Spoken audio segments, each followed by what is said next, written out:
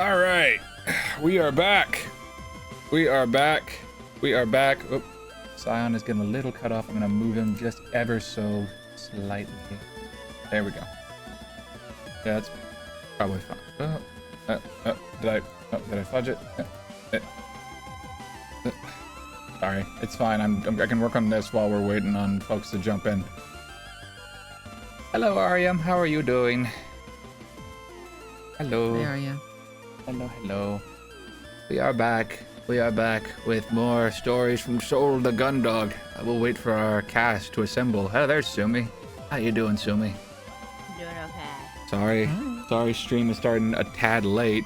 I had to give Soul a last-minute walk so that he wouldn't have the zoomies while I was friggin' trying to stream. Good call. 30 minutes later, he's gonna have zoomies again. Look. He's a goofy boy, okay? He needs energy he needs to burn out some energy. Okay, look, man, look. See? Go find a place to go chill out, go relax. I don't really mind whatever you do. Just try to go calm down. It's hot enough outside, bud. Just go with some water. It actually got really cool over here the past couple days. That must be nice. Not for me, I want it warm, so. You are crazy. I know. And I love you for that. Aww. Hey, Esper. Hey, Esper, how's it going? Hi. Cool. Hi. We can get started. Now, if first before we start, holy shit, Darksiders 4 got announced. That's not related to this, but I'm excited for it all the same. Anyway, so the last time that we streamed, shit was bad. Plague died. True. Plague died super hard. So long to that timeline, Plague. That guy, he died. Yeah. And we got knocked the hell out. Yeah. I know. Question mark. Oh, frick.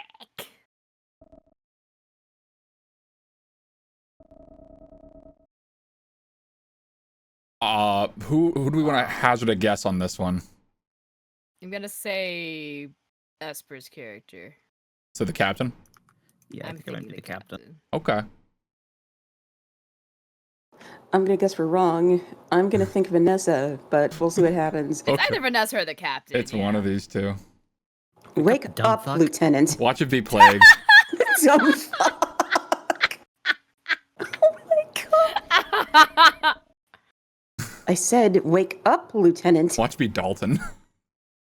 That'd be crazy. No, wait. Oh. It was Vanessa, let's go! Vanessa. Okay. Wake up, Lieutenant. I said, wake up, Lieutenant. Lloyd Irving, wake Sleep up. on the job. You and your girlfriend are too much alike. Dude, no. Vanessa is not Rain Sage. Oh, hell no. Lord, what? Finally, I was beginning to think that you decided to copy our Lieutenant Commander and play Sleeping Beauty for the rest of the mission.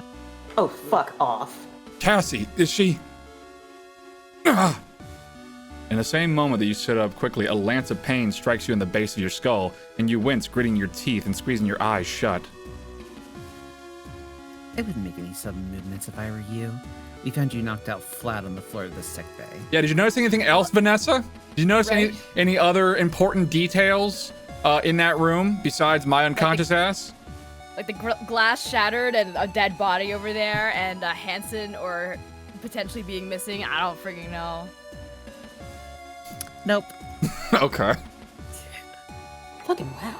Looking at the way you fell, you must have taken a serious blow. I love how she forced you to wake up, and knowing that if she were to force you to wake up, would make you recoil in a way that would freaking screw your body that was already banged up from before. It's calculated. What a charming individual you are. For real. A shame. It's not like we've got a doctor to deal with that kind of thing anymore. Ooh. You know, Girl! you know, like that's a crew. Fuck you. You know what? Nah. Does this character ever get redeemed? Holy shoot! Moving I don't more. think so. I do not think so. care. I do not care if people say, I can fix it. No, you can't fix that. You can't fix that. You cannot. Jesus Christ. Well, I mean, Hanson had a bit of redemption, but at least Hanson had an excuse as to why I'm he a was a dick. sociopath. Yeah, Hanson had Okay. PTSD as hell, but... Moving more slowly this time, you bring yourself upright and maneuver so that you're sitting on the edge of your bunk. You keep your head bowed as you tentatively feel the back of it where you'd hit the floor. Dr. Rosarium, he's... Dead. You must not have got a good look at him, but someone pulled his plug. Kind of funny when... Okay, Lieutenant Lord, that's enough.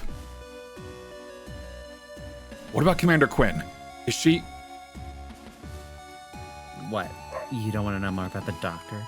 Aren't you already planning your investigation? Shouldn't you be asking me if there's any information that might help you find them? You turn to look Vanessa straight in the eyes, your face a stern expression of disapproval. Just tell me how Commander Quinn is doing, Lord. She's unscathed, Lieutenant. As always, she somehow managed to come out of things absolutely fine. Not you too, dog. We can't have two of them on this stream. This is what... He's chewing on a thing. He's fine.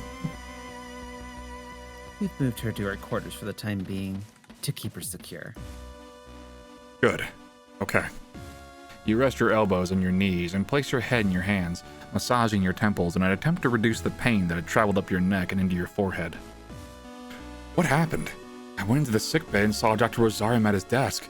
Went over to Commander Quinn and then... You remembered spinning around to aim your electroshock weapon at whoever had been behind you, but you hadn't managed to get a good look at them before they knocked you out. I got knocked out. What happened after that?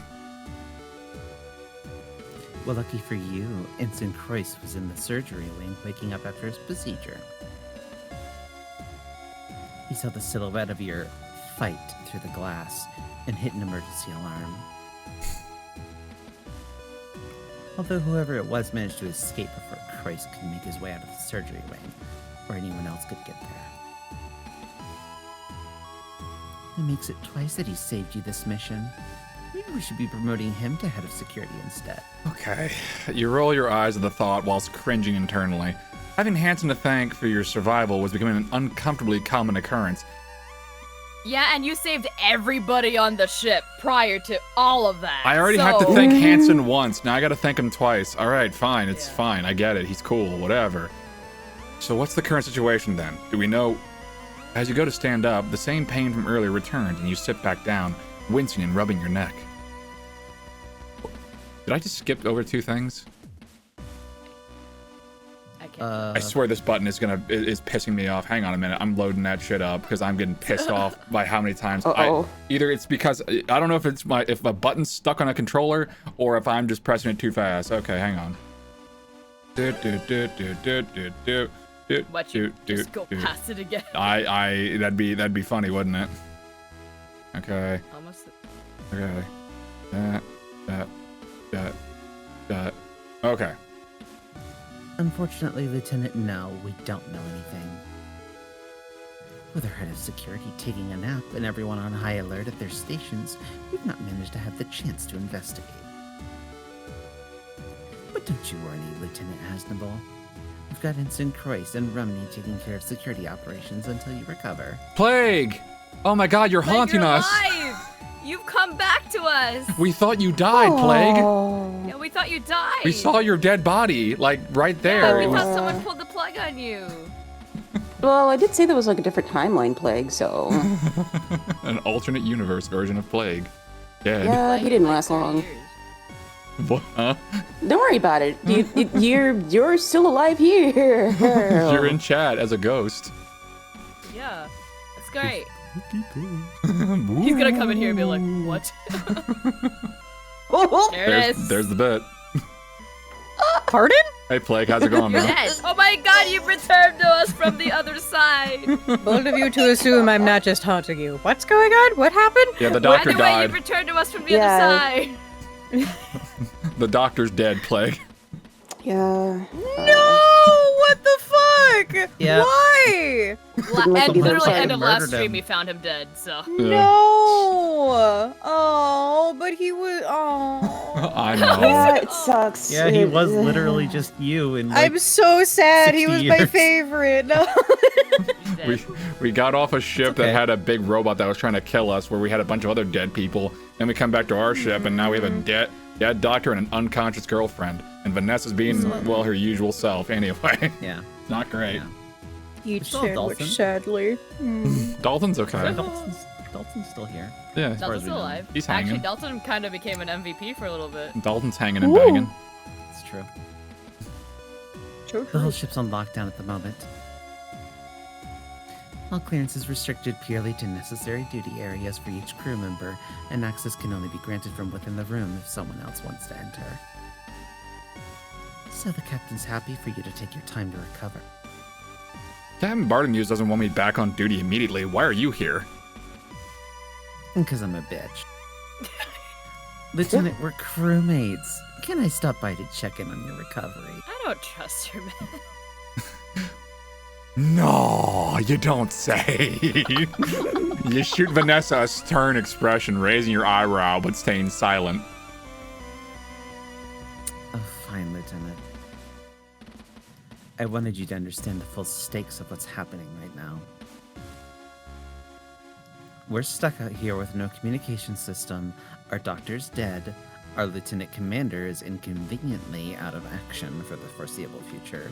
We've got a hostile craft sat in our hangar. And with all this going on, our captain's guidance is to just lock things down and carry on. Oh yeah, we have a Thanks for giant. summarizing. We had a giant robot that was like tearing the shit out of another ship, and was also like Damn. going to. We also got into a giant space Gundam fight with it, but It was sick. but fortunately, Dalton managed to use all of his goo and stop it. Oh, what? I love how Plague wasn't here for when he was making the goo, so there's no context Yeah, to the goo. What do you so- mean I wasn't here for when he was making the goo? Please expound. Nope, that's it. That's all you get. Dalton Watch made. the last- Dalton had goo. Okay, Plague, I'll be nice. So Dalton, as like part of his R&D, was making a special kind of compound that could be used as a sealant to like, you know, fix up stuff. Incapacitate. Like, it's like a, expanding foam that would, Yeah. But close off and That you will reach harden it. Gotcha. he was under gotcha. instructions to try to weaponize it as well. So we had a bright idea of like, hey, Dalton, hit us with a round, like give us like some stuff for our Gundam to use out in live space combat, so we can stop this unstoppable killing machine. And Dalton's like, okay, and then he did, and he saved the day. Yeah, Gotcha. because our hardest hitting weapons couldn't damage the thing, so we had to just. We had to shoot Stop. goo at it. Gotcha.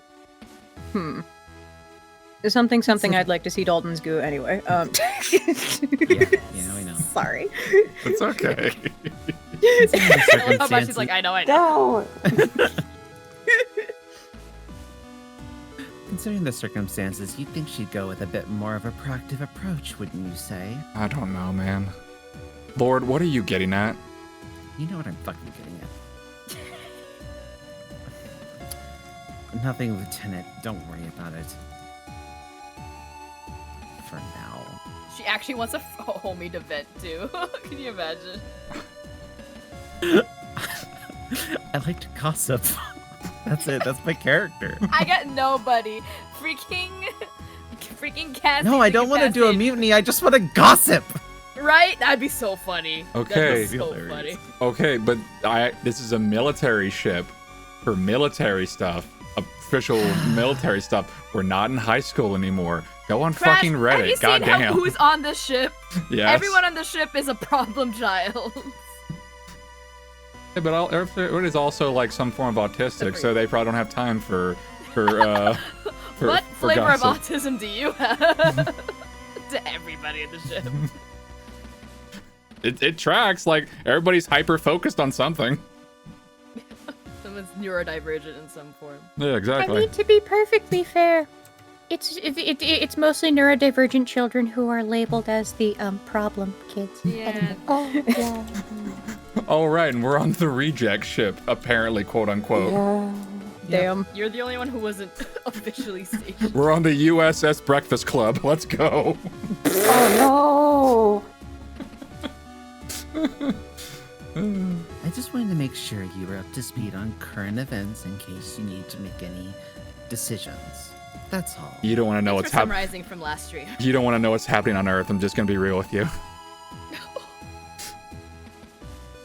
Anyway, take these and get some sleep. Let's take some ibuprofen together. If Earth still exists. You react with a start as Vanessa throws a small packet of painkillers to you. Great. You catch it and turn it over in your hands. You notice the box is slightly crumpled and pull a small fragment of glass out from where it had been lodged in between the box's tabs. Holy fuck. We'll be needing you, Lieutenant. Soon. You look up from the package just as Vanessa turns to leave the room. Without saying anything else, she exits your room and steps into the corridor beyond, with the door hissing shut behind her soon after. Once Vanessa is gone, you take the opportunity to look over the packet again before placing it down next to you on your bunk. You make another attempt to stand up, although you're more cautious about it this time. Ah! Despite how gingerly you'd risen to your feet, the pain in your neck had still reappeared before you were even upright. With a sigh of defeat, you open the box Vanessa had given you and extract 2 tablets from their packaging, quickly tossing them into your mouth and swallowing. You slowly lie back down the bunk, resting your head on your pillow. As you lie there, you go over what Vanessa had told you. Dr. Rosarium was dead, but Cassandra was fine. Whoever had been responsible hadn't been apprehended and the whole ship was on high alert. You begin to think over the assailant, who the assailant could be. You couldn't think of motivation for a single crew member to attack the doctor. Plague, I know your Zoomer brain is coming with an Among Us joke. Stop it. Stop it now. Damn. That fucking As if we breathing. haven't been doing that without Yup, playing. we got him. I can restrain myself. It's like that scene out of Dragon Ball Z where Gohan's getting pissed off and Goku is like, "Hey, no, stop it. Just calm down." Ladies, gentlemen, and MBs, we got him. I promise I can behave. Although now that you think about it, the disarray in the sickbay was very similar to what you saw in the O'Brien. What was what happened there happening here? Plus, what was Vanessa talking about making decisions for? Your mind slows as the medication kicks in and your thoughts lazily drift from one subject to another. It's our protagonist is so fucking dense, man. Well, he's not firing on all cylinders right now. True. No, it's true. He didn't think that there's a potential threat on board when he saw numerous pieces of evidence linking to that. Hey Dev, hey Ive, how's it going, dudes? Hey, Hi. Although you do your Hey, best to keep In thinking, the fellows. Hello. although you do your best to keep thinking about the dramatic shift in circumstances, you feel yourself begin to slip out of consciousness and back into the exhausted slumber that Vanessa had interrupted. The last thing you remember before drifting off to sleep is that as soon as you were awake, you knew the first thing you'd be doing was visiting Cassandra. Oh. April 24th. Yes, Andrew. Planetary calendar 214. After recovering from the attack, Lieutenant Osnable awakens in their quarters, a full 24 hours later to find that they are yet to receive any instructions. I slept the whole day. I don't blame you. You went from like He's 3 just like me, crises. for real, for real. With no pending orders, they decided to check in with Lieutenant Commander Quinn to see if they had recovered from their affliction. Our girlfriend's still in a coma. Right? It's great. I So- love all the lines I've been getting the past few streams. Not really a coma, it's more of just a very consistent sleep. Jovian space, Lieutenant Osmond's quarters, the Jovian patrol ship, JFS Gundog. Reaching up above you and interlacing your fingers, you lean back, stretching out your back and your neck, doing the Jack-O pose. As you release the last remnants of Huh? tension... Somebody reacted. It's a guilty. Buddy! As you release the last remnants of tension in your body, you sigh. Thankfully, it seemed that some bed rest was all that you needed to shift the accumulated aches and pains that you'd gained over the course of yesterday. You realize that you're 30. Jesus Christ. Wow! Some sleep, coupled with a shower and a change of uniform, had left you feeling like a completely new person, almost as if nothing had happened at all. Except something did happen. Although, despite how reinvigorated you felt, there was no way you could ignore what had happened. Still, there had been no more alerts, and you'd not received any orders via your terminal, a sign you'd hoped that everything was going well. Now that you were fully recovered, you had resolved to start the investigation into who had murdered Dr. Rosarian and attacked you. But first, you'd be visiting Cassie. Alright. You go out, there's like 3 more crew members that have died since you've been sleeping for 24 Jesus hours. Christ! No time for reading right now. Feels so good being Jesus a Christ. fresh uniform. You really work up a sweat in those spacesuits. Let's see. Doesn't look like I've received any updated instructions or orders. Message said the captain was happy for me to rest as long as I needed to. I guess that means that Hanson and Haru have been picking up the security patrols. I'll probably be hearing about that from them soon. Okay. I'm sure they won't give me any shit. Let's see. You work your way through the terminal's menus, checking for any new orders, mail instructions, etc. that may have come through between when you checked after you woke up and now. Nope, nothing. Already got a fresh uniform, no need to go in there right now. For how long I've been sleeping, I don't think I want to go back in bed for quite a while. I think I'll leave the lights on for now. Okay. Well. Does anyone want to visit me? Like, save me? That's... No? Okay. Stepping out into the corridor beyond your quarters, you barely make it halfway to the four-side thoroughfare before an announcement sounds out over the loudspeakers. You instantly recognize it as Vanessa, despite the slight distortion caused by the speakers. Attention all hands, I repeat, attention all hands. This is Lieutenant Vanessa Lord. All members of the crew are to assemble on the bridge for an emergency briefing. Nice. Attention all hands, I repeat, attention all hands. The announcement is made a few more times until eventually you hear the subtle pop of the speakers, indicating that Vanessa had stopped broadcasting. An emergency briefing. You quickly make through the ship towards the bridge, only stopping once you're outside the elevator. You run your keycard through a reader and wait a little longer than usual. You only assume that whoever is on the bridge is taking a few seconds to authenticate your ID and grant you permission to enter.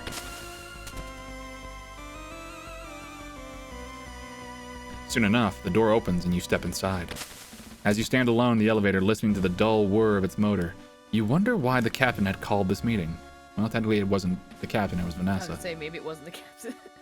Had she come up with a plan to apprehend the attacker? Had Haru and Hanson uncovered some plot whilst you'd been resting?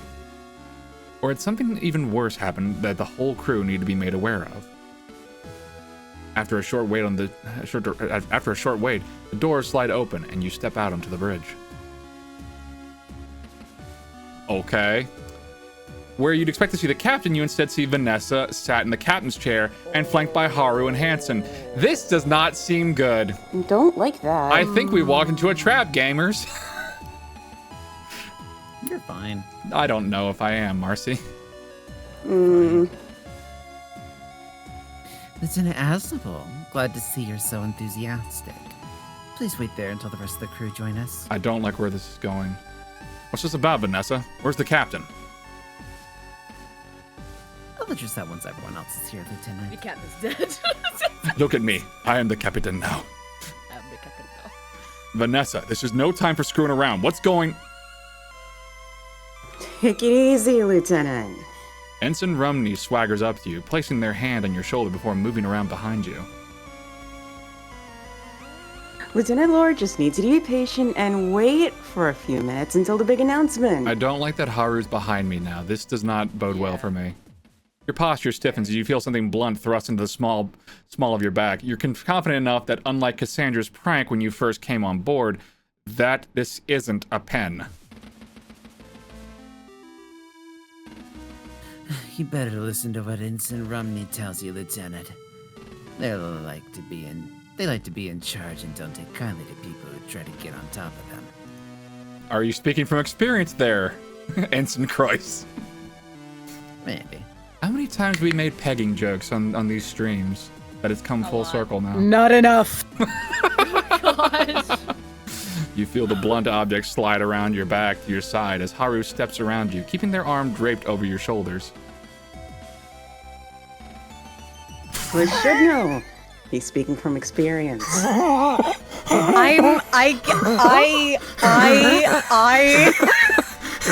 okay. I'm not ashamed of it.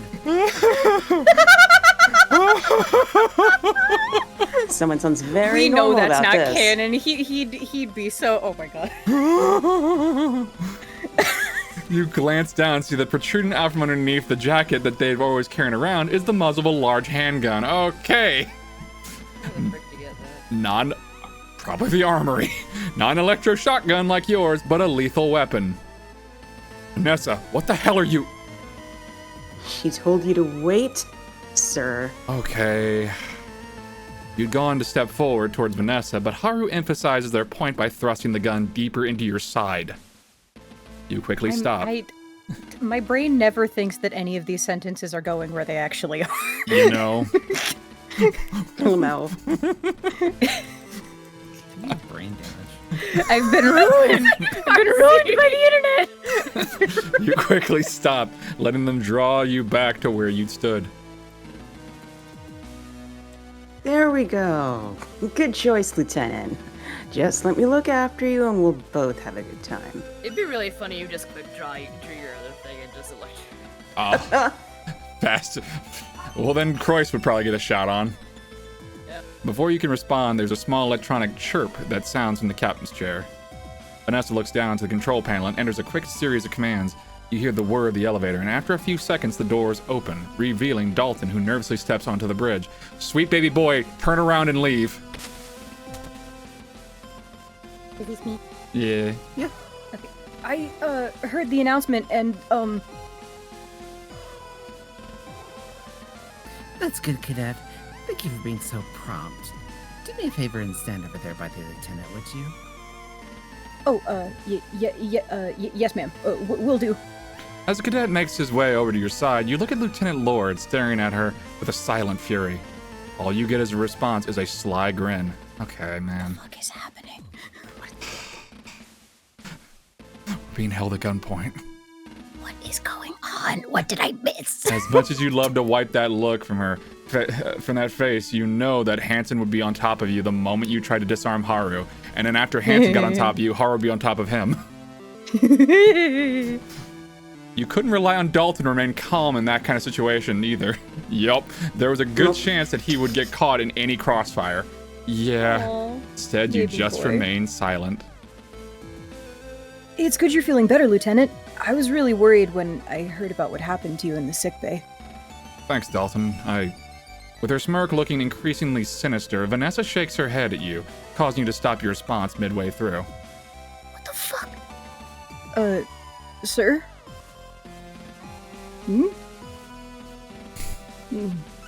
You haven't had much time to resent Vanessa's subtle malice when you hear the same electronic chirrup as earlier. After Vanessa repeats the previous process, Dylan soon appears. Okay. Oh, no. Wow, great atmosphere in here, huh? It's 3-on-3. We can take him. Dylan looks to all of you, but after receiving no response, he brings his headphones up over around his ears and reaches into his jacket pocket. I love that he's just, yep, that's the correct response. Just immediately. Just don't want to deal with Vanessa's shit. You hear the click of his cassette player and watch enviously as he drifts off into his music. Doesn't take long after that for the chief to arrive. Okay, now it's 4-on-3. Technically, it's 3-on-3 because I don't think Dalton can handle this. And the chief counts as 2. Much like Dylan, she takes stock of the silence and doesn't interrupt it, instead standing silently by one of the control panels. You stand in this awkward silence with no one either daring or willing to break the quiet that fills the bridge. although you notice a few furtive glances from the chief as she surveys the room, and some looks shared between Haru and Hansen as they keep the rest of the crew under close surveillance. Everyone remains relatively still. Leaning back into the chair and crossing her legs, Vanessa positions her elbows on one of the armrests and rests her head on her hand.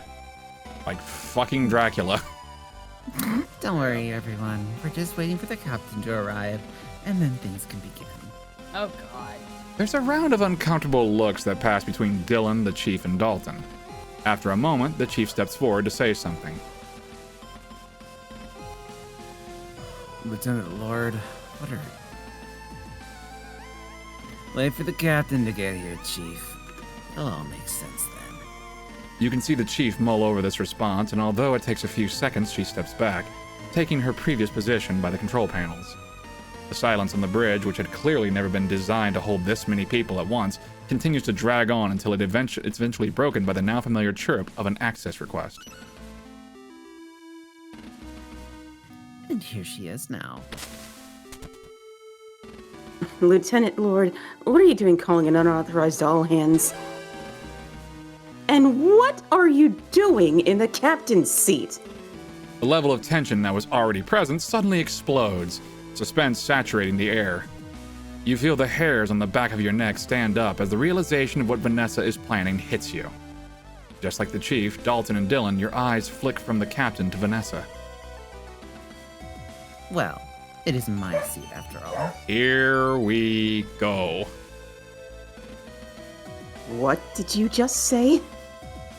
Striding forward with intensity and purpose, the captain raises her right hand across her body and swings to strike Vanessa. Yes! Oh! Careful, I Bartimeus. You don't want to get written up for striking a superior officer, do you? Oh, dude, come on. You were doing so well, and now you're just doing it again. At the last moment, Hansen's arm had reached out, viper quick, and he grabbed the captain by the wrist before she could bring the back of her hand down on Vanessa. Quick, everybody jump him! Jump him now! Jump him now! Jump him now! Everybody jump now! Do it. Don't nobody hold me back. Let me at him. Royce, you release me immediately. Christ, you idiot. You... Okay. Hey. How about everyone calm down for a moment, huh? Cannot get my electroshock round. Damn right. Stepping away from you, Haru reveals the handgun they'd been hiding under their jacket and waves it around lazily before walking over to stand on the opposite side of Vanessa from Hansen. That would be the perfect time to have shocked her. And just rush. Yeah. Now that we all understand who's in charge here. Okay. This is mutiny. Yanking her arm back from Hansen, the captain turns to face you whilst pointing at Vanessa.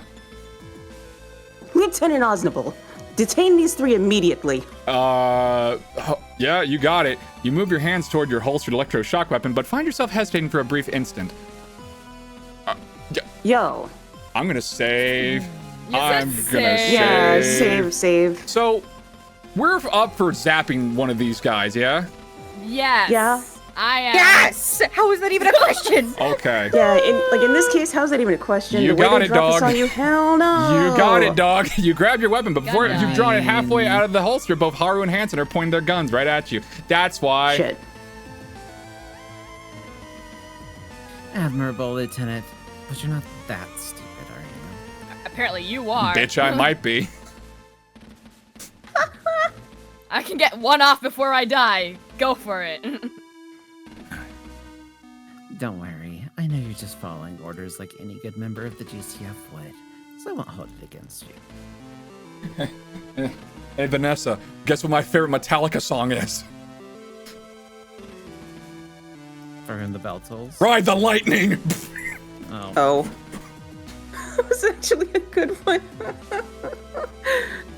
If you holster that weapon right now, You glance from Vanessa to Hansen and Haru, whose weapons are both trained on you. Although Haru's expression is hard to read due to their shades, you can see a steely coolness in Hansen's eyes, telling you that he'd have no hesitation to pull the trigger at Vanessa's order. I didn't tase you, bro. Not in this timeline. I just realized how I was supposed to read that comment that she made. It's all good. Knowing that you wouldn't be able to draw your weapon before you'd be gunned down, and that the two pilots are clearly willing to do so, you release your grip.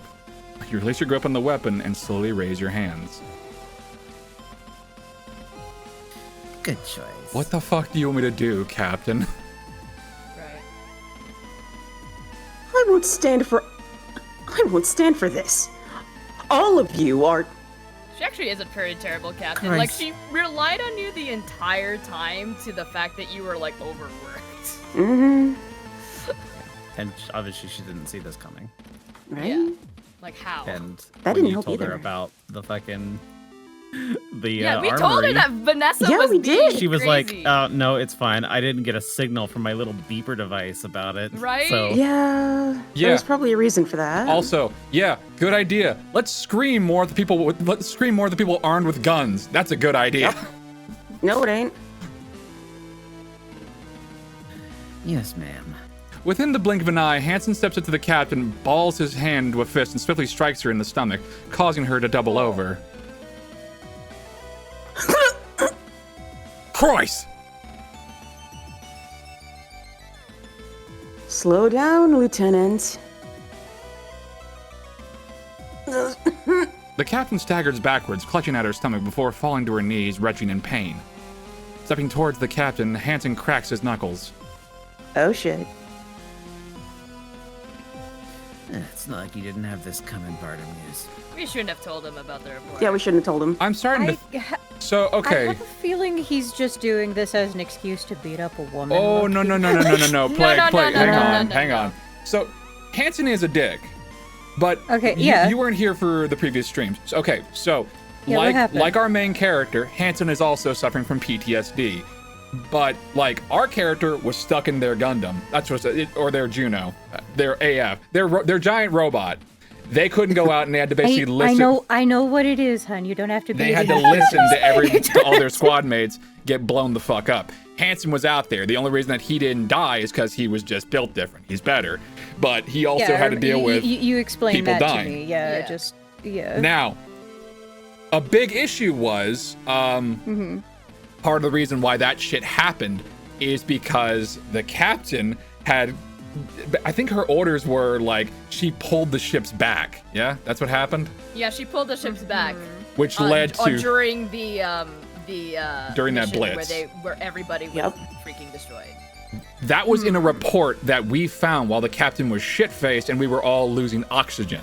We found that in her desk and we read Yep. through it when we were told Yep. not to, because of course you're going to. This is big news for us and for Hansen. While we were going over to the other ship because we got an SOS call from them to kind of see what was going on with their ship before, we found out everyone was fucking dead. We were sitting in the cockpit of a robot with Hansen, and we were just shooting the shit. We were just kind of saying like, "How's things been going? How you doing with Haru?" Also, here's the dank shit that the captain did. Figured you should know that because you deserve to know it because you were one of the guys. Hansen didn't react to it very positively. Kind of said that we were just deflecting, Duh. but clearly, dude's been thinking about that for a hot second.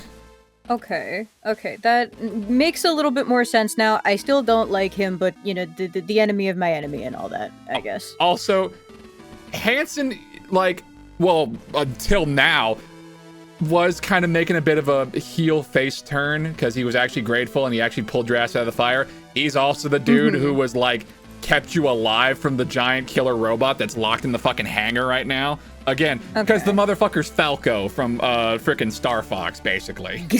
Yeah, okay. Anyway, back to our regularly scheduled beating. Hansen reaches down to the captain and grabs her by the collar, dragging her back to her feet. Just as she regains her footing, he yanks her towards himself before immediately shoving her back and releasing her, sending her lurching backwards before she falls to the floor. Christ, that's enough! Damn it, Christ, stop! That'll be enough, Ensign Christ. I'm sure she's willing to listen now. Unless anyone else has any other objections. Yeah, how the frick are you upper? How did you get? If we have no communications, how is it that you're a higher commanding officer? What happened? Wouldn't this also make us a rogue ship at this point? Because Yes. there's a whole there's like a whole like organization like with this shit. It's not just like, oh, we're like space pirates or something where it's like, a mutiny, like you take over the captain and then it's done. It's Here's like, my there's viewpoint. Here's my idea. Yeah. When we were out, whenever the captain and Cassie were both, unavailable, shall we say? Vanessa is the highest ranked officer on the ship. Yeah. And she has been using, she's Okay. been like, she's been just flexing that relentlessly whenever she can.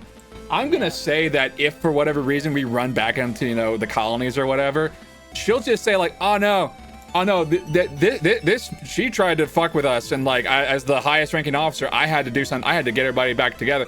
It's literally their word against ours, and they're the ones with the guns. If they want, they could probably just pop us all in the head and frame somebody. Okay, that's true. Yeah, I mean, they'll kill her and pin her death on. Yeah. Probably me or Cassie. One of us, probably. Or whoever killed Plague. I can't fucking believe this, man. I legitimately can't remember his name. So Just is me now. That's Dr. just in my Rosario. head. It's so funny. Anyway, this isn't going great. Rosario, yeah, thank you. That's what I thought. Uncrossing her legs and rising from the captain's chair, Vanessa takes on a formal posture and walks into the middle of the bridge. I, Lieutenant Vanessa Lord, as of 1700 Jovian Standard Time, April 24th, Planetary Calendar 214, in accordance with the Jovian Colony Fleet Convention, Section 16, Article 7, announce myself the new captain of the JFS Gundog. I justify my announcement through Section 16, Article 9 on the grounds that neither the captain nor her second-in-command are fit for duty based on medical circumstances. Also, Vanessa's a huge nerd who could just fucking recite basically tons of articles and stuff like that people obviously don't read. She's obviously a bit, and she's also a bitch. That's a plus. As we don't currently have a doctor on board, I'm forced to make this assessment based on my own discretion. Oh, okay. Boy, that's not suspicious. No, it's not suspicious. Not at all. In addition to this, under Jovian Colony Fleet Convention, Section 16, Article 12, I'm limiting both the previous captain and the lieutenant commander to their quarters on the suspicion of treason. Wow. God damn, Dev. God damn, Dev. Jesus Christ, dude. They right, What if though. Don't like that. I love it. I love it. I love it. I love it. This is not the first time that I have heard Devin use that line, and I fucking love it every single time. Jesus. I mean, warranted to say. Lord, what the hell are you? You spring forward to grab Vanessa, your hand already on your electroshock weapon. Clearly you didn't remember that Haru and Krois both have a fucking gun. Whatever. But before you can get to her, you're immediately stopped by Haru, whose pistol is crammed deep into your stomach. There's only so many times I'm gonna tell you to stay cool, Lieutenant. Exactly. And you're gonna get really, really hot when we freaking fillet you with this freaking electroshock thing. Looking past Haru and a smug Vanessa, you can see that Hansen has similarly leveled his gun at Chief and Dylan, both of whom step backwards. Oh boy. If you'd care to let me explain. I don't. We are currently in the middle of a situation that goes beyond negligence and incapability. That's pretty true, though. Lieutenant, She does Lord! have a point. The captain hisses, staggering to her feet with one arm over her stomach. You stop this now, or... Ugh.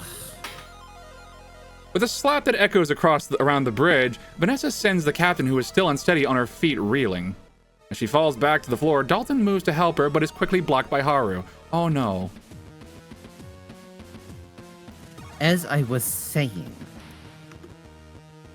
it's clear that both Maris Bartemius and Cassandra Quinn are traitors. You expect me to believe that the captain and her second-in-command are both incapacitated exactly when their clearance is needed to maintain ship operations?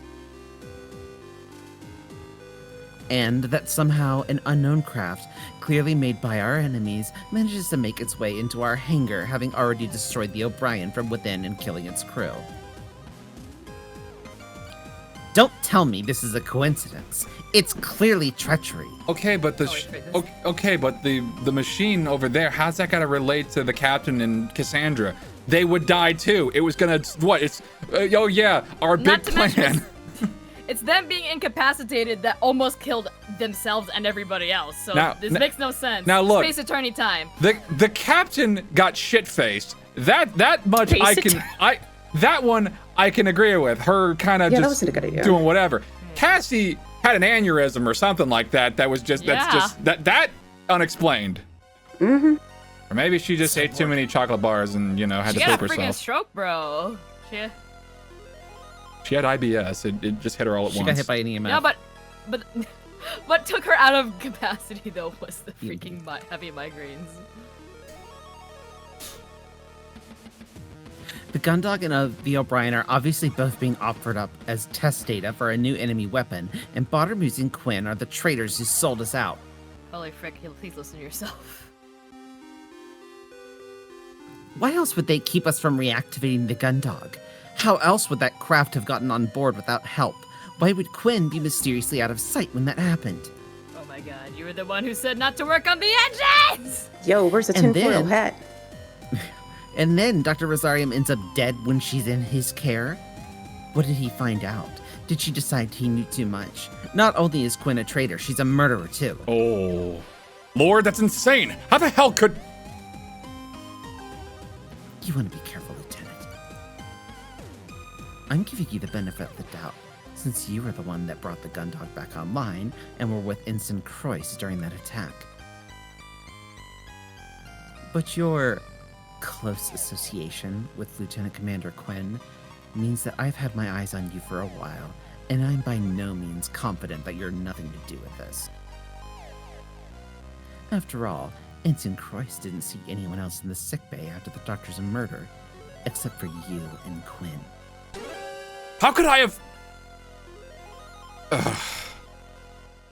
God, I really want to shoot both of them. Oh my gosh. 3 of them, really. Very suspicious.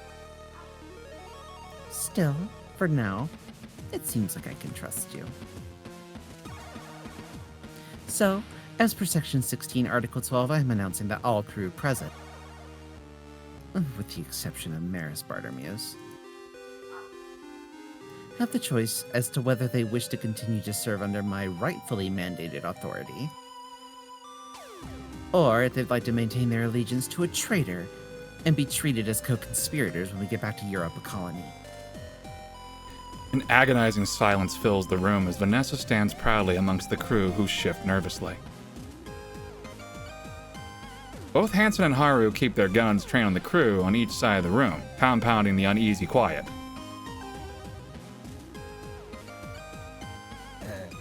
Don't worry. I'll be happy to take any lack of response as affirmative. Frick. As the silence drags on, it's clear that none of the crew are on board with the idea, but at the same time, it's obvious that none of them have enough loyalty to the captain to justify the risk of being charged with treachery. For you, though, this isn't about the captain. It's about Cassie. Lord, would you think about what you're doing? Taking medical command is one thing, but accusing the captain and Cassie of treason is... This sounds an awful lot like a no, Lieutenant. You grit your teeth and breathe in. Looking at the freaking flowchart, it's just like, holy frick. So... Oh my gosh. What a tech! So... How are we feeling, gamers? I mean, you Is could there always... my question is like, is there a possibility of like, if we say okay, that like later on we can We like can fuck her over? right, like is the game Yeah, going to well. take like a fine as like an actual agreement, or is it, No. Or will we? No, have we the hate this ability to, bitch like- either way. I'm sure. okay. We love our girlfriend. That goes without saying, and her talking shit. But it's a matter of like, do you want to just say no, fuck you, and just go off of like, okay, let's really iron this out. If we say no, Yeah. then again, it's gonna be her word against ours. And to be fair, she does have kind of a point, because her witness is Hanson, who already doesn't fucking like us. And it is true, as far as we could tell, unless that person who knocked us the fuck out just ran away like fucking Gray Fox. Yeah, it was just us, Cassie, and the doctor's dead ass body. So, do we want to? We saved. It's a frick no to me. Okay, I got one no. We definitely go along with it because we can. You don't want to get shot. No, it's not. It's not even that. It's the fact that we will have the ability to help the investigation, which could clear Cassie's name. Okay. Yeah. So I'm You hearing, could potentially have the ability to clear Cassie's name with a no either way. so I'm hearing a no and I'm hearing a fine. Okay, so that's two. I'm typically one for like guns blazing type shit, but like if the game will allow us to Fuck her over. I feel That's the thing, we don't know. No, right, I mean, which of course. is what's keeping me on the fence is like I don't want the game to think like we say fine, because games will do that sometimes. Where Yeah. it's like I genuinely I get that. I do not believe that is the case for this game. It's been Yeah. pretty surprising There's for a while. legitimately flowchart. There's like a legitimate flowchart in this, and there's okay, multiple ways, so. Like, and you did there's- you did save before this one. Yes, I did Yeah. save. Yep. I'd say fine then. Okay. This is like this whole entire. It would There's be two fines, two very. no's. It would betray the very genre that. Chad, it's how about we portraying do if a we did that, poll? because I got it. This whole thing is Thank like you, Plague. I will do that. Thank you. this whole thing is like political intrigue. I mean, or Like, I could roll a dice It wouldn't make for any it. sense for whichever you the want. for the No, game to I railroad like us on majority one rule. I decision. like majority rule. I like majority rule. Crash doesn't want to freaking break the tie himself. Well, because it's a group effort. Honestly, I can go either way.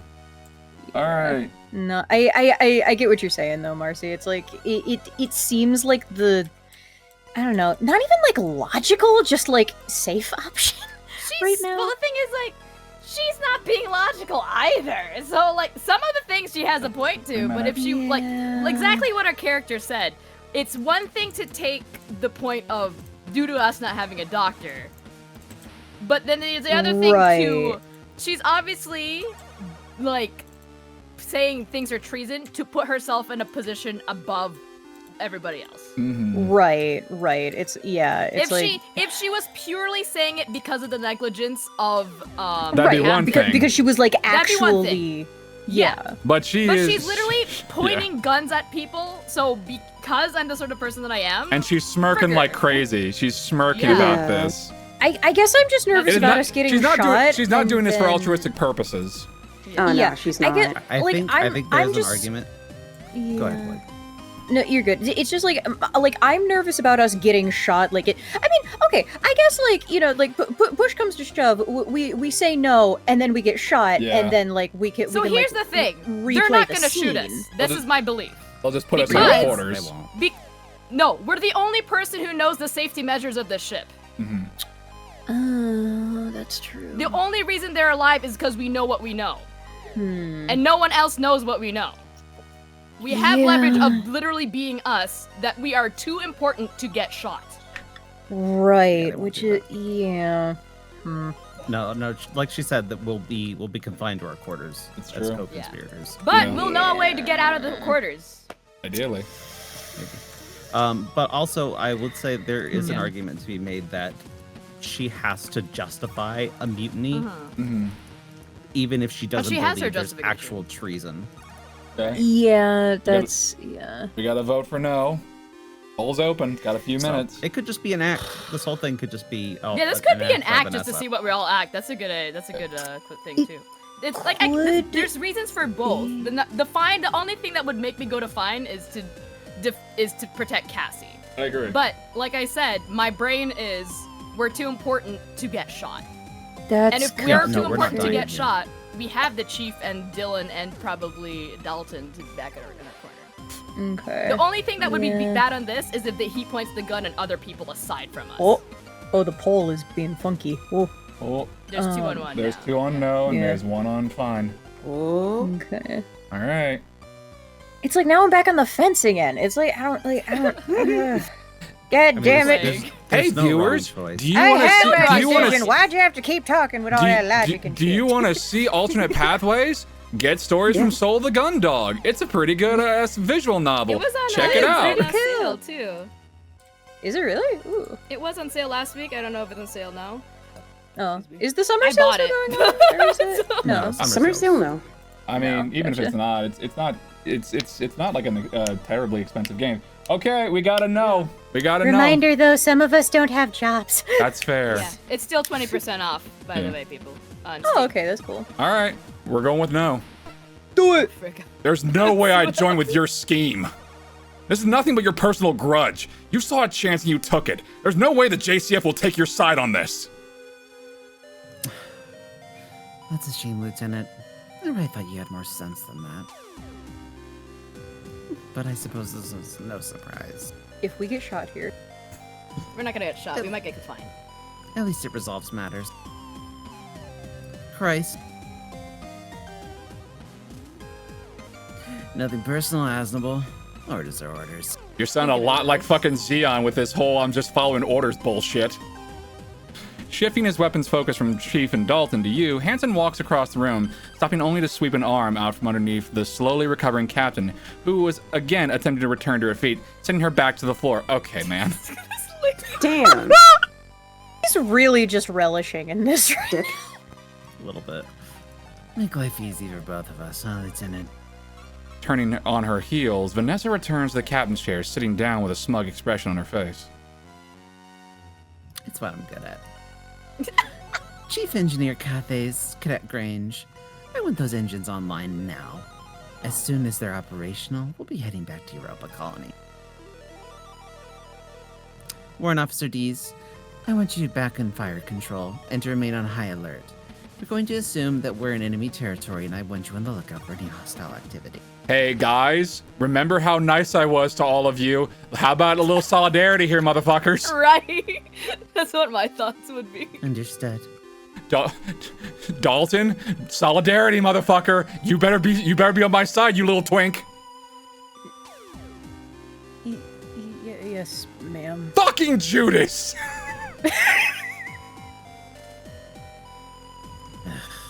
Yes, ma'am. Ah. Come on, Chief. Come on, Chief. Chief. Please, come on. Nah. It's like going, oh, she's actually hesitating. Go frick. Come on, Chief. What's that, Chief Engineer Cathay's? Come on, Chief.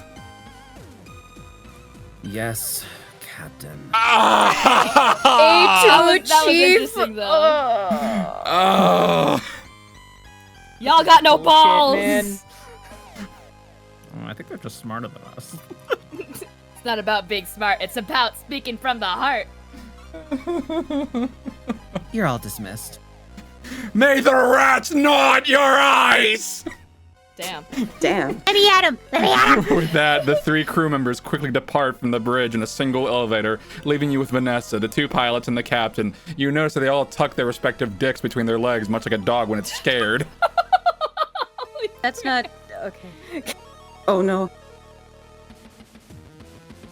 Ensign Rumney, you take care of Miss Bartomeu. Sure thing, Captain. You guys are the worst. Shoving their gun in the back of their waistband, Haru walks over to the captain and lackadaisically delivers a kick into the captain's stomach, causing her to heave and curl into a fetal position. Wow. Like this is so Damn. much like overdone. Like, Cause you had a bad day. You had a You had a bad day. bad day. You had a bad day. Oh no. Oh fuck. Come on, Bartomeu. Let's get going. Oh no, Esper's beating the shit out of herself. I mean, it wouldn't be the first time. Dragging the captain upright, Haru holds onto her arm until she's able to stand, showing her towards the elevator. Shoving her towards the elevator as soon as she can stagger forwards. Once they're both on the elevator, the pilot turns to you, looking over the top of their shades as the door slides closed. You made a bad choice, Nosnable. You're it's into you. and you're a disgrace to non-binaries everywhere. For real. Damn. Damn. Yeah. As soon as the doors of the elevator containing Haru and the captain are closed, the doors on the other open, and you feel the muzzle of Hansen's gun as it thrusts into your back. One more thing. Keeping his gun firmly pressed into the small of your back, Hansen leans around to your side and draws your electroshock weapon from his holster. There it is. Stepping back, he slides your weapon into a pocket within his jacket, before gripping his gun with both hands and returning its muzzle to the small of your back. Don't want you getting any ideas.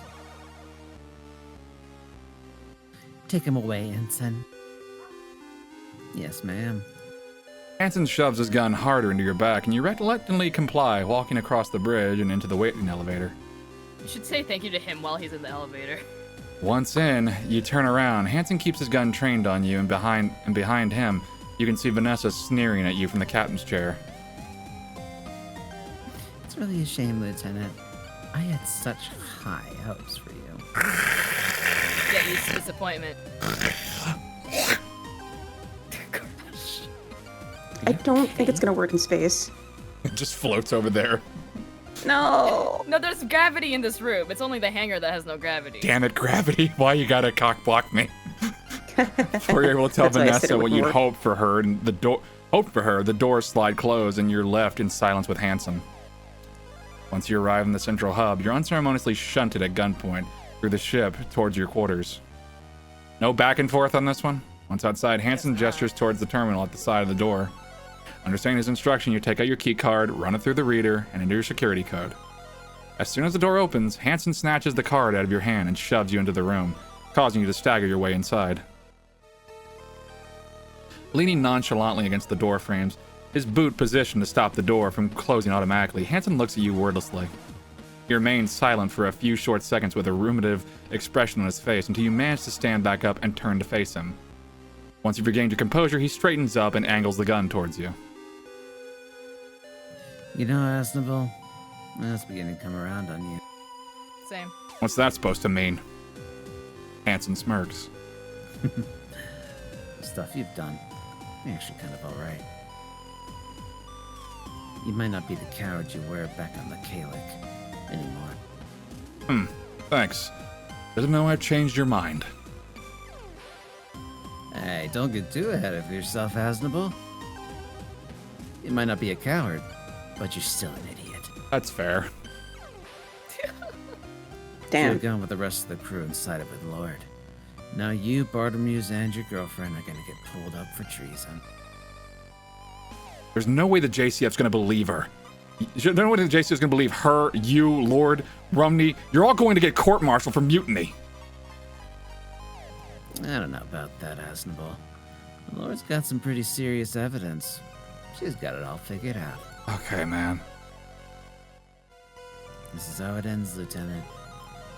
You going down for some third-rate captain and your airhead girlfriend. Hope it's worth it. It's a shame. I was kind of looking forward to grabbing a drink with you and Rumney back in Europe. Well, whatever. We'll pour one out for you. Yeah, go pound sand, pillow biter. Oh, thanks. Damn. Calling him a bottom? I mean, he's Bro. proved Yeah, it don't worry already, about it. so. Yeah, you kind of did. Again, what did I miss? Like, A lot, what? Plague. I can be petty too. Watch me. You missed Well, it. you were a lot here on for the Twitch. part where he basically confessed to getting topped by Haru. Yeah, you're really here for the main part of that. It It literally literally just happened right in front of your eyes. Literally. No, okay, you guys are I feel like you guys are like blowing out of proportions to some like subtext or something. Like I feel you literally there, be you guys. lying. This time, You were literally right here. No, I don't think I was. I am No, very you were normal about there. Haru. Haru, and then Croyce made the comment that Haru doesn't let anyone get on top of them. And then And Chris was Haru like, I said should know. he's speaking from experience. Yeah. That I feel like that's okay. No, you know You what? were there. Like- You even laughed No. at the line. No, Yeah, man. that is what that means. Yeah, I'm guessing It or can't rather, be. It is. I'm When betting was it this means game that- from? There can't be a Now! pegging It joke is from in this. now! from the- It is you know, from right- now, dude! No. From People now! People have actually, sex, no. Plague. It's not a I'm joke. aware. I'm one of them. I'm Sex just didn't like, just disappear I once we don't got into know space. why. I know dog. what sex is, Plague, and I'm not telling you. This game was Hey, released y'all. this year. Real talk though. I'm pretty sure Haru made it a thing from the beginning that they are not above being serious with any innuendo they say. yeah. Therefore, like the second Haru tried, I guess, flirting openly with Flirting question mark. Yeah. like Aznable in front of Quinn. In front of his girlfriend. Yup. Just no. nah. They give they no made fucks. multiple sexual advances towards They the have main character. no Ew, qualms. Okay. They This are getting house is away a with fucking everything. nightmare. This house is a fucking nightmare. Can't be fucking Anyway, like I said, Yeah. I'm not ashamed of it. Okay. They give a damn and they give a fuck. You know what? It's good for him, I guess. Like, I don't know.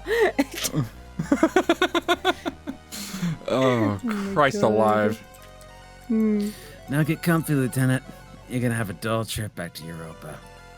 As Hansen turns to walk away, you leap towards him, aiming to get your hand in the way of the door to prevent it closing. Where you can make it to the door, Hansen pivots and once again levels a gun at you. You stop inches away from the door. We still have another card, stupid. Hansen, you prick! You yell, banging your fist on the door. You can't do this! With your head in your hands, you turn away from the door and sit down in your bunk, your mind racing as you think about Vanessa's mutiny, the prospect of getting court-martialed, and what might happen to Cassie. You're so angry that you can barely think straight. Different thoughts rush through your mind, and you can't focus on one for long until it's replaced by another, and your mind becomes a roiling storm of emotion. Eventually, after much pacing, swearing, and the occasional kick delivered to the door, now stubbornly shut door, you manage to calm down enough to begin formulating a plan. She's not going to get away with this. You have a terminal that can connect to the engineers. April 24th, You planetary also have calendar, Cassie's card. 214. We have resources. Following the murder of Dr. Rosarium, Lieutenant Lord takes command of the JFS Gundog on the grounds that both the captain and her second-in-command are unfit for duty. As her first act, Captain Lord has Maris Bartimeus and Lieutenant Commander Quinn confined to their quarters on suspicion of treason. The ship's security officer, Lieutenant Ozable, is also confined to his quarters after refusing to follow the new chain of command. Jovian Space, Lieutenant Ozable's quarters, the Jovian patrol ship, JFS Gundog. Who's up for another mutiny? Dun dun. You wince and draw your hands back from the wall panel next to your bunk. After spending half an hour unsuccessfully trying to find the catch to remove the panel, all you managed to do was snag your nail on an edge and tear it. Ow. With a loud exhalation, you move from your bed to the computer terminal on the other side of the room. You idly hit a few keys, but the only response you get is the screen displaying the same familiar text as the last few times you tried it. Access denied, insufficient authority. As easy as it was to hate her, you had to give Vanessa credit. Her machinations had clearly been well thought through. Nothing had been missed when it comes to making sure you would remain imprisoned. You hadn't noticed when you had woken earlier, but someone must have gone through your quarters whilst you were unconscious. Small items like your nail scissors and metal bookmark had been taken, leaving you with nothing to pry open the access panel. Sitting down in the chair in front of the terminal, you wonder how long she's been playing this and how much she'd accounted for. Placing your elbows on the keyboard and your head in your hands, you sigh again. You'd gone through every trick you learned in your time as a security officer, and none of them were helping you get out of here. Leaning back and looking at your watch, you see it's been nearly 6 hours since you'd been imprisoned. You felt the rumble of the Gundog's engines coming back to life about 3 hours ago. It would only be a matter of days now until you arrived back at Europa Colony. Waiting for you there, if Vanessa was successful, was a trial for treachery. You put your head in your hands again at the thought. There was only one outcome for a guilty verdict on that charge. Execution. Ugh. Leaning back in your chair, you stare listlessly at the ceiling. There had to be something you could do. Okay, what do we have in our item? We got Cassie's key card. We got Cassie's key card. But I'm gonna bet she has no authority. Probably I'm not. pretty sure she wouldn't, and there's no way that Vanessa wouldn't have taken it away. Yeah. Let's see. My Tales of the Cosmic Champions books. I'm not going anywhere, so I could always take a break. Let's see, where was I? Ah, yes, Fleet Commander Wang has been imprisoned by his own side because, you know what? I don't feel like reading much, actually. Fuck. You kneel down by the storage drawers set in the frame underneath your bunk and push on one, causing the drawer to spring open and slide towards you. Pulling it as far as it will go, you shove your possession to either side and lean it to get a view of the inside. Oh, for fuck's sake. As is expected, the underside of your bed is sealed off with more metal paneling, and the drawer is designed to catch on the inner framework before it slides all the way out. With the main material and its construction being steel and everything being welded together, you know you've got no chance of pulling the drawer out and crawling through. Scratch that idea. Okay, computer. Okay. Oh, you know what? I think I have an love idea. this kind of stuff. I used to play escape room games all the time. Oh my It's so god. good. This finger is But I think heavier I than a have an normal idea.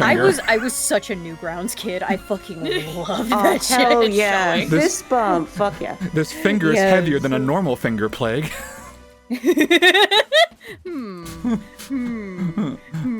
Okay, let's see. You type in a few commands and attempt to navigate further into the terminal's interface, but every action you carry out is met with the same response. I never thought of myself as a Christian, but hey, if a Bible will help me. Oh, God, the Trap series is such a goofy ass clown shoes thing with Kira Buckland in it as like one of the main characters. BT Oh Dubs. yeah. yep. Go figure. Fucking 2B. Yeah, I thought so. If I may take a guess, Yeah. ceiling. Door's locked. Even if I could, Hanson and Haru are out there. It's not gonna be that easy. Yo, that's a good idea. Can I look at the ceiling? I can't reach the We've ceiling. never been able Fuck. to. So.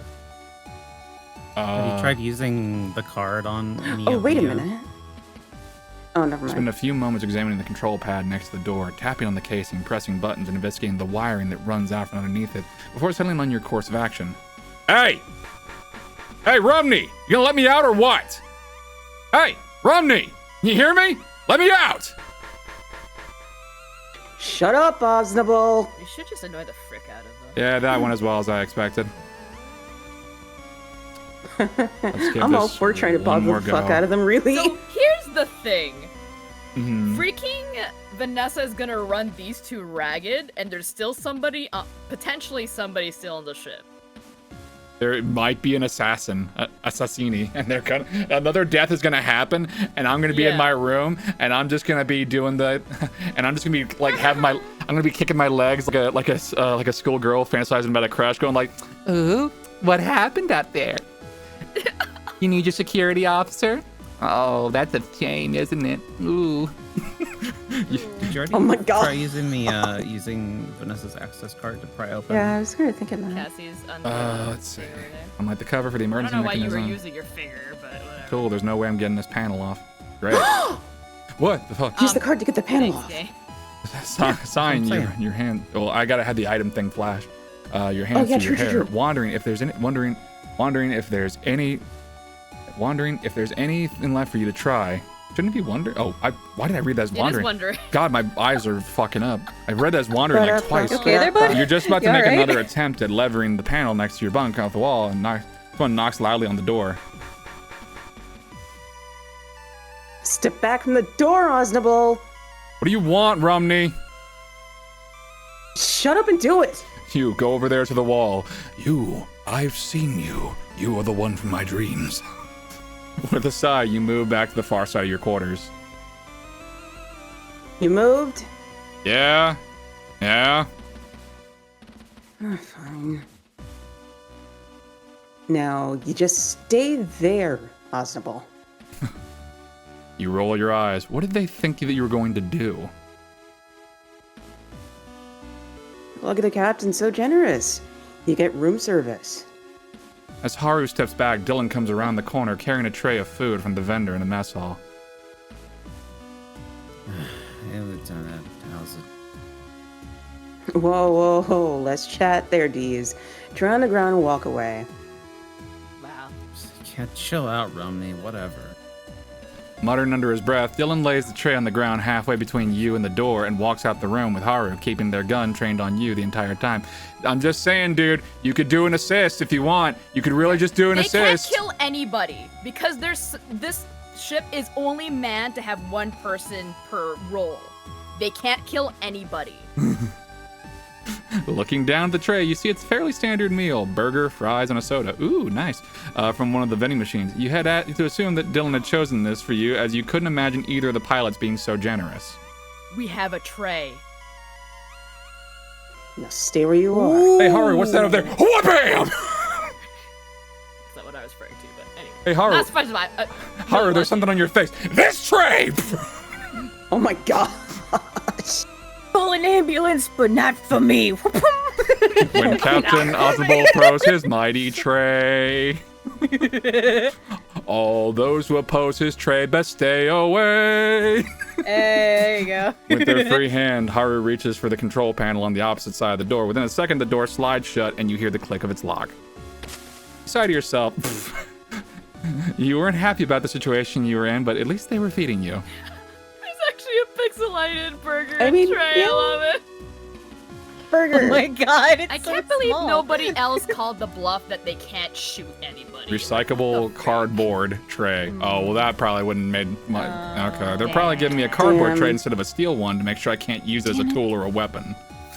Fuck, they really have thought of everything. Jesus Damn it. Christ, why the fuck are you guys so Vanessa motivated is all of a smart, goddamn though, sudden? like- Have they gotten cut by cardboard before? I don't think they have. Getting cut by cardboard that actually sucks. fucking sucks. God. Yeah, but Yeah, the door but doesn't give a I- shit. Back when Yeah. I used to work in a board and card game store, it was mostly like D&D and Magic the Gathering. We would unpack a lot of boxes, and let me tell you, my hands were ragged as fuck, dog. Oh, It was bad. Once I finish eating the food, all this tray will be good for is nutrition. If they forget to feed me for the rest of the journey. Well, okay. Maybe Dylan stuck me like something inside the burger. Right. Maybe Dylan is actually cool and, you know, is being smart You and swallow it. subterfuge. You take the meal tray over to the terminal is cool. and sit down in the chair, balancing your food on the keyboard in order to use it as a makeshift table. At least Vanessa was feeding you. You've been starting to worry that you've been left locked in your quarters the entire journey back to Europa Colony with no one bothering to check in on you. You know, Haru or Hansen probably had a gun trained on Dylan the entire time as they were making the food, maybe. Yeah. yeah. That means they have one less person to man things. Or we're gonna find out we got something in the burger right damn now. Picking no. at a few of the fries, you raise the burger to your mouth and bite down. Ah, what the hell? There's my boy! Here we go! You There we place the go. burger back on the tray and Let's run your tongue over your teeth. You've bitten down on something hard. Oof. Pulling back the top of the bun to investigate, you find an entirely unexpected ingredient. Ha! Dylan, my Dylan, goat. yes! Dylan, my goat. Dylan, my goat! Dylan, my goat. Resting Dylan, between I love you. Goat. resting between the imitation lettuce and beef is a small pocket screwdriver, just short enough to be hidden within the burger. I'd like to. How did he do that? I'd like to imagine. I want to have a funny image of like he hides the fucking shotgun in the burger. It's like here you go. The burger. Takes a bite, bam. It's like that one comic of like Lex Luthor and Superman are eating at like a burger joint, and Superman has like an entire crystal of kryptonite in his burger. I'm like, this burger tastes funny. Did you do anything weird? Like, no. Oh my god. Grabbing it with a napkin, you inspect it. Not only is it small enough to wedge between the gaps in the panels that make up the ship's ceilings, walls, and floors, but it's also got the right size head to unscrew any fixtures you may come across. Oh, this is perfect. Dylan, the goat. You whisper to yourself. You got a screwdriver. You stand up to put it to use, but your stomach immediately roars in protest. Okay, first things first, I guess. You place the Yes, screwdriver in your pocket and pick the burger back up, quickly devouring both it and the fries. All right, now it's time. I'm gonna shove this in Hansen's fucking eyes. I swear I will, bro. All right. Screwdriver. Time to make like Tommy Pickles and get the fuck out of here. Save. Screwdriver. You clamber up onto the bed and run your fingers over the seam between the panel and the rest of the wall. Much like you discovered on your last inspection, there was no give. The panel and certainly not enough space for you to work your fingers into it in order to undo the catches that held onto the wall. You need to approach this differently if you're going to get anywhere. Taking the screwdriver out of your pocket, you work into a small gap between the panel and the surrounding wall. You slowly run it along this parting for a few inches until you feel it catch onto something. A few inches later, following some careful movements, you hear the sound of a latch undoing. That's one. You repeat this action a few more times along different parts of the panel. Eventually, the final latch is undone, and the whole thing falls towards you. Nice! Let's go. You carefully lower the panel off your bed and place it on the floor so as not to alert Haru before returning to investigate what you'd revealed. Damn it! You cuss under your breath. Where you'd hope to see a large space that you could crawl into, you were met with a solid steel structural wall with only a few inches of space between it and where the panel had been affixed. Dim. You grip the screwdriver tighter and suppress the urge to pound your fist against the wall in frustration. You'd been so close. By the follow-up examination, there was no way you could get into the newly refilled space. Not that it looked like it led anywhere anyway. Each sigh, you step off the bed. It looked like you had to find another way out of here. So Okay. door time. Well, Can we not put the panel back in so that it takes... Let's see how good Cassie's knowledge of illicit ship-based activities is. Who am I kidding? Knowing her, if there's a way to break a rule without getting caught, she knows it. Exactly. It's time to make like a mole. It's time to make like a bean in Among Us. You take the screwdriver. You take the screwdriver from your pocket and slide into the gap in the seams between the floor panels. You slowly begin to slide along the seam, and only a few seconds before you feel it catch onto something. Using your knowledge of how the catches work from the wall panel, you were easily able to undo each one that you run into. The panel noticeably lifting away from the floor with each catch that's released. For a few minutes of work, you undo the last latch. There we go. Despite its unwieldy size, you're able to shift the panel out of its original position without creating much noise, revealing a 3-foot drop down into a small tunnel that disappeared into darkness in both directions. Wiping the sweat from your brow, you dust off your hands as you look over the passageway you revealed. I'm gonna say... Yeah, that's what I was thinking. Because I'm sure I gotta do split-second bullshit, Are I'm there sure. no cameras, like, anywhere in this place? Or... You would think. But it hasn't been proved, Let's right? just thank our lucky stars. Well, Yeah, the thing I mean, is- like, I guess it makes sense for them not to be in, like, the private quarters or whatever, but it's like, is there no security, like, surveillance system, like, in, like, you know, the vents and whatnot? Like, Right, it's... Well, Also, not the the vents. person monitoring the cameras and scanners is Dylan.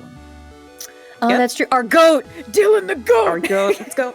Our Okay. goat. The other thing I would have mentioned is that if they had access to cameras, it would have been too easy to prove who attacked you in the freaking in the medical bay. Yep. That's true.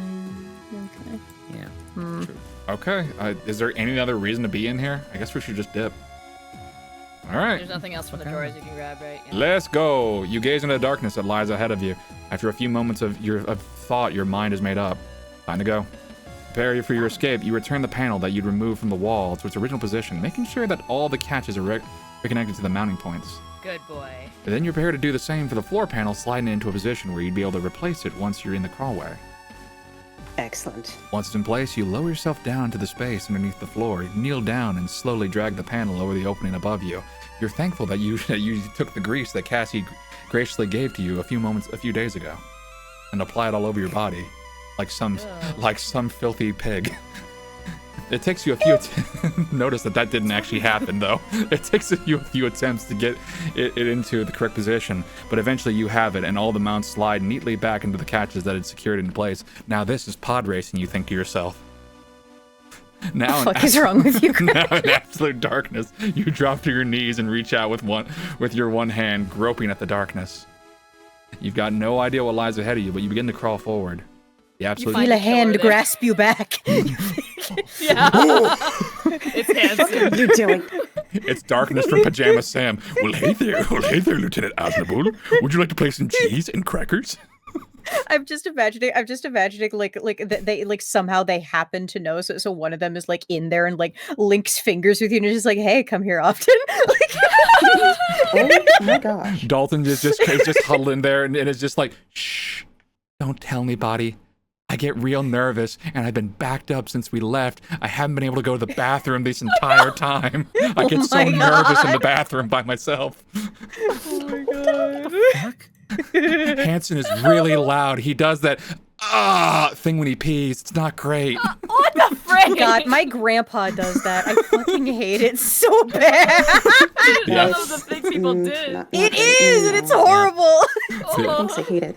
The absolute darkness of the absolute darkness of the crawlway leaves you disoriented, and you fumble your way forwards. Also, he farts whenever he pees. It's not great.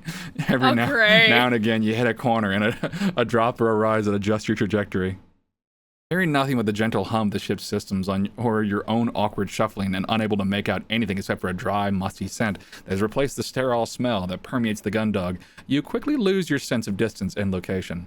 With nowhere to go but onwards, you continue slowly. You have no idea how long it's taken you, but you realize that you're able to distinguish the vague features of your surroundings. Sharp edges are now ever so slightly visible, and the seams and bolts that make up the inside of the crawlways have faded into view.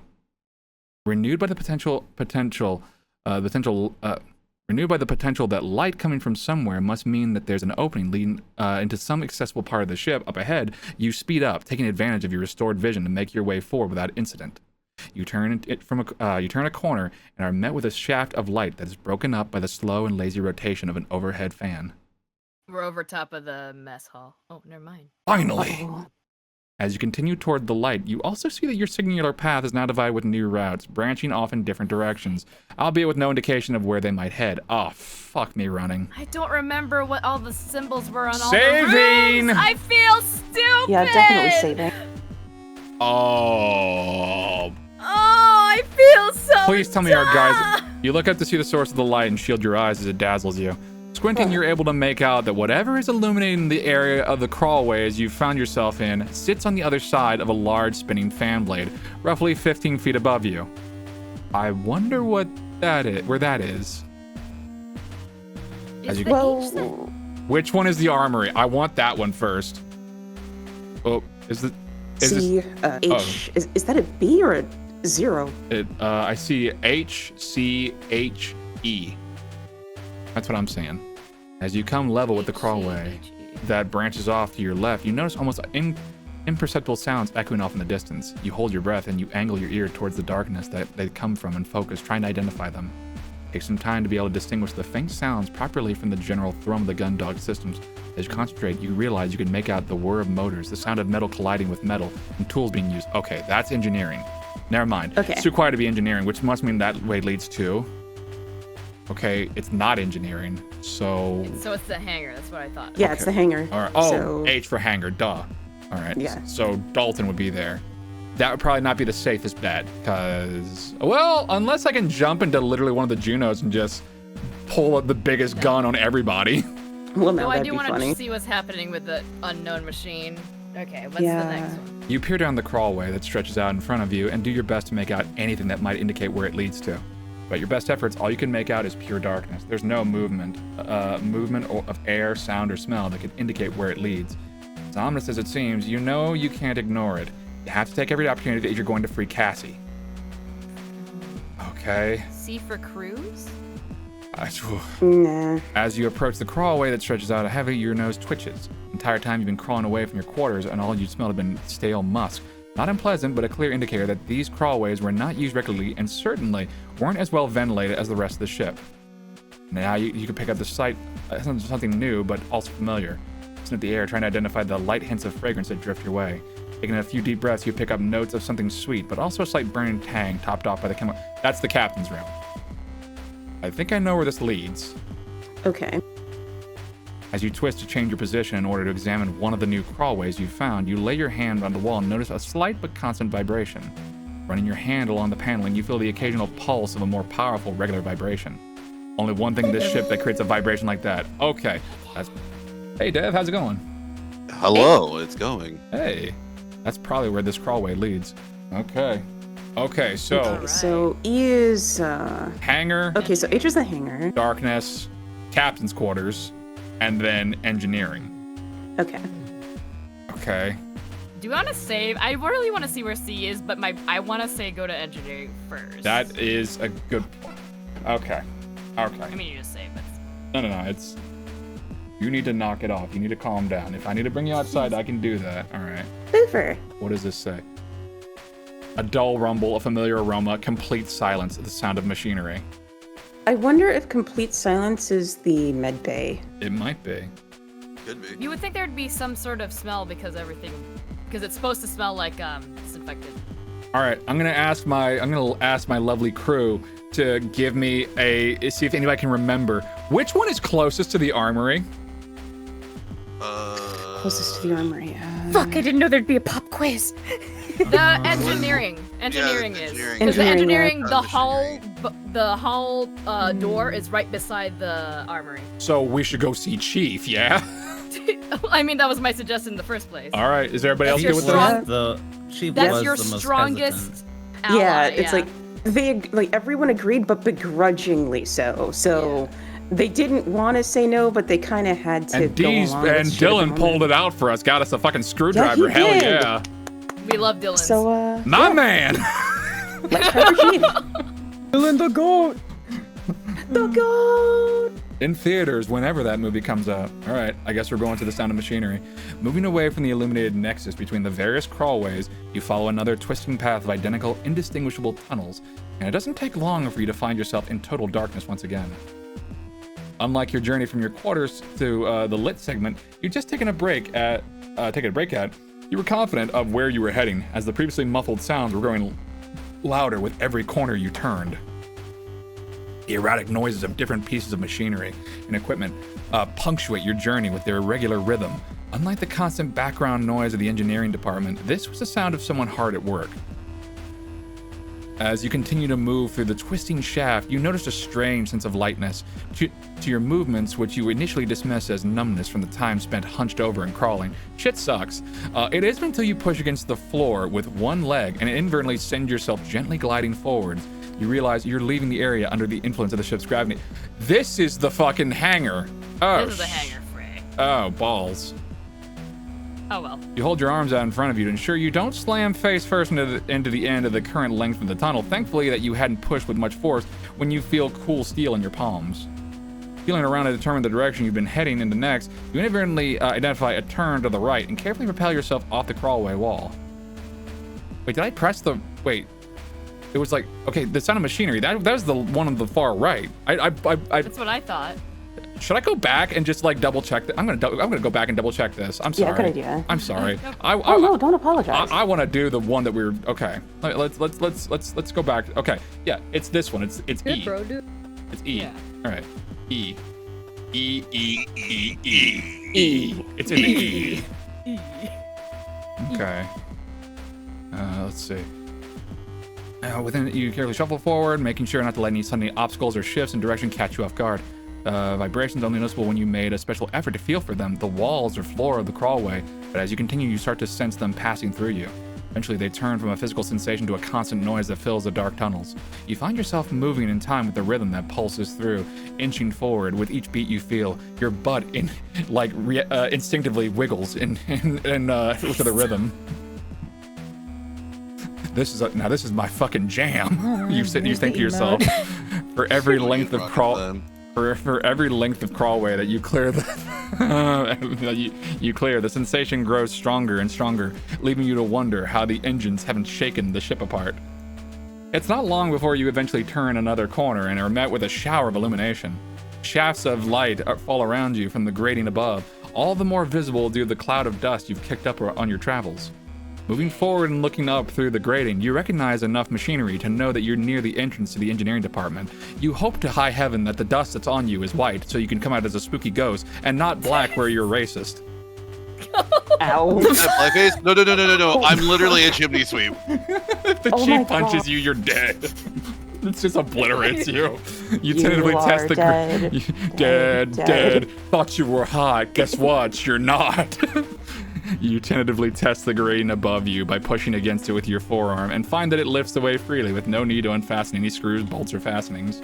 A welcome relief from the catches and class you've had to deal with so far. Twisting onto your back so that you can better manipulate the grating without creating any noise, you've only just begun to push it upwards when it slams back down into a place with a loud clang. Quickly release the grating and with no time to swivel onto your front to crawl away, start shuffling back towards the dark crawlways.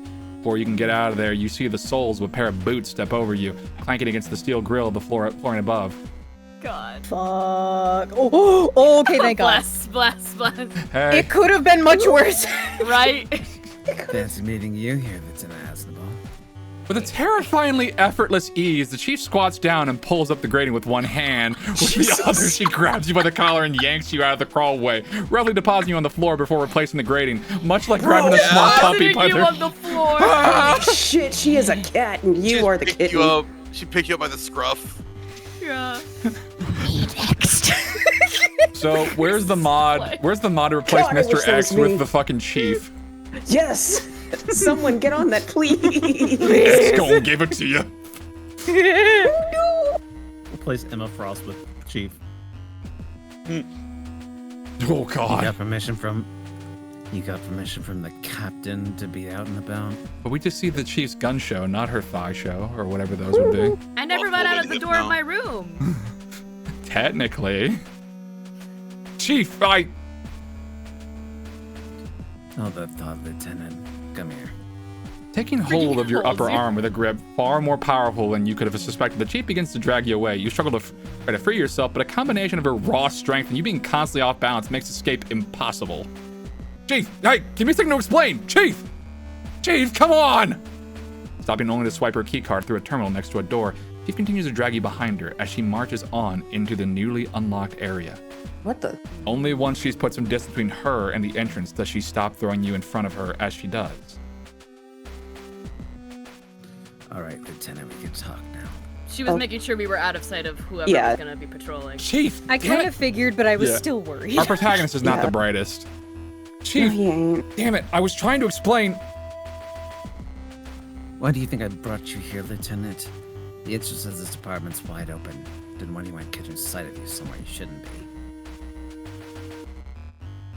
Especially not if it gets me mixed up in the whole cluster.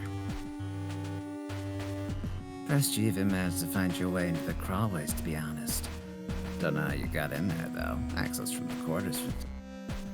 As the Chief's attention is pulled away from you to the hypotheticals of your escape, you assume that given she's not raised the alarms, she isn't going to be dragging you back to your quarters or handing you over to the ensigns. Hell yeah. Oh, someone hid this in my meal. I used it too. Don't fucking shit what you done. She's gonna murder Dylan. Oh yeah, that's true. That's why you said someone. So that's what Dee's wanted it for. Oh, what a homie! Yo! She knows! Let's go! He told me he needed to replace the batteries on his cassette player. Oh. I told him to bring it to me and I could install some extra long-life military issue ones.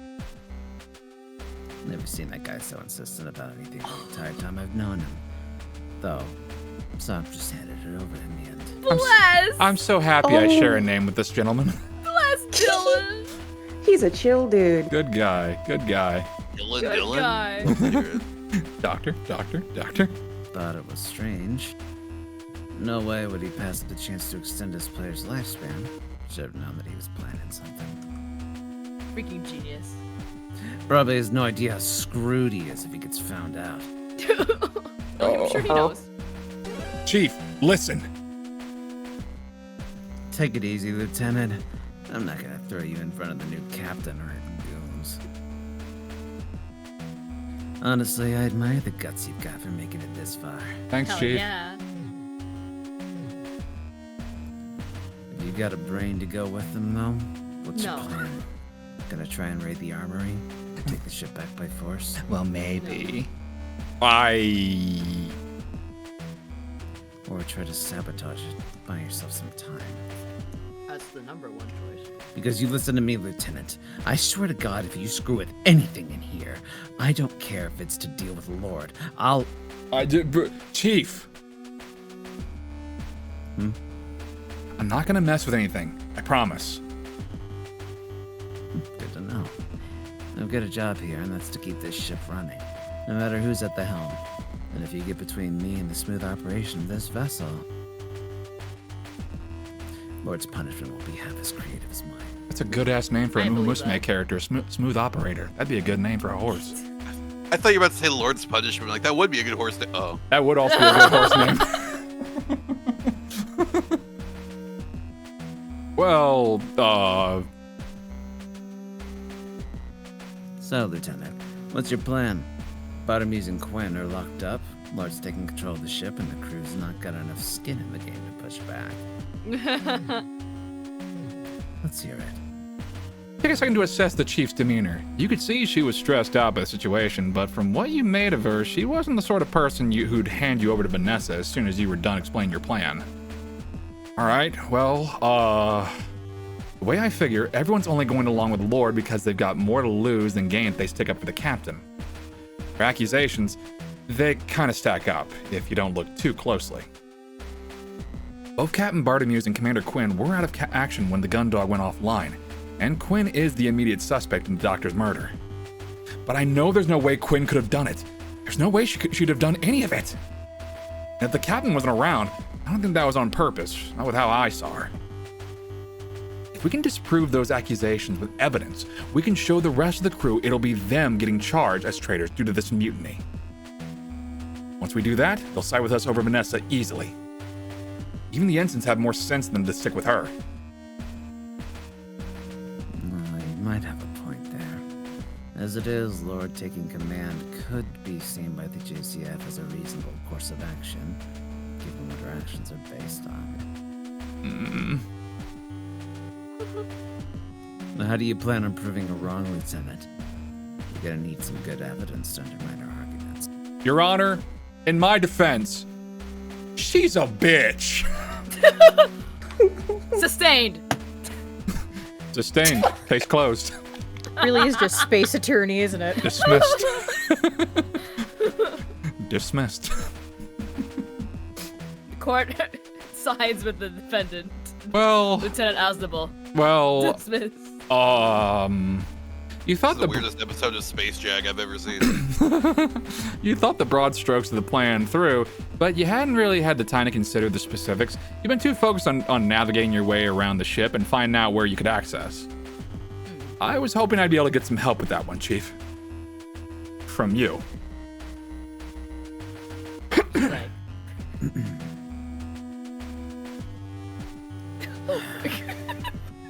Uh-oh. Nice try, Lieutenant, but that's not happening. Oh. Sorry to burst your bubble there, but there's no chance I'm gonna get wrapped up in the Lord's games. If you want help, you're gonna need someone else. But Chief, You know come what? on. I bet Dalton. Dalton and Right now, I've got to Dylan's make gotta sure be- these engines keep ticking over. If I'm lucky, I can find a chance to get the long-range communication system back up and running before we get to Europa Colony. Ooh, Chief, that's not good. but Chief, come on. Chief, wait! Without giving you a chance to even try and convince her otherwise, the Chief has already turned her back on you and is striding out of the door she dragged you through earlier. Chief! You chase after her, following her through the doorway and grabbing her by the unyielding muscle of her upper arm. Chief, wait, just hear me out!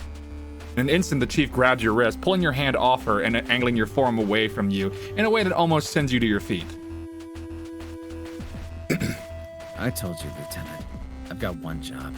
Making sure this ship keeps sailing. Got nothing against you. Nothing against what you're trying to do. But keep me out of it. These engines are still touch and go right now, so if we want to make it back to Europa, they're gonna need my full attention. I don't have the time to get dragged into stupid little personal grudges or power plays. Chief, they did pull guns on us, though. The Chief releases your wrist, which you draw back quickly, the pain from the awkward angle it had been held at shooting up through your forearm. I like Lord as much as you do. I'd love to see her get taken down a peg or two. Wait a minute. Peg. Haru. Hanson's ass. Oh my god. Dalton will know what to do. Oh my god. Wait, what?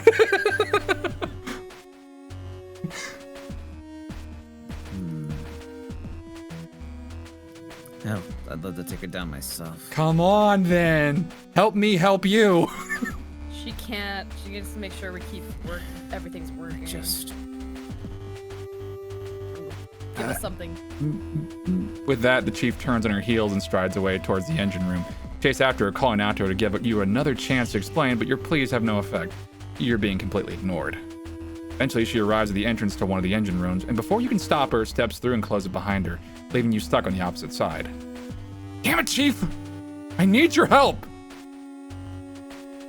There's gotta be something I can do to get her to listen to me.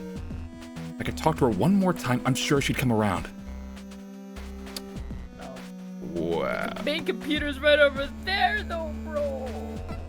Hang on, I don't have my card, but I do have Cassie's. Move the card from your jacket and swipe it through the terminal to the right of the door. To your relief, it opens immediately. Thank Christ for that. And you step into the I room. was scared of two things. One, there's just no access to anything with her card anymore, or you using the card will immediately alert the bridge. It might. We'll find out. Once inside, the door closes behind you, and you're left bathed in the noxious glow of the monitor's light. You tentatively lay your hand on the keyboard and think. Right now, I'm here. I can... You step back with a sigh. You don't know any commands. I have no idea what I'm doing here. Yeah, You dejectedly turn around and leave the room. that sucks. At least I know I can get in if I need to, I guess. I could piss the Chief off. That might get her to talk to me again. Hell no. That's a great idea. Everything seems to be running smoothly with the machine. There's a bunch of battery packs lined up on the charge right now. Seems like it's running normally. Chief's in there, and if I got any hope of convincing her to help me, I need to get in. I got Cassie's card. Ah, yes. Hey, Chief, I need your help. So I started screwing with the delicate machinery. That sounds like it'll work. No. We're gonna die.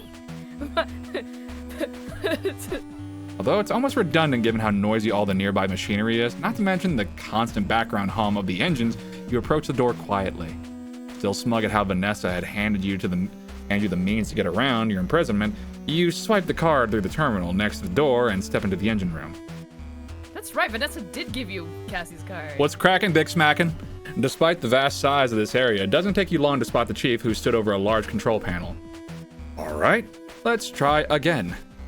I'm going to save.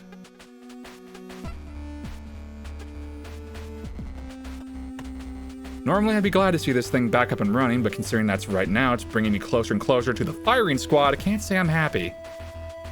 Time to throw myself in there. Chief's at the control panel right now. I'll just shut the engine down to buy some time, but I think she'd kill me if I did. Yeah, that's the one person who's actually going to kill you. You'd be surprised at how quickly the Chief had dismissed you when you'd asked for help. Although you'd assume she might take a little bit of convincing, you weren't ready for her to completely reject your request like that. As you approach her, you take a few deep breaths, slowing your breathing as you feel your apprehension grow. You knew by how forceful her rejection had been that this wouldn't be easy, but at the same time, you also knew that you needed to at least try and convince her to help you. Without the Chief's assistance, carrying out your plan would be much more difficult. Nearing the control panel that she stood at, you let out one final long exhalation and draw yourself up to your full height. Your attempt at appearing confident more in order to convince yourself than the Chief. Wow. Spatial distribution of the neutron fluxes reaction parameters. No, that should mean energy releases. Chief, please, I really need you to hear me out. Should mean energy releases. For a moment, you consider reaching out to turn her towards you, but you know better than to try to assert yourself physically with the Chief. Instead, you bring yourself closer than you're comfortable with and raise your voice. Chief, I know what you said, but please, I need your help. Lieutenant, I told you that I need to keep an eye on these engines. Could you even get in here? Christ, not take your key card. Gotta give you points for tenacity. I don't think there's any ducks or crawways leading here since... Chief, that doesn't matter right now. I know you don't want to get mixed up in this, but I need your help. I know what I need to do, but I can't do it alone. I need you, Chief. The Chief lets out a loud sigh that clearly communicates her exasperation at your persistence. You clench your teeth and take a deep breath before continuing. If you push your luck too far, you know that at the very least, you'll probably get physically thrown out of the room and the lock will be manually overridden. But at the same time, you're aware of how this isn't something you can simply give up on out of fear of upsetting someone. You're damn right I don't want to get involved, Lieutenant. Oh, I've got a ship to get back to Europa, and it doesn't matter who's on the bridge when it gets there. But Just that it gets there. Now, whatever's happened to these engines during that blackout isn't making my job easy.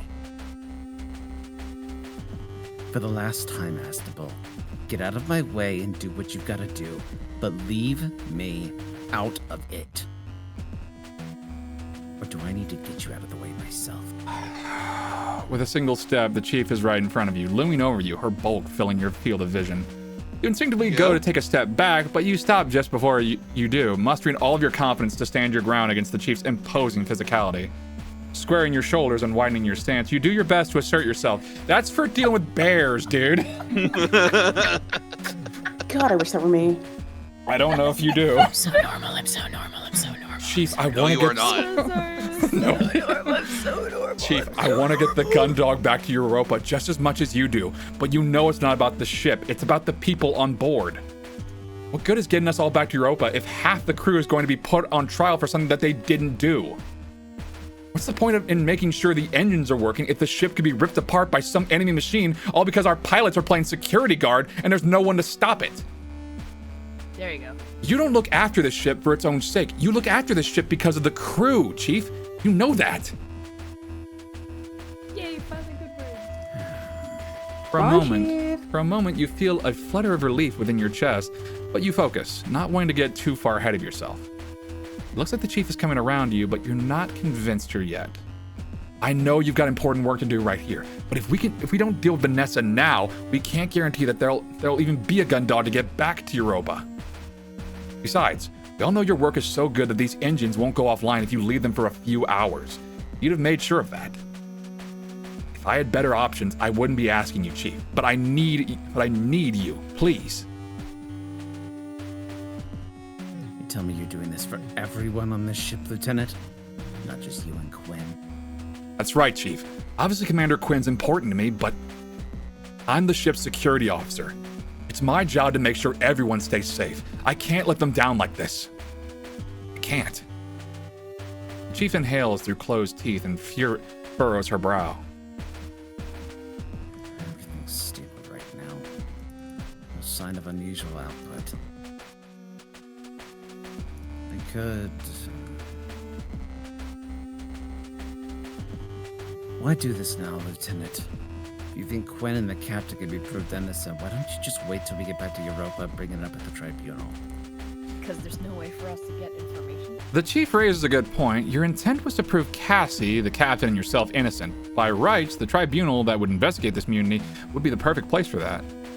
But you knew it wouldn't be so simple. I get what you're saying, Chief, but Vanessa would have thought of that already. She wouldn't have done this if she didn't think she'd get away with it. It'll be like that time on the bridge earlier. You know that her story won't line up with what happened, and I bet that she'll have adjusted the reports to support her case. That's why I need to find this evidence now.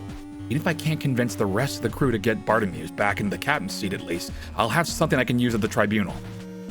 The longer we wait, the more chance that evidence gets adjusted or deleted.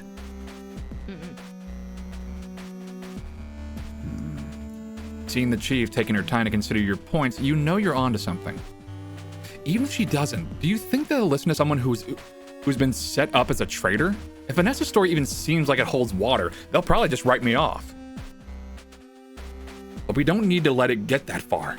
I'm sure if we can show the rest of the crew that Vanessa's story will fall apart as soon as we get to Europa, they'll refuse to serve under her. Even Hansen and Haru won't stand up for her if they know it'll be their next in line. With everyone on side, we'll stand a chance if that thing reactivates. Otherwise, we might never make it back. You make some good points, Lieutenant. The elation you feel at the response almost makes you giddy, a feeling you temper with pragmatism. You can't be sure you convinced the Chief yet. She called you a good boy. It's just the little emote of Aznable with the very large eyes looking up, like, ooh. Yeah. You know the one. Oh wait, hold on. Oh wait, hold on. I think both of us have. Yeah. Here. Oh, I know what they're talking that about. one. Yes, that one exactly. Yes, that one. You know what? Just because I don't do it enough, and I have 30 bits to spare. Hold on. Damn it! I don't have any Basic bits. magic. Fuck! Damn it! Wait, who made yours? Mine was Gemma. Oh, nice. Yeah, Jama drew both of them. Jama drew both of ours at the same time. Oh, that's right. Listen, I forgore. Okay. Oh my god. It's all good. Are you sure you want to be doing this? What? Of course. I need to. You're locked up now, but no one's gonna blame security for standing up for their captain. Especially after everything you've done. You certain you want to be sticking your neck out like this? Yeah, I'm not a bitch. I wouldn't be here if I wasn't, Chief. I feel that way now, Aznable. But step away for a second. Give it a thought. Give it some thought. Sometimes when you're trying to fix something, the real solution isn't obvious till you take some time to think it over. Maybe other options, you know? We had 6 hours, Chief. I want you to make sure you're serious about doing this, Lieutenant. You're serious. You know that. Part of you wants to tell the Chief that here and now. But at the same time, you know that you don't want to risk pushing her too far. You've almost won her over, and if you look like you haven't thought this through, you might undo all that you've done to convince her. You breathe out. You breathe out and let your shoulders drop, letting some of the tension that you'd built up leave your body. Yeah. Okay, Chief. I'll make sure this is what I want to do. Thanks for hearing me out. No sweat, Lieutenant. Seems like your heart's in the right place. Just need to make sure your head is too. Without hesitation, the Chief turns back to the control panel that she'd been working at and resumes whatever it is that she'd been doing before you interrupted her. Maybe there were other options, but could any of them be as good as getting the Chief to help you out? You'd have to give that some thought. So, I just looked at the flowchart. There's no way. I mean, presumably, we could get Dalton to help us. We could get the captain to help us. Or we could go into the darkness. I think so. That's the thing, is like I wanted us to actually go into the darkness first, because what if it's to lead to Cassie and check if she's okay? Because my actual suggestion was go to darkness and then go to engineering. You know what we can do? We can save here. Like, what are the other like possibilities of it being though? We could like, check. I have no idea. It's probably just gonna be not that. It's gonna be Because if it's not that, the truth is the game was rigged from the start. It's this one, yeah. I believe C. I believe is the one with nothing. We don't know. All right, let's take a gander. Yeah. All I right. love the unknown. It's my favorite thing. Eventually find yourself in what feels like a dead end. You run your hand to the right and left of the tunnel's terminus, but from what you can tell, there's no alternate route to take. Maybe you'd missed a turning earlier? As you start the awkward process of orienting yourself to head back where you'd come from, you reach up, feeling for the top of the crawlway to ensure that you don't bang your head. Instead of the smooth paneling you'd expect to place your hand on, you encounter what feels like a lever. All right, then let's see what this does. This is probably gonna kill us. Crossing your fingers, you're not about to open a hatch into space. You grip the lever and push it. Surprising ease, the lever moves, and with it you feel a mechanism slide one position to another. The panel above you shifts slightly, revealing a thin crack of light. Okay, now where are we? Oh, okay. Oh, that shit. was my second guess. As soon as they said we're potentially going out, I was like, I wonder if we're at the airlock. The airlock, huh? Yo, suit. But it's better than being locked up. Okay, yeah, no, I think, yeah, airlock is funny, but I think we're gonna stick with the Chief pack.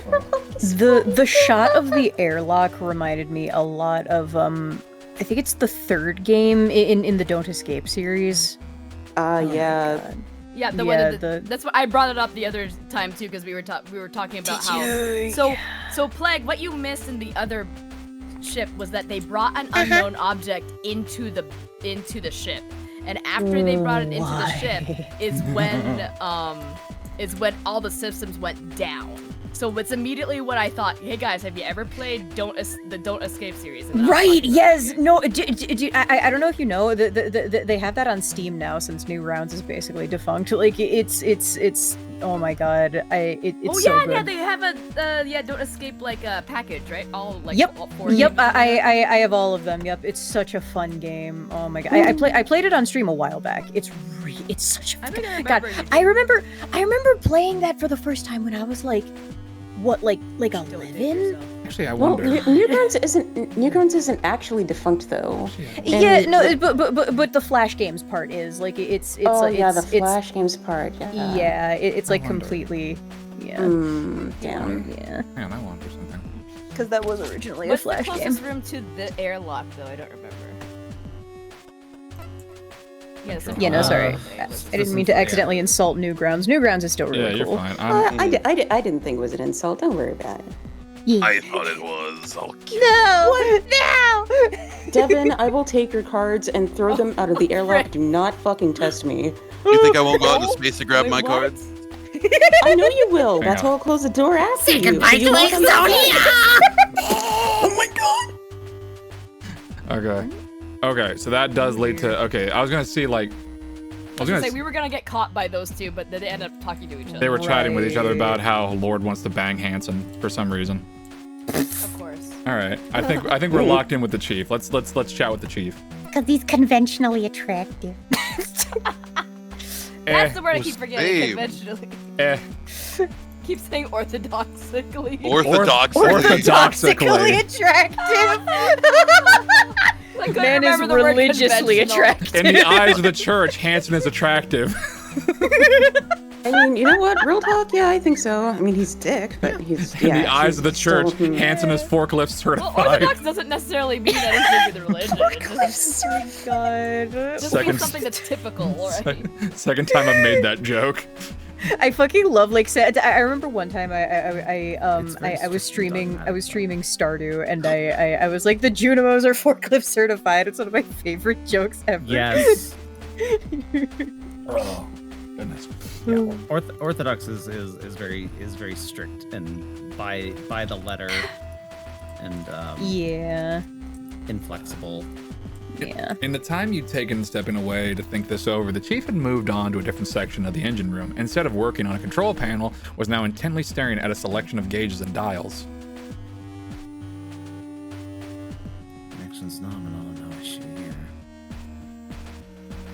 Chief, I thought it over. Oh, Lieutenant.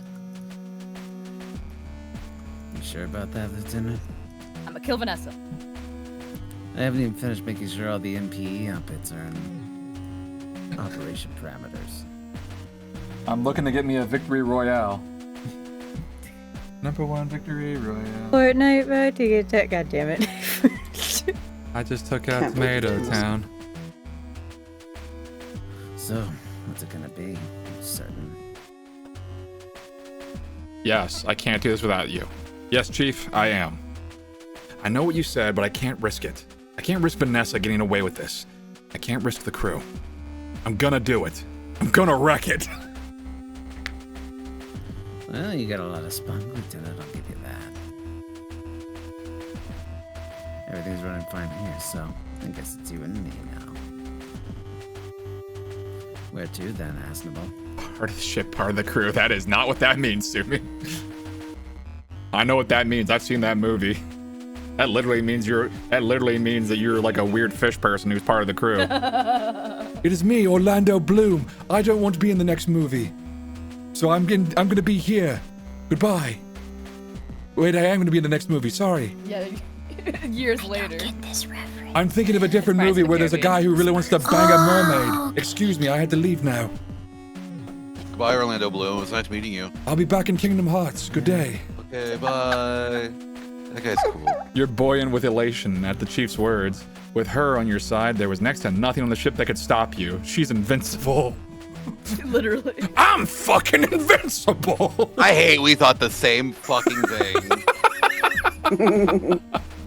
First of all, we need to show the captain and commander weren't intentionally absent when the blackout happened. We'll also need to prove Commander Quinn had nothing to do with killing the doctor, so we'll also probably... Go to sickbay? Yeah, good idea. If we went there, we'd be able to... Yeah, that's, right, Chief. But to get there, I'll need to... We need to get to the airlock and then to the freaking central hub and then downward where sickbay is. We need a Go through gun. the crawlways? Of course. Can't have you strolling down through the thoroughfare when you're supposed to be locked up, even if... Where she'd been hesitant before, the Chief had clearly already switched her focus on problem solving from the ship's engines to your predicament. Unfortunately, it looked that came with her predisposition for getting carried away and analyzing that problem from every perspective. Chief, the crawlways? Huh? Right, the crawlways. Alright, Lieutenant. So, due to the ship's construction, the crawlway system doesn't extend to the engine blocks. It's because of how the Swift class... Enthusiastically lecturing you, the Chief heads toward the entrance that leads back into the engineering room, going into a detailed Love her breakdown of the so nature of the disconnect between the ship's hulls and the HFDD engines. You let out a sigh of acceptance and follow her. I love it when she talks nerdy. By the time she's Yes. done talking, you're back at Europa Colony and the guns are already pointed at your face. You didn't really want to become an expert on the idiosyncratic construction of the Swift class, but it was a small price to pay for saving the entire ship. It's because the fundamental framework is actually from intercluster small load transports during the war they... Like I said, everyone on our crew is autistic. It's fine. It doesn't take long for you to both arrive at the spot in the engineering department where the Chief had first hoisted you out from the crawlway you'd arrived in. What that means is that That the With minimal effort, the chief pulls up the grating and tosses it to you, almost knocking you back over a guardrail.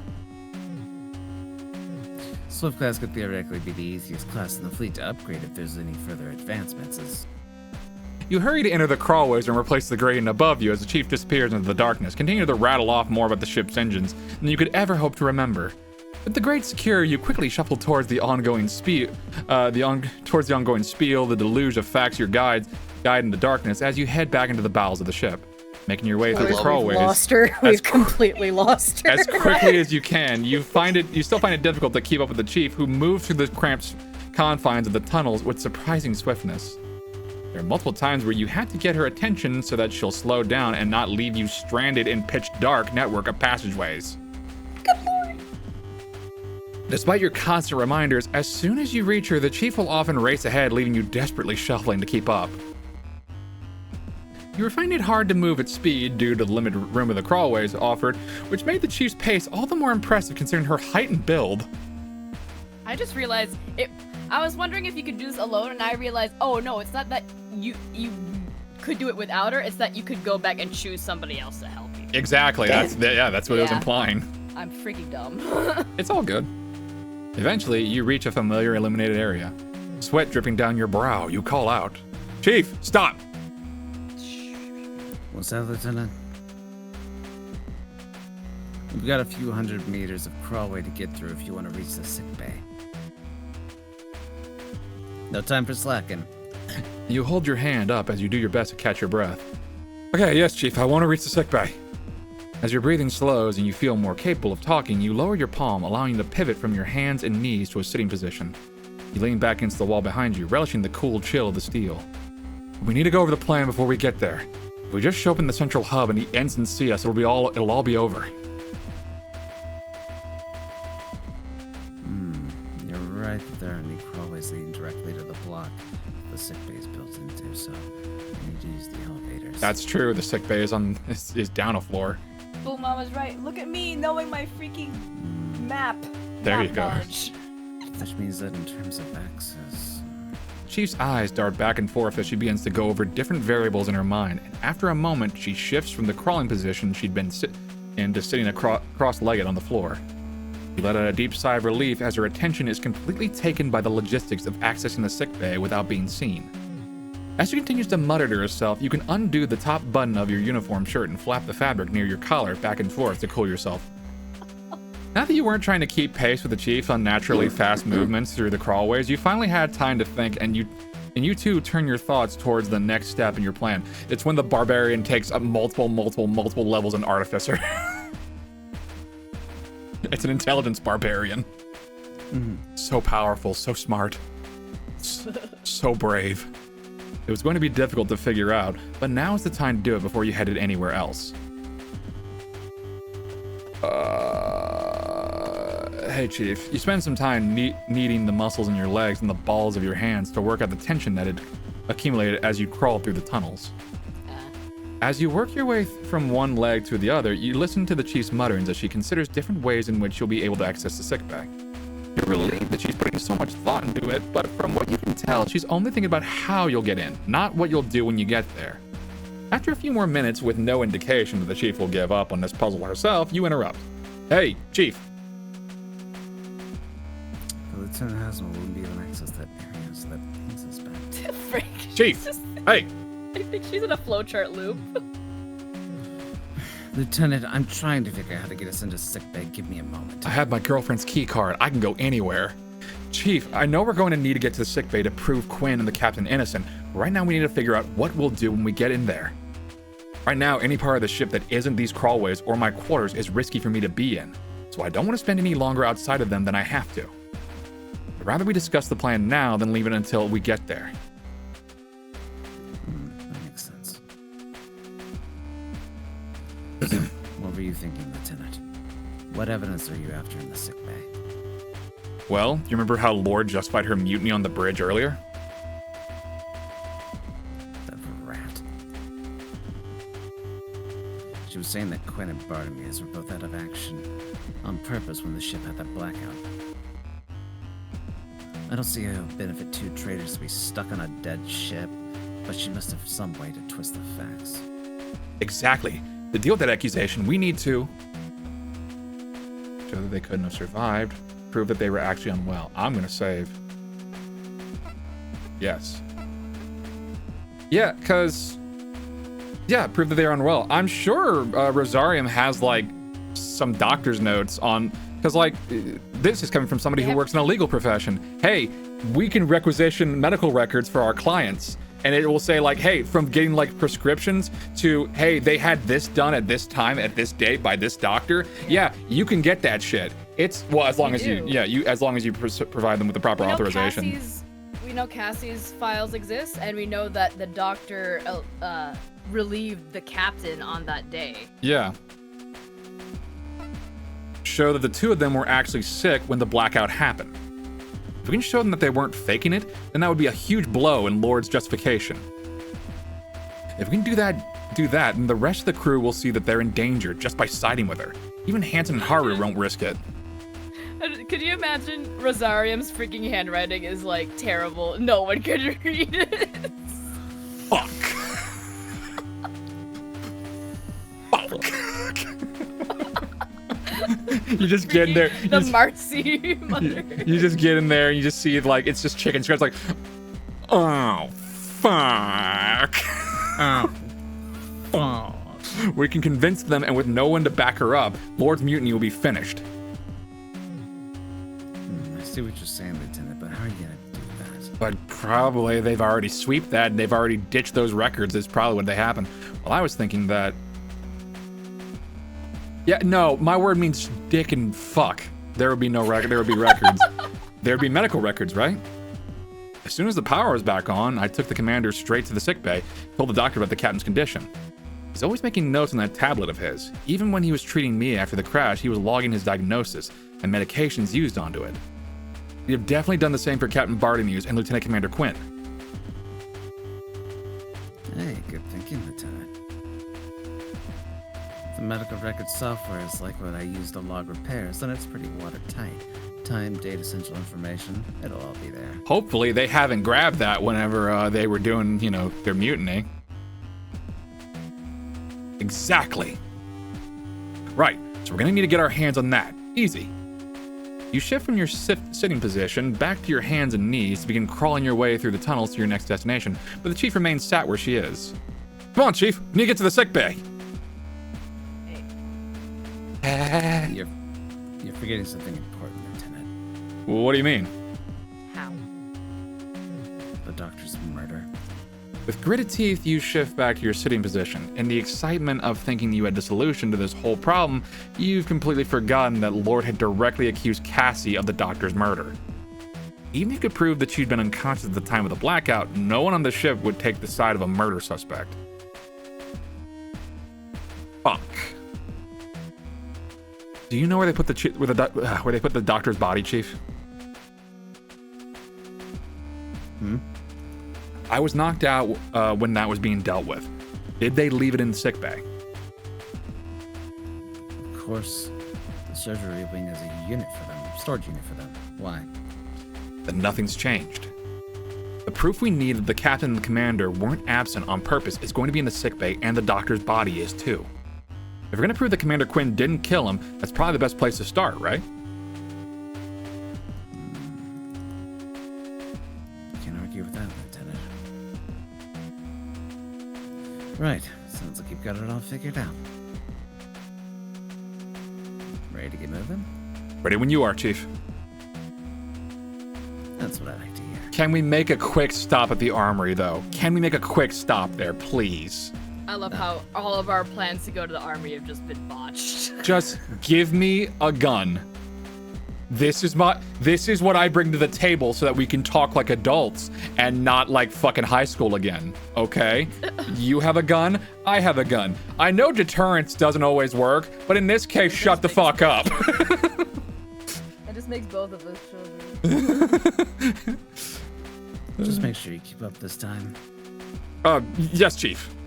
You marvel at the speed and agility that the Chief demonstrates in a confined space as she springs forward from her sitting position and disappears down a dark crawlway. You, on the other hand, curse how awkward it is as you rearrange yourself back into a crawling position and head after her. Although she only has a few seconds lead on you, it only takes that long for her to disappear from sight, leaving you scrambling to catch up, following her exclusively by the sound of her boots and jumpsuit scuffling against the tunnel floor. Fortunately, you're just about able to keep pace, and panting and covered in a fresh film of sweat, you catch up with her just as she opens a hatch in the tunnel ceiling. Chief bolts out of this new exit, but you're a bit more careful, listening out for any other voices before approaching the hole slowly and peeking out in case there's anyone else in the airlock. Okay, here we go. After confirming the coast is clear, you climb out and shut the hatch behind you. Not bad, Lieutenant. Got a pretty good pace there. Maybe we'll get you up to maintenance team standards yet. You smile and nod at the chief. You'd like to respond, but you're breathing too heavily due to the exertion and keeping up with her, and the cool air of the airlock catches in your throat. It's kind of like that scene from Golden Boy after he just fucking botches the swimming, like, how do you like my swimming? Instead, you wipe the sweat from your forehead with the cuff of your shirt sleeve and lean against the main airlock hatch, trying to slow your breathing. So when it comes to the crawlways that you can access, the closest that the network we've been inside will take you to sick bays here, in the airlock. There's others that could take us right there, but none of the access points are places that you could get to without being seen by some other crew members, so... Again, you simply smile and nod, taking the opportunity to compose yourself as the chief fills you in on all the different paths that the crawlways run through the ship. Eventually, you're ready to move on, but the chief is deep in another lecture, growing increasingly absorbed by her own subject matter. Exhaling deeply, you stand fully upright. If you want to get moving, you'll need to snap the chief out of it. Gonna save again. Christ alive. I'm gonna open the airlock and kill all of us. This will prove that we're innocent. That would mean that they would say that we killed ourselves in guilt. Or that we could get away with it, therefore we killed ourselves. You reach out to type your user ID into the terminal, but the chief grabs your wrist before you can enter a single character. Stupid.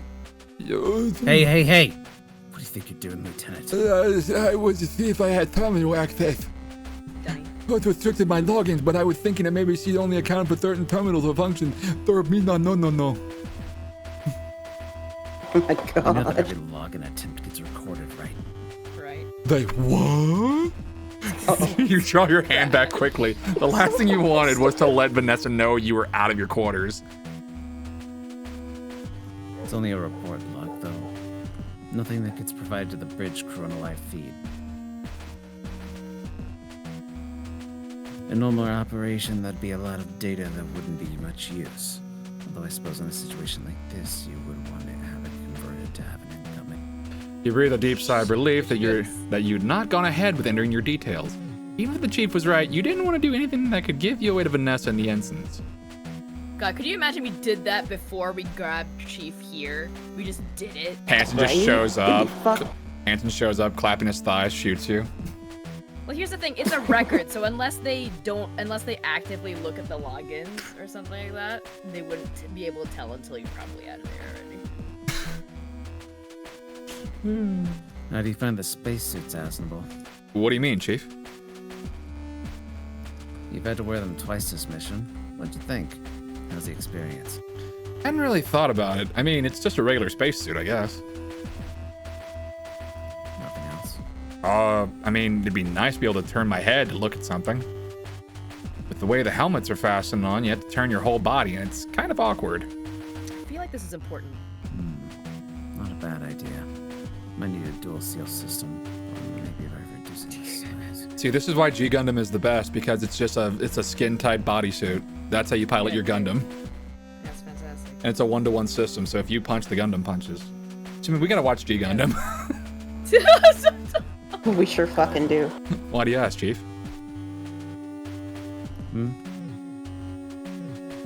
It's something I've been working on.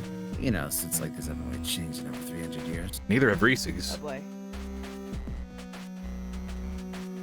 We've got improved material science and reduced the size of things like life support. But pretty much a lot of the functionality is the same as when we were first heading into space. There's gotta be a better way to do all of what this suit does. Something I'm trying to figure out in my spare time. Nice. What spirit time? A lot of it's conceptual, though. Without a proper budget, I'm mainly working off assumptions. What I'd really need is... Everyone needs a hobby, I suppose. Okay. Speaking of G Gundam, wait until you meet the horse. Everyone loves Funsaiki. Everyone loves Funsaiki. Funsaiki was so cool, they put him in SD Gundam. As Baku Netsumaru's steed in Tego. Hey, Chief. Now that you were ready to move on, you do your best to nudge the Chief out of her latest mental distraction. The thing about that approach is it doesn't consider... Chief! Every fucking 5 seconds with you. What is it, Lieutenant? I was just considering. Sorry to push you, Chief, but we really need to get going to sickbay now. We've only got a few days since we're back at Europa. The sooner we deal with this, the better. Right. Okay then, Lieutenant. How are we gonna get past the ensigns? The ensigns? Think about that for a few seconds, Astable. Where are the ensigns? They're outside my quarters. Well, my quarters, the captain's, and the commander's, I guess. You reckon they'd be staying in 2 separate corridors when they could get the same job done by hanging out together in the Forsyth thoroughfare? Oh, they get the job done, all right. It doesn't take long for you to realize that the Chief is correct. By staying in the Forsyth thoroughfare, they could keep an eye on both crew quarters and corridors as well as the central hub. Right, of course. Okay, so you go in there and you give him a big ass fucking Zangief lariat. And then you just do a power bomb on Hanson and break his stupid neck. Hey. But if they're there and we can't get any closer to the sickbay using the crawlways, how are we supposed to get there? Come on, haven't you thought about that yet? You look away sheepishly. The Chief was right that you hadn't even considered the ensigns might be an obstacle. The Chief was right, you were pretty fucking stupid. You quickly run through some ideas in your head. I guess we're going to need... a distraction. I'd rather... Look, as much as I joke about, you know, whatever, we don't want to... This is not going to help our case. We need to figure out some way to get them away from the thoroughfare, ideally for a while. That's good thinking, Lieutenant. It's got to be easier to get them out of the way than it is for us to try and sneak past them or take them out. But I can't really think of anything we can do from here. Don't worry about that, Lieutenant. I've got just the thing. Fuck with their Junos, of course. That's the first thing I thought of, I'm not gonna lie. You stay and watch for the right moment. You'll know when you see it. Okay. I'm gonna save, because I'm pretty sure there's gonna be another snap decision. Okay. You're so traumatized. Look, man. Without pausing to listen to your concerns, the Chief turns away from you and strides down the hallway towards the central hub. Unlike you, she still has the freedom of the entire ship, as long as no one realizes you're both working together. You watch as she walks nonchalantly into the hub and then turns right towards the aft thoroughfare. If the ensigns notice her, there's no indication that they care as she casually walks away. You take a deep breath and crouch down by the corner of the airlock's exit. You don't want to miss the Chief's signal, whatever it may be. Or you can You even just hear a clunk, and they're both knocked out. Oh, barf! Hear a sudden snap, and it's just like snap followed by a thud. What the fuck happened? You wanted a distraction. There, they've been distracted. On a way to heaven. What the fuck, Chief? Before you can even start to wonder what the Chief will do, your question is answered. What is she...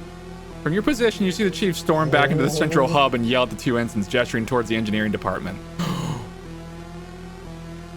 Ensigns, I need you in engineering right now. You can't make out the response, but the Chief's reply is loud and clear. You don't get moving, there'll be no one left to guard. Now get down there. It doesn't take much to convince the ensigns. You see them sprint past the Chief and towards the engineering department. Once they're out of sight, the Chief looks to you and shoots you a quick wink before turning to follow them. Get straight to the engines, Croix. Those cores need to be realigned now. Yay! Once the Chief is out of sight, you dart down the corridor towards the central hub. Check both the thoroughfare and not seeing anyone, run over to the elevators. Come on. You repeatedly tap the button. Thankful that due to its emergency nature, the sickbay doesn't need you to swipe your key card to access it, instead relying simply on using a bioscanner to log whoever enters. Fuck! Let's go already, let's go. I was gonna say, As the door begins to open, you immediately slip through the gap, hitting the door close button as soon as you're inside. With a sigh of relief, you lean back against the cool metal wall and feel yourself begin to move downwards. You knew that there was no way the chief would have purposely created a real problem in the engineering department, so whatever she had lined up for the instance was probably pointless busy work. Yep. Still, had it done the trick, and as long as it kept them occupied, it didn't matter what she'd done. As the elevator's rate of descent begins to slow, you step forward and shield your eyes before the doors open and expose you to the harsh glare of the sickbay lights. Yay. Now that you've finally got here, you could begin. You emerge slowly and silently into the sickbay, scanning the room as soon as your eyes have adjusted to the light. At first glance, you don't see any sign of the attacker who would knock you out the last time you were here, but you're careful to check behind the doctor's desk as well as other blind spots within the room. Once you're confident there's no one else in here with you, your shoulders drop and you release the tension that you've been carrying. Without any obvious threat, you take your time going over the room.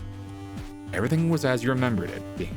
No one had even gone to the effort to clean up the shattered glass that covered the floor in front of the medicine cabinets. Thank God for the fuck it we're lazy option. Yeah. You take a small amount of solace in that fact. If you were lucky, it meant that everything else in the room had been left alone too, including any evidence that might absolve Cassie or the captain. Okay, where to begin?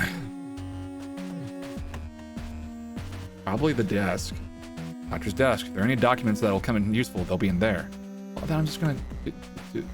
I'll look first. Let's see. Much like in the O'Brien, the glass fronts on the cabinets that stored the various medicines and treatments had been all smashed with fragments covering the floor. You do your best to avoid disturbing anything, but still manage to crunch a few pieces underfoot as you look at the broken edges of the glass that remains in the cabinet doors. No blood, no fabric, nothing caught in these shards. You step back to get a better look and hear something crinkle as you step on it. You see what was as you kneel to pick it up. Nutri Shake Mix. You turn the packet in your hand and notice that it's completely empty, just like what happened on the O'Brien. I know it wasn't Cassie who killed the doctor, and since this is the same thing that happened on the O'Brien, does that mean it's the same killer? Could it be whoever's piloting that machine? But we've not seen any sign that anyone's been able to leave it. And why would they kill two doctors just over nutritional shakes? It doesn't make any sense. What's in the shakes, man? Oh no. It's the shake that makes you kill a doctor. It's crack cocaine. You've heard of an apple a day keeping the doctor away. An apple a day keeps the doctor away. Your mother gave birth to a fart. As you walk over to the entrance to the surgery wing, the first thing you notice is that the typically clear glass panel that lets you look inside still has the frosted effect that's reserved for patients, modesty, or any procedure requiring discretion. With the rest of the crew accounted for and no one available to do any surgeries, you can just only assume that it was left in place because the doctor's body had been stored inside. And over to the emergency beds, you do a quick visual review that doesn't reveal anything unusual. Despite this, you take some extra time to go over them, peering into all the little nooks and crannies where the padded top joins the frame. You pay careful attention, looking for any unusual markings or damage or signs that someone else may have been around them, aside from Cassie and the doctor. Unfortunately, the only thing that you can find that would be considered out of the ordinary is an empty chocolate bar wrapper stuffed under the pillow alongside a few crumbs on the covering. No! She did get it. You didn't need to be an expert tracker to know who had been here. Performing one final investigation, you check under the beds and notice a familiar purple wrapper. Oh, this must have dropped down there when they took her away. Don't worry, Cassie. Get that one. I'll get this to you soon. All right, Dr. Plague, give me something good here. This is just a bunch of dudes' butts. Fuck. The wrong drawer. I told you the other one. I told you the left one. The left one. The left one. Not that drawer. Not that drawer. Oh, sorry. Not that one. Not that drawer. Not that drawer. Oh, sorry about that. Not that one. Not that one. That's for research, anatomy and all that. I mean, these are nice and all, but it's not helpful. That's why I told you to look at the other one. The doctor's desk. It's probably my best bet of finding something useful. Moving around to the side where Dr. Rosario typically sat, you're relieved to find the drawers are unlocked. Thank Christ. You take a thick pile of files out of the top and begin flicking through them, looking for anything useful. There's gotta be something here. You think, but there's a huge number of documents within the stack of folders that you've taken, more than you could easily skim through. Fuck me. After a few minutes, you place them down the table and try the second drawer. This time a smile crosses your face, so you pull out the doctor's data pad. Jackpot. Pulling a sticky note off the screen, placing it back in the drawer, you took the device out of you, inspect it. took the device out of you inspect. What? You took the device out of you inspect. Looking for the power button. That's a weird sentence. You find and flick a switch on the back of the data pad, watching the screen slowly illuminate as the device comes to life. The sound of a drive within it beginning to spin, letting you know it's still functional. Fuck no, not the beach ball of death. Right, but this will have the information I need. Frick. Fuck. Your relation is immediately wiped away as you're faced with a login prompt. Oh, This password. come on! What has this password? Is like just password 123. 1, 2, 3, 4. Enter password. Could it be that simple? You place the data pad onto the desk alongside the pile of files and sit down in the doctor's chair, placing your head in your hands. We have a computer at work where the password is password, and we have another one that is try this one. You had no expectation that this endeavor would be easy, but you'd been hoping that at the very least it'd be simple. Fortunately, that did not look like it would be the case. After taking a few moments to silently fume at the challenges that you were being thrown your way, you realize there's nothing you can do but move forward. This can't be it. There's got to be something I can do. Around sickbay. You'd come this far, you weren't going to give up yet. Running your hands through your hair, you paced from one side of the room to the other. As far as you could tell, there was no obvious proof that Cassie had been the doctor's murderer, but you couldn't find any proof to the contrary either. At this rate, you wouldn't be able to find anything, and there was every chance that once you left sickbay, the ensigns would have returned to their positions outside the crew quarters. Had you risked it all for nothing? Before you could dwell on that thought, you hear the elevator whir into life, letting you know that within the next few seconds, someone will be entering the room. No time to spare. You decide to, hide. You look around the room in desperation for somewhere to conceal yourself so that you can either stay unnoticed by whoever enters or get the drop on them if necessary. With the surgery wing locked and the emergency beds, nothing. Put the fucking files back in the goddamn drawer, you idiot. Freaking moron. With the surgery wing locked and the emergency beds, nothing more than suspended platforms, you're left with one option. At least I hope they didn't do a fucking thorough scan. They were lazy. This is probably fine. Just as the door slides open, you dive behind the desk, trying to tuck yourself into what little space there is underneath it. And as quiet as you can listen to the sound of footsteps crossing into the room toward your position. It's okay, it's the chief. The footsteps coming from the elevator towards the desk fall heavily on the floor, each one causing a resonating thud. Please. Yeah, a resounding thud. A person in the room steps right by you, and you hear a slight creak from the desk as if a great weight has been placed on it. Yeah. Get out of there, Lieutenant. It's just me. Imagine if we attacked, like, whoop it! Oh. Yeah, we do frick. You'd like try to roundhouse kick her and she'd grab you by the ankle and just be like, don't do that. Dangle you upside down. It's just Raiden versus Armstrong again. Just a little small man versus a very You're large not man. gonna want to break, cat. Used to play college ball, you know. Oh no. The chief. Cushy Ivy League school. The chief appears in front of you, squatting down with one hand still resting on top of the desk. She reaches out to you, and you take her hand, which yanks you out and to your feet. I don't need to worry about Croys around me. Oh god. What does that mean? I've got them realigning cores on a deactivated secondary drive coil. The false readings I fed into it, they'll be out there all day. Yeah, but what if they're what if they God. decide, fuck it, we're lazy? Right? Told them I'd be working on the main coil in the other engine room, so they shouldn't figure I'm gone for a while. Unless you realize the readouts are getting her on a loop, but with the 14 variations I plugged in. How's it going in here? Found what you needed, Jen? Not yet, no. You gesture over to the doctor's desk. I'm Dr. Rosarium's data pad, but I can't log in. The surgery wing's locked up, and there's no obvious evidence that points to anyone else being here aside from Commander Quinn. Sounds like you've been having a rough time, huh? Tears the surgery door open. Right? Just Like- pulls it up. Like the goddamn Hulk. Yeah. You run your hands back through your hair and lean back against the cool glass that separates you from the surgery wing. It breaks. I hope I could find something obvious, but there's nothing useful here, and we can't get to the doctor's body or into his notes. Hey, don't worry about it, Lieutenant. You got me here. Think this ship does anything but what I tell her to? No chance. It just Damn. knows She's better. so powerful. Wow, in response to your name? No, it just knows better.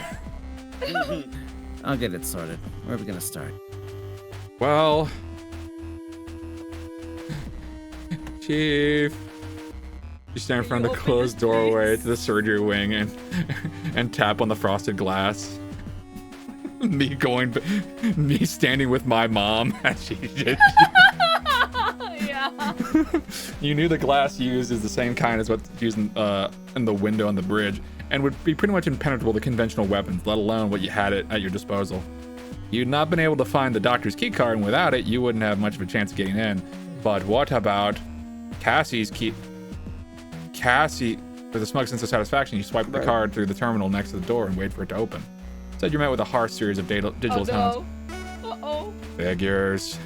Your eyes linger on the terminal for a few more seconds as you think about everything you've gone through in the past few days involving bypassing these devices, or the doors attached to them entirely. You didn't bring the PST, did you, Chief? No, but it wouldn't do as much good. If you haven't found Rosarium's card, then we can't get that door open with anyone else's. We have the authority. There you go. You squeeze your eyes shut and pinch the bridge of your nose. I guess if they've left him in there, they must have taken his card on the way out. One of the ensigns probably has it. Or Vanessa. Fuck. No chance of us getting it then. I didn't say that, Lieutenant. Your eyebrows raise and you turn back towards the mechanic. But how can we get in without... I told you, Lieutenant. This ship does what I say. Nothing on board can get in my way. What? You think I don't know how to get around every single system or device here? No, Chief, nothing like that. I just thought... Damn straight. Okay. Now, take a look at this. Chief moves you to one side and lays a gloved hand on either side on the terminal's casing. It's very powerful against living things. Take a look at this. A swift yank is followed by the loud sound of snapping plastic, and the Chief pulls away the top of the device, including its screen, which is still connected to the inner workings by a long ribbon cable. Get over here, Lieutenant. We don't have all day. Jesus. Oh, so that's a... Hey. Oh, fuck. Oh, Great. I Yeah. love these. I love these. Shoot. yeah. Cool. Epic. Oh boy, these are fun. Yay. I love BioShock. No, you don't. It doesn't. That's what I was trying to think of. Yeah. Oh, yeah, I love that one section in Spider-Man. No, you don't. Oh, you mean that thing I skip every single time? But Dev, Oh, what about shit. the points to make suits? No. You know how many times I've beaten that game? Oh, okay. Just work backwards. Yeah. Go ahead. That's you, Mars. Oh, yeah. It's a combination that is digital physical security unit. JCF used to manufacture loads of these back in the day. Overproduced them, though, so when someone came up with a better system, there were huge amounts left over. Did make sense to waste them, so the JCF's been using them in low security facilities or on ships where they're not expecting any problem. Oh, I see. Not expecting. So, can you do something to get the door open? That's gonna be your job, Lieutenant. See, this thing works by redirecting power to the door whenever it scans the right clearance on a key card. You can get the same thing to happen by rotating the nodes, though. Diverts the power to where you need to be. Easy. Chief. We're literally like picking a log. Yeah, but Chief, shouldn't you? Wish I could, Asnable. Chief takes off one of her thick gloves and holds her hand up to you. Aside from the calluses and worn leathery skin of her palm, you also notice that the whole hand is shaking. The tremors are small, but constant. Oh. Damage the nerves doing too much work with heavy machinery as a girl. I'm fine with military industrial grade machinery because it's usually pretty chunky. But stuff like this, I don't have the dexterity for it. That's what Dalton's for. So, what are you waiting for, Lieutenant? Get on it. I appreciate his very small, slender hands. They're very useful and practical. Right, of course. Okay, simple enough.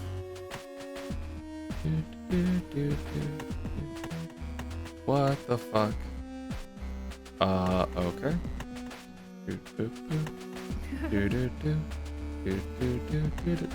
That doesn't do a thing what I want. Rotate it into the middle one and see if it.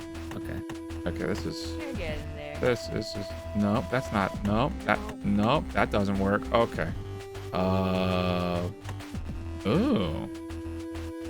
don't know what that does, but okay. Shoot. No. There we go. All right. Come on. You're really taking a long way around. Nope. Nope.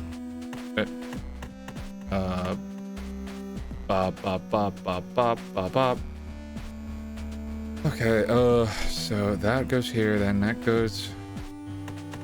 Yeah, no, this obviously has to go here. Okay, then that can only go down, so this one can go to this, dead-ass way. Unless I want to go up, but then that goes... Oh, wait. Oh, wait. No, wait. It goes over. Oh, wait. over. Oh. There you go. Loopies. Who is your daddy and what does he do? You hear... Who's your daddy? What does he do? You hear... He's a fireman. You hear a click as the locking mechanism disengages and the door slides open. Ha! Yes! There you go, Lieutenant. Easy, right? Yeah, easy. Something like that. As you step back from the terminal, a waft of cold air from the now open doorway hits you and a chill runs up your spine. You pensively eye the entryway, taking a few steps to your right to get a better look inside. As you expect, you can see the doctor's body lying on an operating table. You shiver again, although this time not from the cold air that was leaching into the climate-controlled warmth of the main sickbay. Everything all right, Lieutenant? Chief appears beside you, her hand on your shoulder. Yeah, it's fine. I was just thinking about what we had to do next. I got you, Lieutenant. Never nice seeing one of the crew like this. Yeah. The temperature just outside the room is almost as cold as the room beyond, and as the chill continues to spread, you rub your arms instinctively to warm them. You knew that you'd always plan to get in there to examine his body, but now that it was possible... Well, we've got to do what we've got to do. It is what it is. Shogunai. It is what it is. You repeat.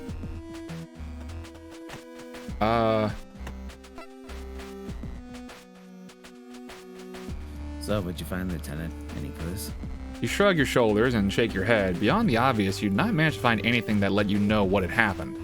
Not anything useful, Chief. Best I can tell you is that someone came down here, killed the doctor, and smashed up the medicine cabinets. Probably looking for something.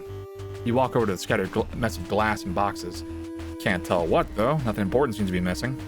If someone was after something, there'd be a much easier way to get it than this. What's going on with these? The Chief asked, reaching down, picking up an empty packet of NutriShake mix, looking over it. I mean, the commander was prescribed that stuff. She wouldn't have had to kill for it. It just doesn't make any sense. Are we getting attacked by fucking vampires or something? If you can't figure it out now, there's no need to stress over it, Lieutenant. Let's focus on what we can solve.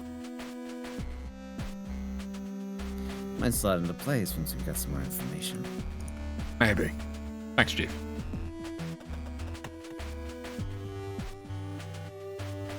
Oh, there you go. Things working at least. These can be finicky. I prefer the old way of doing it. Just remembering what you had going on. Wait, what? Waste of military funds. Because Waste of instead military of funds, if you ask me. like writing everything down, you just Oh. remembered everything. Oh, right. That's what she was saying. I don't know, Chief. I find it pretty convenient. Especially the map. That saved me a lot of time and effort. Makes it too easy. When I started, you had to learn the layout of your ship inside and out. There was no map. Back in my day with point-and-click adventure games, we didn't have these fancy quick travel movements. We had pencil and paper. And we were damn happy about it. Draw your own map. A map was fine enough. Mm-hmm. Turn your attention back to the tablet. You should take a look around the room, see if the doctor left any clues about his password or anything. Didn't have to worry about cybersecurity either before these things. All right, Chief. Okay. All right, Gramps. We can let you play some Sierra adventure games when you get back to the home. King Graham is a hero. I want to play Space Quest 5. I want to play Leisure Suit Larry. I can't let you see boobs. Come on, Lieutenant, let's get to it. You hesitate for a moment before nodding, which the chief takes as a sign to enter. As she walks into the room, the chief becomes a vague silhouette, barely visible behind the frosted glass. With her out of view, you clench your fist a few times and follow her into the room. You've never been in here before, although you'd taken a few opportunities to peek inside when the glass wasn't frosted on the few times you'd visited sickbay. They weren't particularly reassuring to look at from the other side of the glass, but your proximity to the automated surgical assistants made them much more intimidating. A series of long, thin mechanical appendages were suspended from a collection of disc-like objects, which themselves were attached to the room's ceiling by various supports, cables, and tubing. The room's temperature was so low you could see your own breath, which turned to condensation on certain parts of the machines, glinting with caught light as you moved around them. Directly underneath all this was the body of Dr. Cypher Rosarium. There he is. There's Dead Plague. Oh my god, it's Dead Plague. You shudder as you approach the corpse. Back with one final message. Hey, wake up! Dr. Rosarium, wake up! Dr. Rosarium! Was... The spell's power. It's like a bit from Baldur's Gate 3. The spell's power wanes and the corpse no longer regards you. Yeah. Chief Kathy's is here. She says she'll fucking squeeze you. The creature of... It just kind of trails off there. You shudder as you approach the corpse. Although you'd encounter the bodies of the crew on the O'Brien, those weren't people that you'd interacted with, spoken with, people you'd known. Laying here on the table, the lack of vital essence in the doctor was tangible. As sedate as he'd been when he was alive, seeing him like this made your stomach turn. If the chief was feeling the same way, she wasn't showing it. All right then, Lieutenant, what are you looking for? Well, I guess I should... I'm gonna save in case it just commits me to 1. Check for his injuries. If we can figure out how he died, then it might give us an indication of who the killer was. Or at the least it can show us that Cassie couldn't have done it. Sure, I'm the security officer. Cast Speak with the Dead. Hey, who killed you? Oh, it was this guy. Vivify. You got 4 more questions. You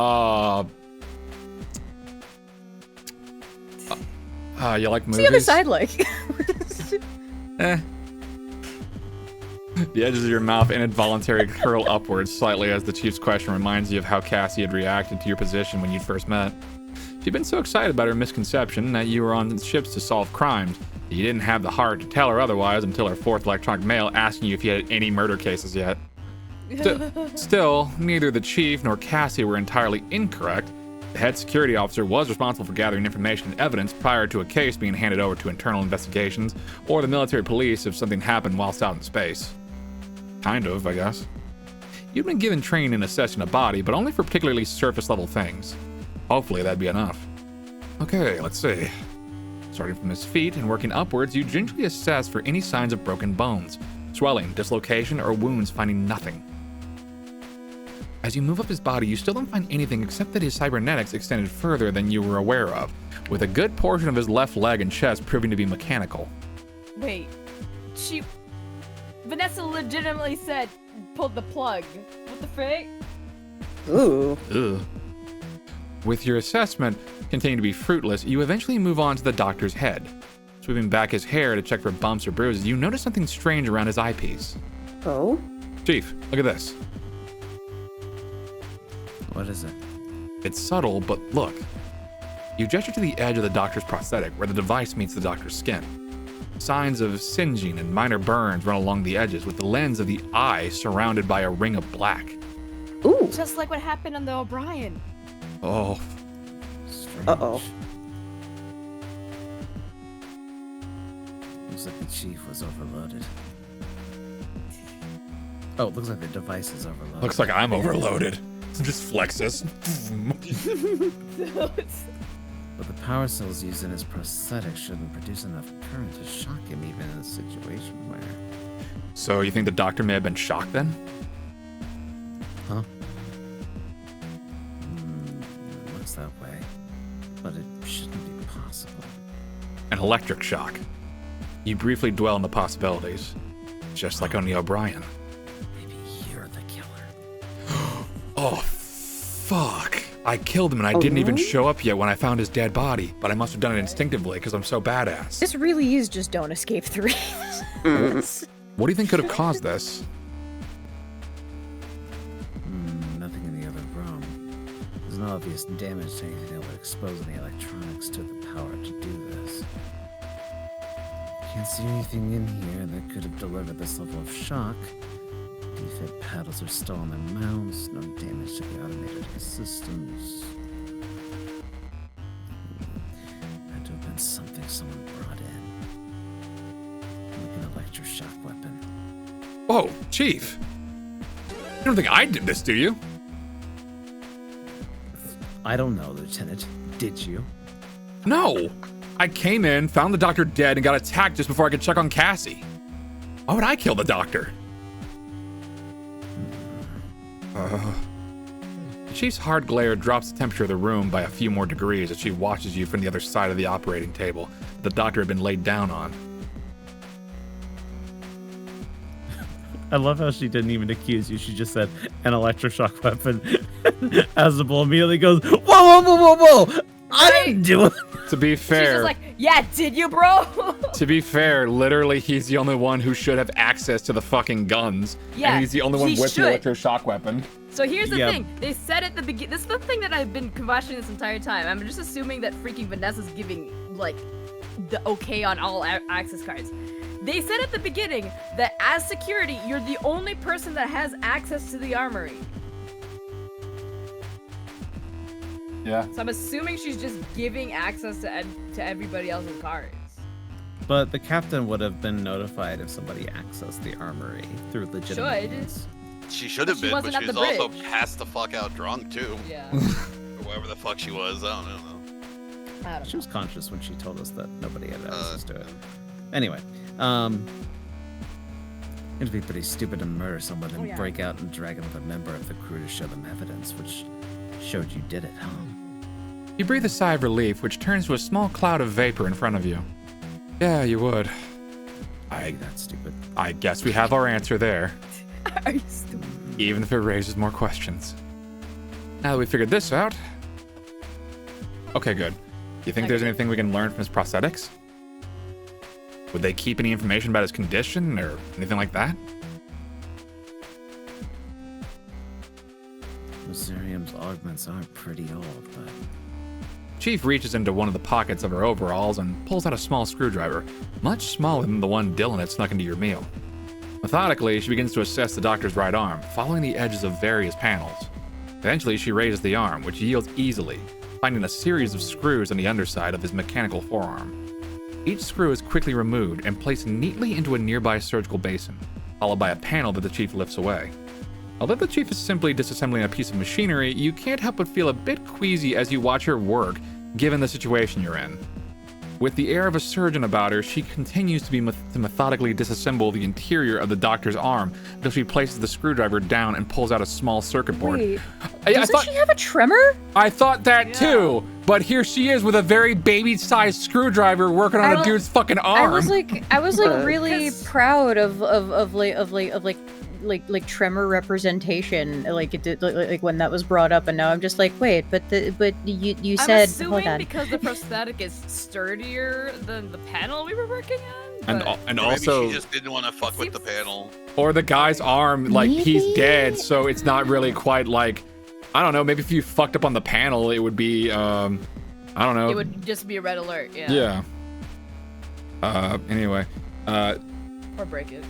To methodically disassemble the interior of the doctor's arm until she places the screwdriver down and pulls out a small circuit board which remains connected by a series of wires. This. She holds the board up and turns it to face you, showing that it has a small screen and a series of buttons on the other side. Should give us a log of the doctor's vitals, but looks like the whole unit's been deactivated. Oh, spicy. Hold it for a second. As it's passed over to you, you can't help but notice the trail of wires and cables heading back into the forearm towards the doctor's elbow, joint, and wrist, like a series of veins and arteries. You swallow nervously, looking away as the Chief continues to dissect the interior of the mechanical arm. Unnerved by the procedure being carried out next to you, but still having to hold on to this component, you close your eyes and steady your breathing. Would have so much fun with this. I'm sorry, not like the dead guy part, but just like getting to like take Breaking, like someone's like. stuff apart too. I did that with my sewing machines when I was a kid. Little tinker you are. Yeah. There. There's a click as she lays a burned out battery in the surgical basin, and you see that a series of wires coming from the doctor's arm are now connected to a fresh looking battery that sits to his side. So, Lieutenant, what does it say?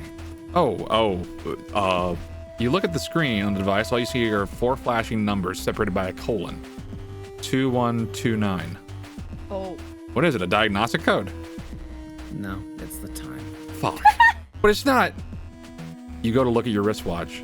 The time the power on his prosthetic failed, Lieutenant. Oh, that's you. Sorry, my bad. It's my brain stupid. The time the power on his prosthetic failed, Lieutenant. Ah, right. Okay. 2129. 2129. If that's when the power on his prosthetic failed, do you think that's when he died? Yeah, probably. These things run on power cells, but it looks like whatever got him took them out too. Jack and Daxter found him and just grabbed the power cell out of his arm. Came to visit Commander Quinn just after 2130, so whoever killed the doctor must have got to him just before I arrived. Now we know when he died. Maybe we can cross-reference it against the ship's logs, see who was where and when, something like that. Not a bad idea, Lieutenant. Thank you for the note, Sumi. Thanks, Chief. All right, let's... Hold on. The Chief takes the small circuit board off you and returns it to the interior of the doctor's arm, carefully replacing the wiring before reattaching the panel with the screws she'd removed earlier. Don't want to leave him in pieces, you know. Doesn't seem right. Yeah, of course. Okay, let's look for clues. There's nothing useful out in the main sickbay. I couldn't find any trace of anyone else being here but Commander Quinn. If we're lucky, there might be some evidence on the doctor that we can use. Herm. Although your training in handling what could be considered a crime scene or evidence was brief, you'd hope that the small amount you've been taught might come in useful. You don't notice any obvious signs of bruising on the doctor to indicate he'd been grabbed, and there's no signs of any use of a weapon either.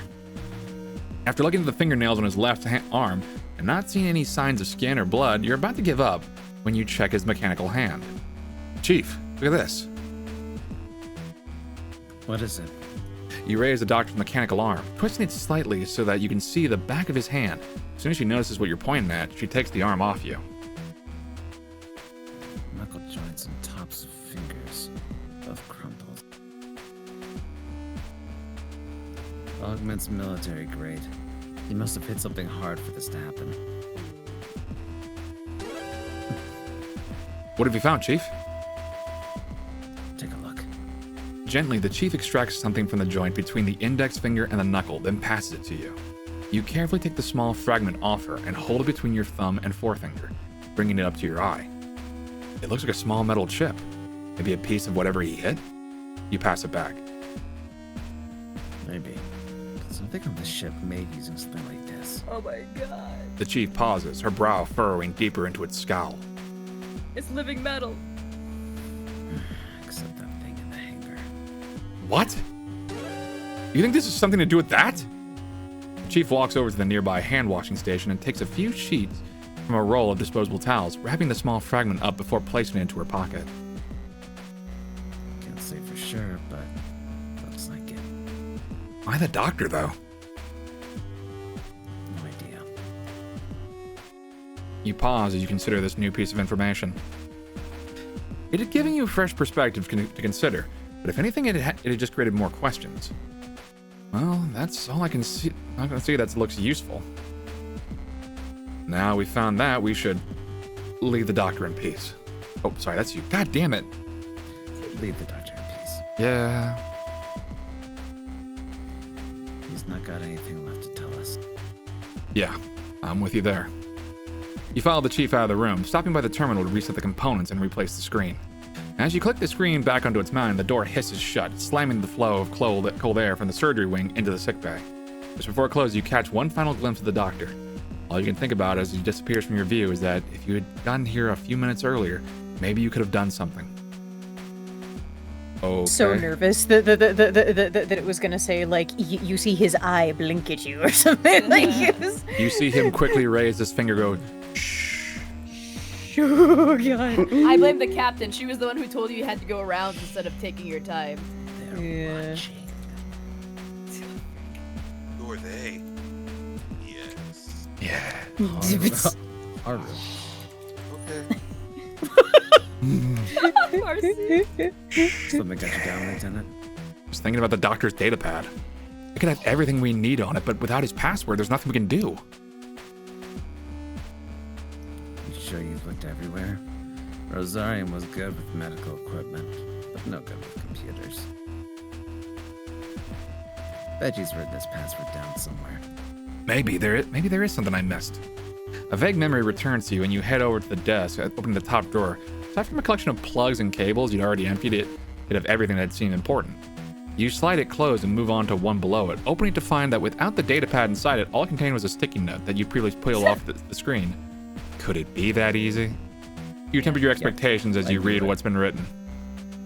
Plague, go ahead. Device asks me to press any key to continue. Ask Cathay's location of any key not visible on keyboard. Jesus. Oh my gosh. Christ. The any key. The any key. The doctor cannot be serious. Dead serious. Exasperated, you pass her the note, and as her eyes scan the writing on it, a broad smile fills her face. It really is you. No! What do you mean? Plague is not tech literate. Really? At all. Okay, listen. I may not be tech literate in like how shit works. I'm not stupid though. God damn it. Tech ignorant would be, Yeah. Jesus. God damn it. I will not take this slander. God damn it. Holy pray. It's called hyperbole. Yeah, I remember when hyperbole. he asked me about this. Laughed so much I scared the hell out of the good dad. I had to explain to the guy that the computer's instructions weren't as literal as he was treating them. Guess he just saw an instruction and followed it. Oh no. Is that the password? Any key? There's no way. I wish he or No left us clear or way. something. Okay. Oh my god. Okay. Enter password. Right, yeah, enter password. Wait, Password. I was It's literally joking. I'm gonna password. do- Imagine if Yup. we had just tried it the first time. Yup.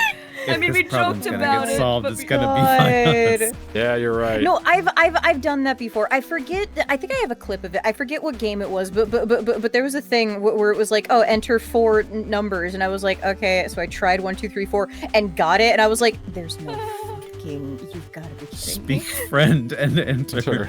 Enter password and proceed. Oh my god. Fuck me running. What's the English word for password? He's Fucking extreme. believe this. He's extremely matter of fact to the point. Literal. I wonder. Let's give it this a try. Oh my gosh. Please. You can actually type it in. Fucking works. Please. Please. Yeah. It would be so funny. Yes. Dr. Rosarium, Oh, you cannot my be God. serious. Again, dead serious. Ha ha ha. I can't believe you've done this. My God. So what was it, Lieutenant? Password. Oh my god. As in, enter password. A huge smile erupts on Chief's face, and she laughs loudly, giving you such a hearty series of pats on the back, you almost launch the data pad across the room. Yeah, really. Good old Rosarium. Wiping a tear from the corner of her eye, the Chief maintains her grin. I would also be laughing, crying. I would also Oh, say, he could always honestly. tell that guy to get straight to the point. Sure, that's Good what you work call figuring it. it out, Lieutenant. See if you can find something useful on that device. Will do. I don't know why that just. Well, I know exactly why. It reminds me of that bit from Spaceballs. It's like the password is 12345. 12345. That's what anyone would put in their luggage. Did you find out anything? Yeah, the password is 12345. That's insane. I know. It's the same password I put in my luggage. This looks like it contains the medical records of everyone on board the Gundog. If I go any further, I'll be looking at some really sensitive material, but there could be something in here that helps me. I need to make sure I only look at what I need to. Never stop. Anyway, let's see. Let's see. January 31st. Chronic bitch syndrome. Oh, look at that. She's the universal donor. Amazing. Wait, oh my god, It wait, says right she shares here- my birthday? Unfortunate. That's right, bitch. I love that it's like, oh, right here it says has no friends. That's crazy. We weren't even testing for that, and that's what it says. Oh my God. No positive Wait. diagnosis to I date. don't- Hypochondria. Hold on, I don't. No, hold on. I don't like that. She has my birthday and my blood type. What the fuck? Oh, you have negative 2? Yeah. Oh my gosh. Okay, guys, if you ever need Yeah, blood, we're I'm taking pretty from- sure it's O negative. Yeah, mine is O negative too. You know, I gotta look through Mine's everybody's positive. shit. All right, here we go, Chief. Let's see. don't like that. Okay. Chief. It just says yeah. Okay. Okay. Just found the records for the captain. Says he found her unresponsive due to Because of what? something called vasalgia, but it says Hold she on. was Where is it? vasalgia. Visalgia. Hangover. I think yeah. Says says she was unresponsive, so that should prove she wasn't absent on purpose. Level of consumption indicates undiagnosed alcoholism. Yeah. Yeah, it's the medical term for a hangover. Yeah. Bitch. Yep, from both a Norwegian and Greek word, it literally is just the medical term for a hangover. Let's see. All right. Works for us. Keep looking at what else is on that tablet. We need some information that proves Quinn's got nothing to do with this, too. Yeah, of course. Let's see. Let's see. Say about handsome Coin. We're gonna check his ass out. Let's see. Oh, positive. Erectile dysfunction, like. Let's Type see. in some stuff in there while you're there. 10 quarters following notification by crew member. Patient discovered. Okay, alcohol induced. Has refused antidepressant. Tiny dick syndrome. Diagnosed Hell with yeah. dysthymia. Has refused antidepressant medication and counseling. Discretion to forego mandatory counseling provided by Admiral Bartomeu's. Chronic hypertension. Admiral. Okay. That was before she was, No, she's an admiral now. That was when she was a rear admiral. Now she's just a captain. Well, now she's just a nothing, I guess. Yeah, that's what I mean. Dysthymia, known as persistent depressive disorder or PDD. Oh, interesting. So it literally is just like so it's like if you have like a constant like low simmer depression for like at least 2 years, you can be diagnosed with it. That's so crazy. Oh, Left shoulder joint internally augmented following injury sustained. Okay. Same birthday as one of my friends. March 20th. AB negative. Hanson Croix comes in reporting frequent. Severe fracture of ulna rectum pain. due to trauma from sudden impact whilst piloting That's armored cesarean. frame. Yeah, that's okay. Automated asphyxiation procedure commenced and completed by 1923. No indication. I know it's ossification. I know. I know. Refused to attend cock and ball torture. no! Oh my god, you know what? Diagnosed with complex PTSD. Ongoing treatment. Oh, treatment. SSRI. 250 milligrams daily. At least he's not so proud as to not seek treatment. Like, you know. Nut allergy. Nut allergy. God damn it! Wait, Of course, the fucker with D's in his name has a nut Universal allergy. receiver. oh, They knew what they were I was about to doing. say, it's like, You're right, They it's knew what they were They doing with that. This guy does He's not have my at the birthday. Ganymede colony, guys. Doesn't dang. That's so funny. doesn't have my birthday, so it's Ganymede. not a 1-to-1. All right, we're good. Okay. It's not what it was. It's the baby. Dalton, Amazing. it's your baby. Generalized anxiety disorder. Me too! Oh my god! Ongoing too. counseling. Ongoing treatment. SSRI. Not me too. Oh Not my me too. god. Haru Rumney. April 13th. Investigate for enhanced sensory potential following 3 consecutive wins in Youth Frame Racing Championships. Results inconclusive. Further assessment required. They investigate for doping or some shit. Yeah. Enhanced Oh shit. Enhanced sensory potential. I think that. Well, July. January 1st, in Europa Colony 1. 1-1-0-1-0-1-1-5-0. Our girlfriend sus is free. Patient delivered to sick bed conscious. Recent sudden onset migraines, loss of consciousness as of 2304-214. Current scans remain inconclusive. Indications of neurological condition will require escalation to the Colony Medical Center if scan set 3 provides no avenue for effective treatment. Gastric distress linked to synthetic ingredients in onboard food stores. Ongoing treatment. Standard meals be substituted for NutriShake powders. You know what? If she is a cyborg, that's probably all she can fucking eat is just NutriShake shit. But why would she love chocolate so much? I don't know. It's habit. Well, yeah. It's in her programming. Likes chocolate. Marie. She is not beating the fucking cyborg. That's what the rum say about Cassie. Enjoys chocolate. Stop. Enjoys chocolate. Yeah. Something wrong with that data pad, Lieutenant? No. Why? Uh-oh. I figured that after all that fuss getting the doctor's password, that you might be a little bit more enthusiastic about. Oh no, putting she the saw us captain freak innocent. everything up. So you're gonna start taking a look? Do you have something more important to do? I just looked. Whoopsies. Right away, Chief. I guess I should look at it more. Okay, so this is just basic bitch information about like all the stuff that we already know. We already looked at the medical stuff. Check task, maybe? Oh, here we go. Assigned to Dr. Run Cypher Zone. neuroimaging set 3. Ooh, let's see. Chief, I got something about Commander Quinn. He never did it. Yeah, anything good? Maybe. Says here that he gave her sedatives at 21:22. 7 minutes before he died. It was around 21:30 when I came down and found the doctor dead before getting attacked. I think Cassie's killed him. I can't. Wait a minute. Didn't she say something about painkillers having like an adverse effect on her? I think so. Maybe?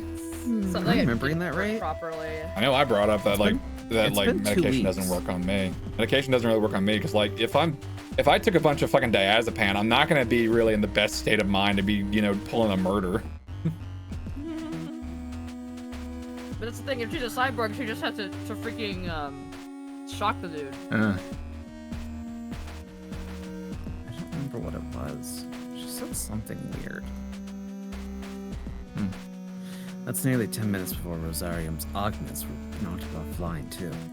There's no way that she could have attacked him if she had just been sedated, let alone kill him. She wouldn't have been in the state to do much of anything. That's what I'm saying. So we've got the Lieutenant Commander being dosed with sedatives, and Bartomeu's having, what the doctor call it, Vasalgia, when the power's off. Looks like we've got enough to prove that Lord's full of crap. Okay, now, definitely, this will be really useful. Okay, now, Captain, you take it, because you're not under suspicion. Maybe keister it. I don't know. Excuse you. I don't know, man. Look, I'm trying. I had a gun pulled on me several times today. There we go, Lieutenant. I think that's it. Datapad shows that Quinn and Bartomeu's were out of action when the blackout happened. Then we've got information on that pad, as well as what we found out from the doctor himself, that shows there's no way she could be the killer. Should be pretty good for convincing everyone, right? Yeah. What's up? Figured you'd be excited about the solid alibis we've got for the captain and commander. I was just thinking, we can show that it wasn't the captain and it wasn't Commander Quinn, but we still got no idea who it was, right? And this is Ace Attorney. If we don't find the actual murderer, then we may as well get a guilty verdict. Someone on this ship is responsible for the doctor's murder. If we don't find out, they'll still be out there. Even if we get Captain Bartlemews back on the bridge, we're all targets, right? We need to figure out who it was.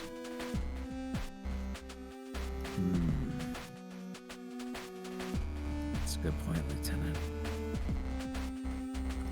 But how are you gonna do it? Well, the datapad's got me thinking. The doctor had his logs, right? Not that different from the whole ship. Almost everything is logged, so if we look at the records, we should be able to figure out who it actually was by tracking the crew's movements. With Laura on the bridge, she'd have the ensigns on us before we got anywhere near the reports. Wouldn't surprise me if she's got a panic button all set up or something. Hey, no problem there. Huh? We don't need to go through the bridge. Everything on the ship goes to the central computer. We can get over to engineering and take a look at the records there. Easy. Won't the ensigns notice? Don't worry about it. I've got them kept busy in one of the engine rooms. I'll take a look to make sure the coast is clear too. Thanks, Chief.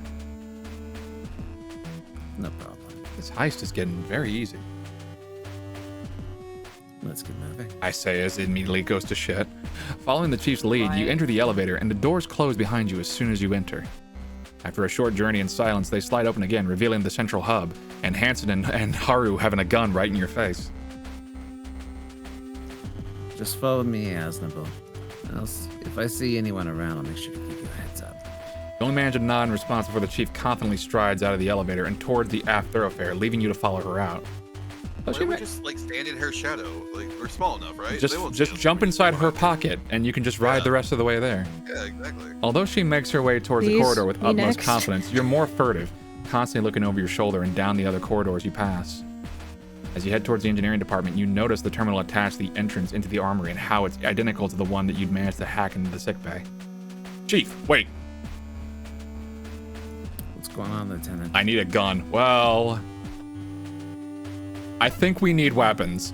The plan's to convince the rest of the crew and get them behind us before we approach Vanessa and the ensigns. But what if the ensigns don't listen to reason? Vanessa's gone this far to take control. How much further do you think she's willing to go to keep it?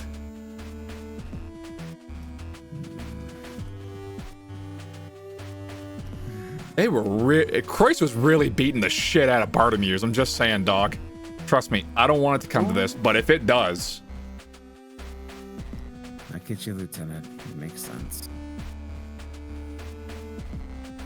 The ensigns should still be in the engine room if they've got any sense.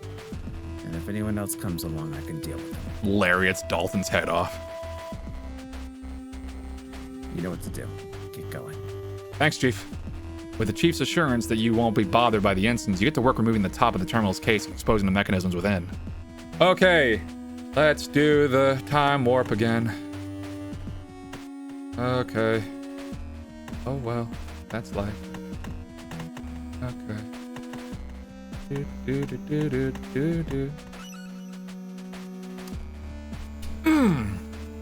You love it when I hack you, don't you? As you rotate the final node, the electricity is redirected and the door slides open. You quickly slip inside the room, followed by the Chief. Yes. Gun. Putting on one of these would limit my visibility, my mobility at a real disadvantage. No benefit. Okay. As you review the weapons inside the locker, you decide on a submachine gun like the one currently in Hansen's possession. It wasn't much, but it was the most powerful weapon in the armory, and it would put you on a level playing field at the very least. Quickly stop. Something wrong, Lieutenant? These lockers are set up to alert the bridge whenever they're opened. If I were to just take a weapon, Vanessa would be onto us for sure. There's no way for me to get it without giving us away. Makes sense. You can mess around with the components of those systems either. They're much newer than what's in the terminals. Hang on, Aznable. You watch as the Chief steps back, looking up towards the top of the lockers. Pacing from one end of the room to the other, she stops occasionally to look at a conduit or a bunch of cables. Eventually, she heads to the left side of the series of lockers and places her hands on the top, effortlessly heaving herself up in one motion. Get ready to grab what you need, then shut the door again, understood? You place your hands on the locker's handle, waiting for the Chief to take action. Understood. With a sharp tug, the Chief pulls 3 large cables out of the wall. Fuck me. Now, Lieutenant. You pull open the door and fumble in the darkness, eventually grabbing one of the guns and a few magazines. You place them down beside you, and then you slam the door shut. It's closed, Chief. Gotcha. With a huff, the Chief drops back down to the floor. You look up and past her and see the cables have been inserted back into the wall.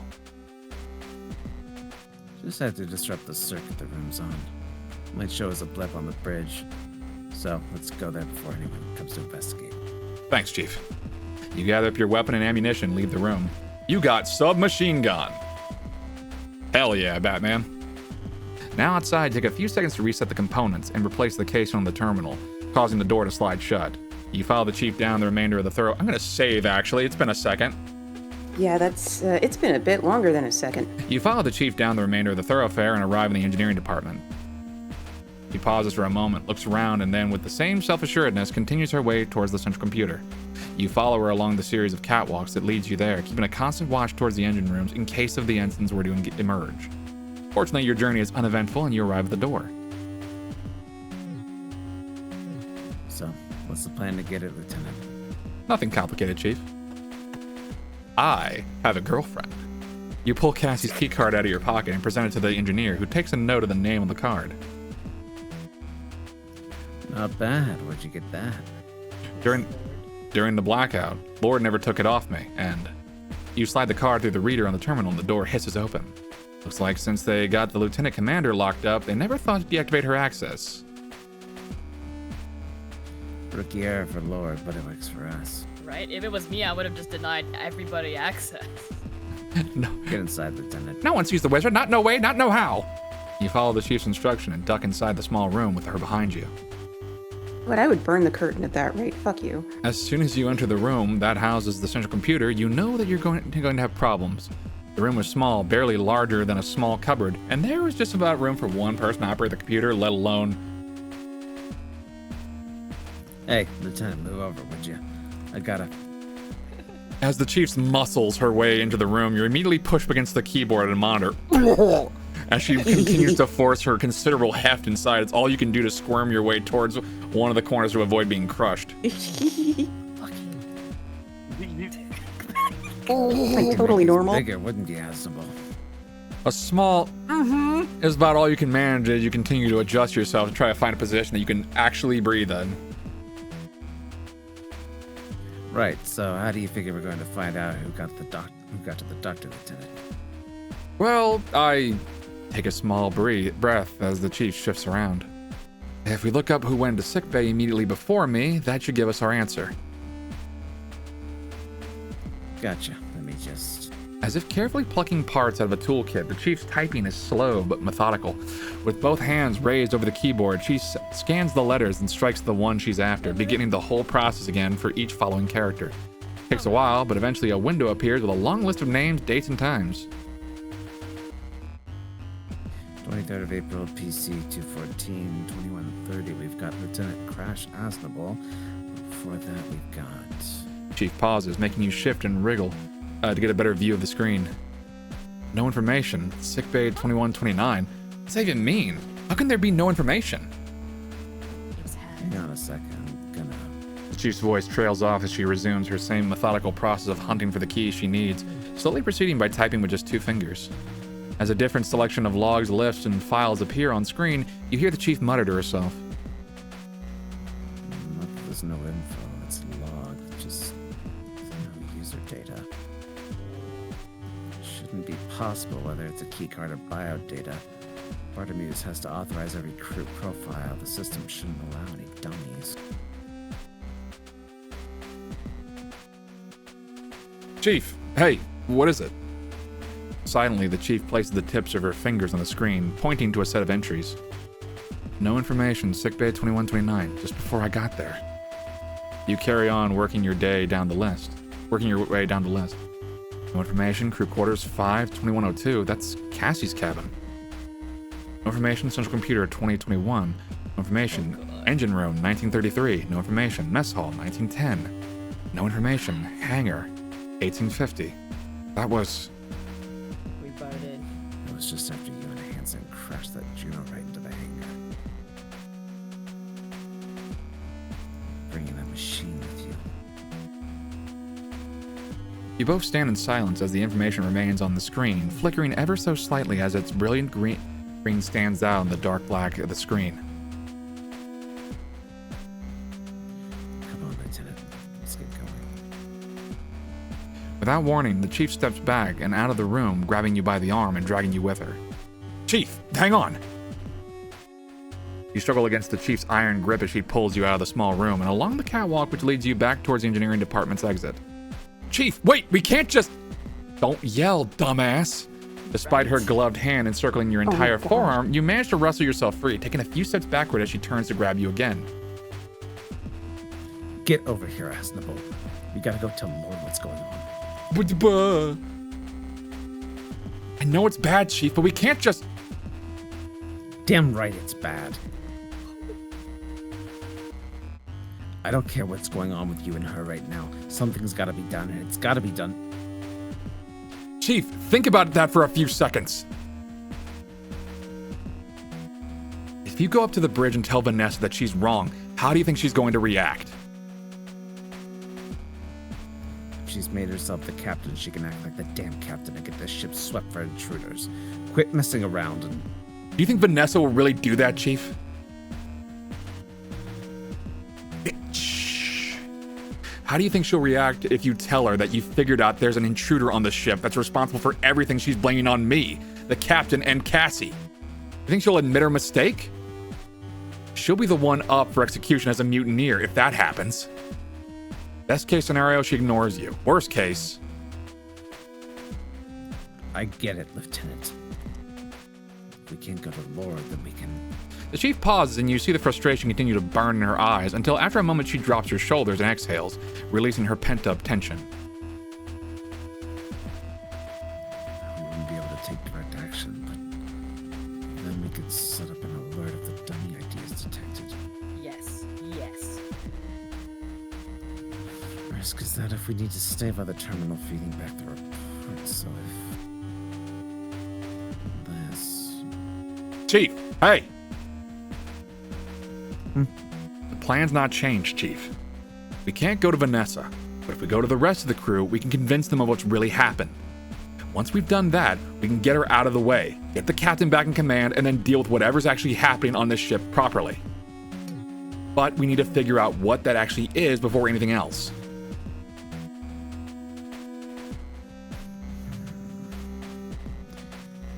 If we know their aim, then we'll also be in a better position to deal with what's happening.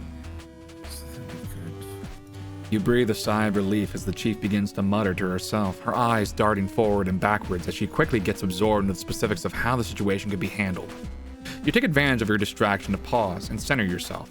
You found out a lot about what had happened, but so much of it was just disparate information. You need to bring it all together to figure out what was really going on.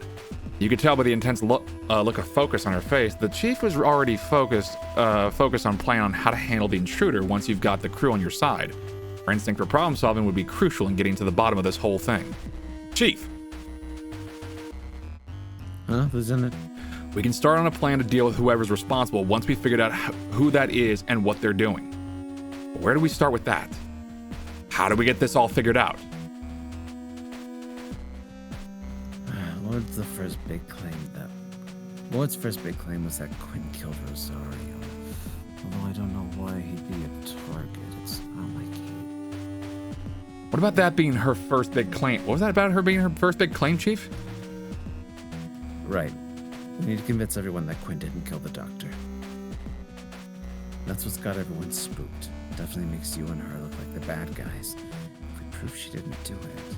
Right. So what do we know that proves Cassie didn't do it? Oh, shit.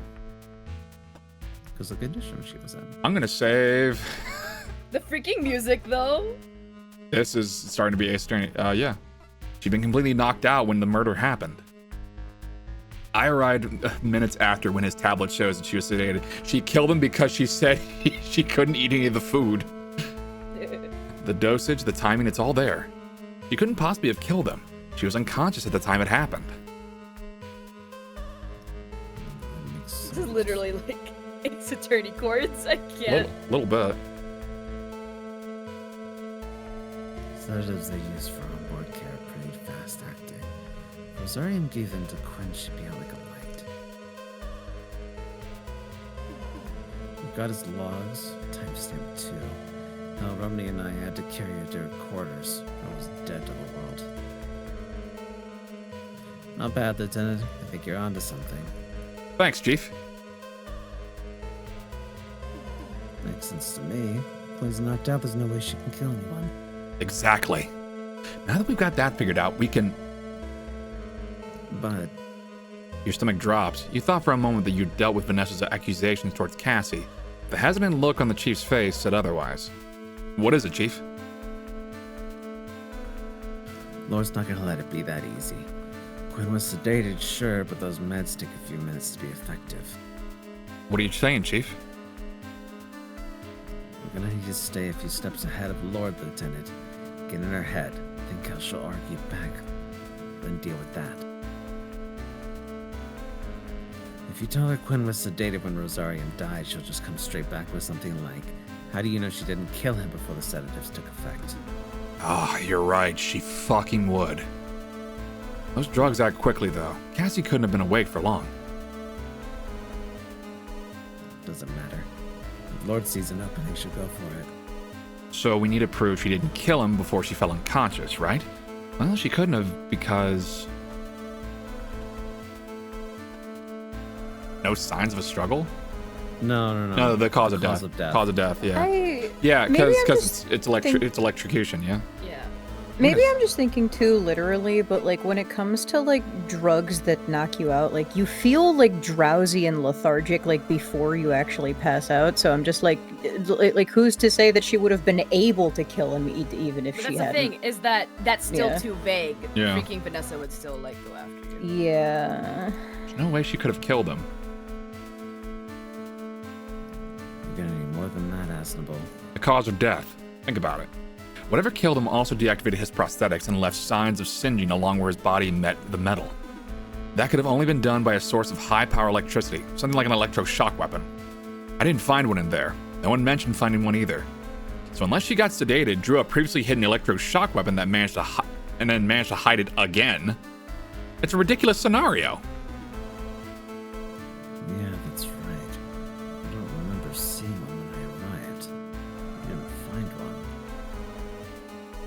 What if Lord does her own investigation? Finds an electroshock weapon in there. She wouldn't. I searched that room from top to bottom. Yeah, but what if she did? Yeah, what if she placed evidence and like, oh no, I found one.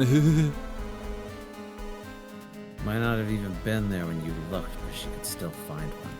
That's ridiculous. She'd be planting evidence. You think that rat wouldn't? Can't do that, that's illegal. Lord's not playing fair, Lieutenant. We need to get this bolted down. How do we know Quinn didn't hide an electroshock weapon? Because you have the only one on board. Yeah, she can't access the armory. That's simple. She couldn't have had an electroshock weapon in the first place. So I'm pretty confident there, Asnable. You sure? Absolutely. She couldn't have one because she can't get into the armory.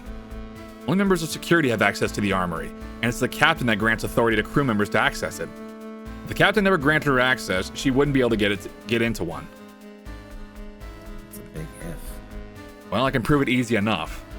Running this through the terminal outside the armory will show that she couldn't get in. It's the same reason I didn't ask for your card just now. Wouldn't have worked. So if she never had access, she couldn't have got her hands on one, right? Yeah, that makes sense.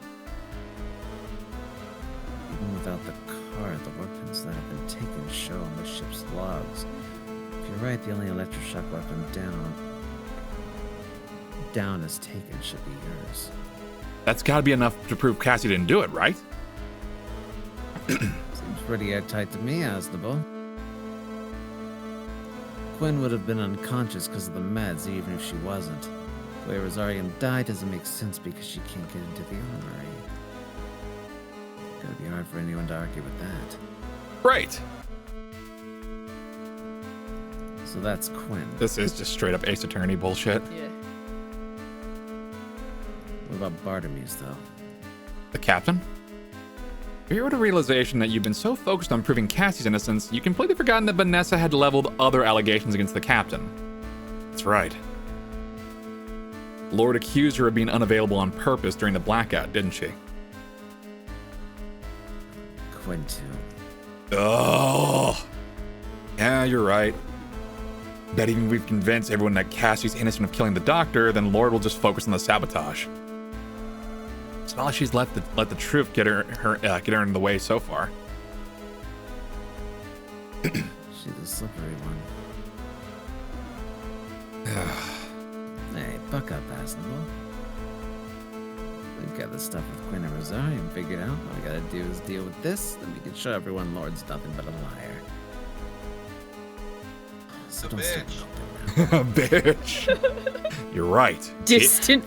I like to imagine She is that a bitch. Hanson, like, down over where the cores are. They know that we're here. They're It's- just not saying anything. It's just a natural reaction to hearing Lord's name. Bitch. Right. We need to convince everyone that the captain and Cassie didn't have anything to do with the sabotage and they weren't dodging their duties. But what do we know about them that we can use? They were both unwell. So Vanessa's argument is that they were both traitors through inactivity, right? That it was a choice? Basically it, yeah. But using the doctor's data pad, we can see that both of them were unwell at the time the blackout happened. There's no choice about it. The doctor made note of what happened to the captain, as well as the scans and treatments he gave Cassie. He wouldn't have done that unless he found cause to. That proves there was a genuine medical need. The doctor may have had his quirks, but I don't think the crew will believe he was an incompetent or a liar. Yeah, Rosario wouldn't have done all those scans on Quinn unless he'd found something wrong. Captain 2, he noted a condition in our treatment plan. I think you've got it, Lieutenant. That's it then. That's the captain and Cassie both in the clear. Took a while, but we got there. Now this has convinced me. But Something bothering you? even though we've got that figured out, it leaves us with needing to find out who actually is responsible. If we can't show who the real culprit was, then Vanessa will just worm her way out of it, say the captain and Cassie are still the most likely culprits. That's a good point. So then, you got any ideas who it was? Is it gonna do a Persona 4 where it just gives me a list of names? Fuck. Someone else. Yeah, Someone else? someone else. I don't think it was anyone from the crew. No. If you think about it, when the blackout happened, no one was in any position to take advantage of it. We were all totally taken by surprise. Didn't seem like something that happened from within the ship either. You'd have figured out what caused it otherwise. Yeah, I reviewed the diagnostics, and although there were some fluctuations in the main grid, it was... Plus, the same thing that happened to the O'Brien. It wasn't just the power going off that affected the O'Brien either. Their doctor was also killed. What? Yeah, the doctor on board the O'Brien. Found her dead, not like how the Dr. Rosarium died. Looked more like she was killed with physical force. The sickbay was all smashed up. That was the same. Then we know that no one except myself had the means to kill the doctor in the same way we can see he died. But even then, the entry logs for the sickbay showed that the bioscanner didn't pick up anyone from the crew going in. Just this no information.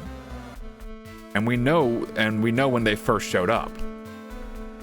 So you're saying that whoever was on board that thing when it arrived has done all this? Vanessa's gonna turn that on us and Hanson. It's the only way that it all makes sense.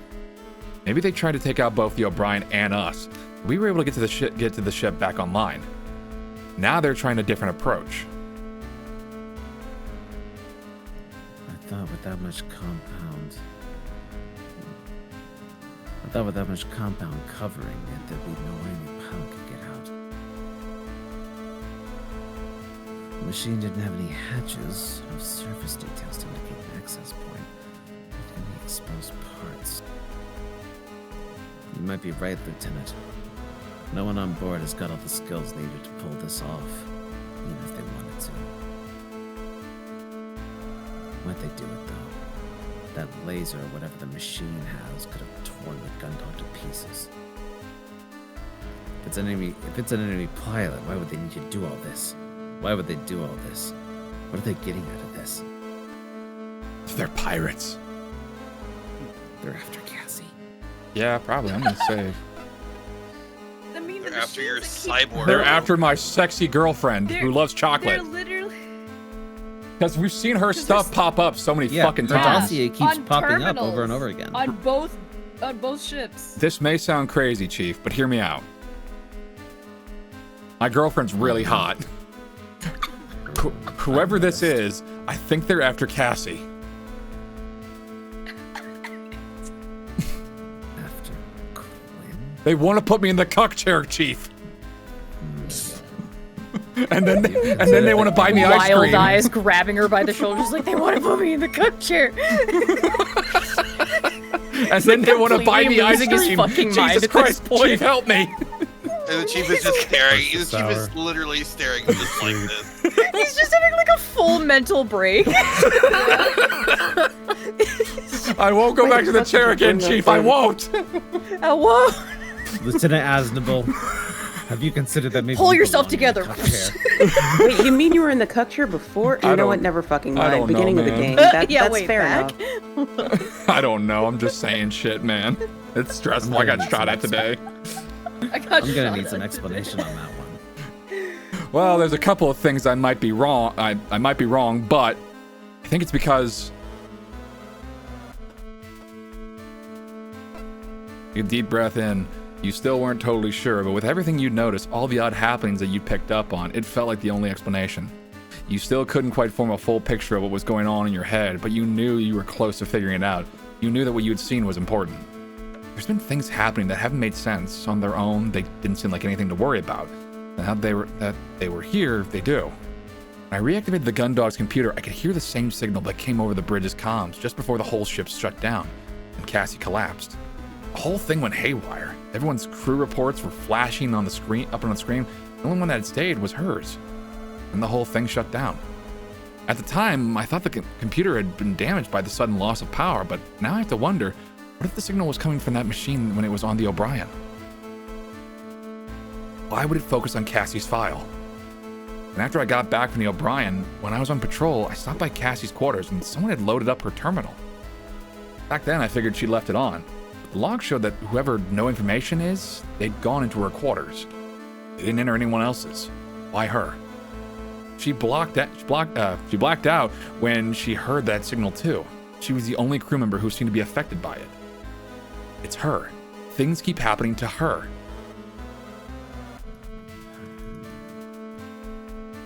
After Quinn. I can't explain what you've seen, Lieutenant. The central computer shouldn't display any files on a fresh boot.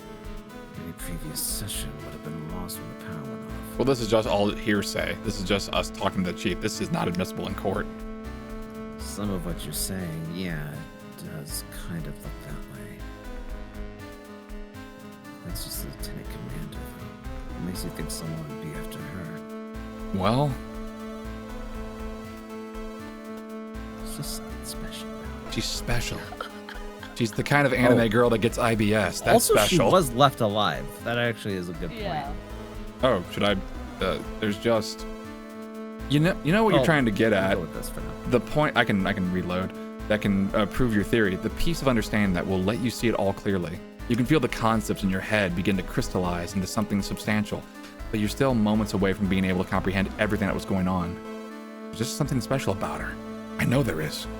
I assume she was left alive because she wasn't a witness. Conscious. Something special that the edges of the chief's mouth twitch, beginning to draw back into a disapproving sneer. You know you need to do better to explain what you mean. You want her to believe you. I know she's special because of how they left her alive. Oh, okay. So All right. you got there anyway. There you go. Oh, they left her alive. That's right. In the sickbay, they didn't harm her. When I got there, the doctor was already dead. I didn't see anyone head down to sickbay before I did, so they must have gone down there at least a few minutes ahead of me. They would have had plenty of time to kill her as well. But they didn't. They left her alive. You survived your encounter too, Lieutenant. Don't you think that maybe killing the doctor was an accident? That's only because Hansen raised the alarm after he noticed them attack me. I was lucky that blow didn't kill me. It easily could have if Hansen hadn't pulled the alarm. They'd have been able to finish me off just like the doctor. So they killed the doctor, they attacked me. Why was Cassie left unharmed? They wouldn't have left her alone unless they wanted her for something, right?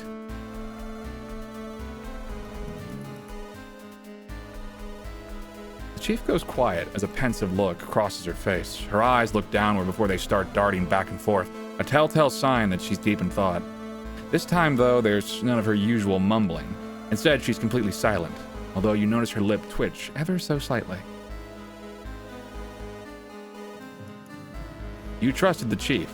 That was why you'd gone to her, to help you through this. If you couldn't convince her about what you were thinking, or at the least give her enough reason to have faith in you, there was no way you'd be able to get to the rest of the crew on your side. She seemed to think you were right about the doctor's death and the sabotage, but could you convince her that Cassie was at the heart of this? There could be a lot of reasons they didn't kill her, Asnable. That she was unconscious, so it wasn't. That she was unconscious, so wasn't a witness. You really think this is what it all comes down to?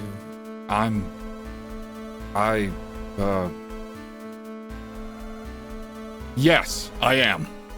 Ooh. How can you be sure? Yes, I am.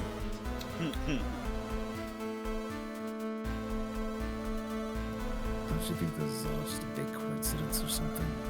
How's it all tied together? I don't think so, Chief. After all, Jesus Christ. Well, Could have destroyed the gun. I'm gonna save. Too many coincidences. There's too many. Good idea. I'm gonna say they could have destroyed the gun dog. Yeah, that makes sense. Yeah. But the fact the gun dog They is could still have in one turned- piece. They could have turned the systems off again, like they did in the O'Brien. That craft, whatever it is, it ripped through the O'Brien like it was nothing, then made it all the way to the gun dog. Why didn't it just destroy the ship then and there? Hanson and I saw how powerful its beam weapon is. It sliced through the O'Brien's armor with ease. If we'd been caught by the beam in our Juno, then we would have been vaporized in a second. Why didn't it destroy the ship when it had every chance to? Why did it go dead at the exact moment it did, when we fly it right into our hangar? Why is the ship still online when that thing could knock it offline with a single signal? Why did all this happen? And why does everything keep coming back to Cassie? Chief stands silently in front of you, imposing and quiet. There was a passion and fury in her amber eyes, something in her look that made you feel like you were being disassembled, like a machine being examined for faults. Had you gone too far in pushing your point? Was this the wrong direction to take? Had you missed something? I get it, Chief. I know it all sounds nuts, but with everything I've seen, it's really... You're onto something, Lieutenant. Oh my god. Am I better than Sean Chip like a Ace Attorney? Maybe. Damn, whoa, that was Oh my fighting goodness words. Gracious. Sean, so we get Sean. So we get Sean right now. No, don't. Chief, you think What? so? No, he's busy. Let him be.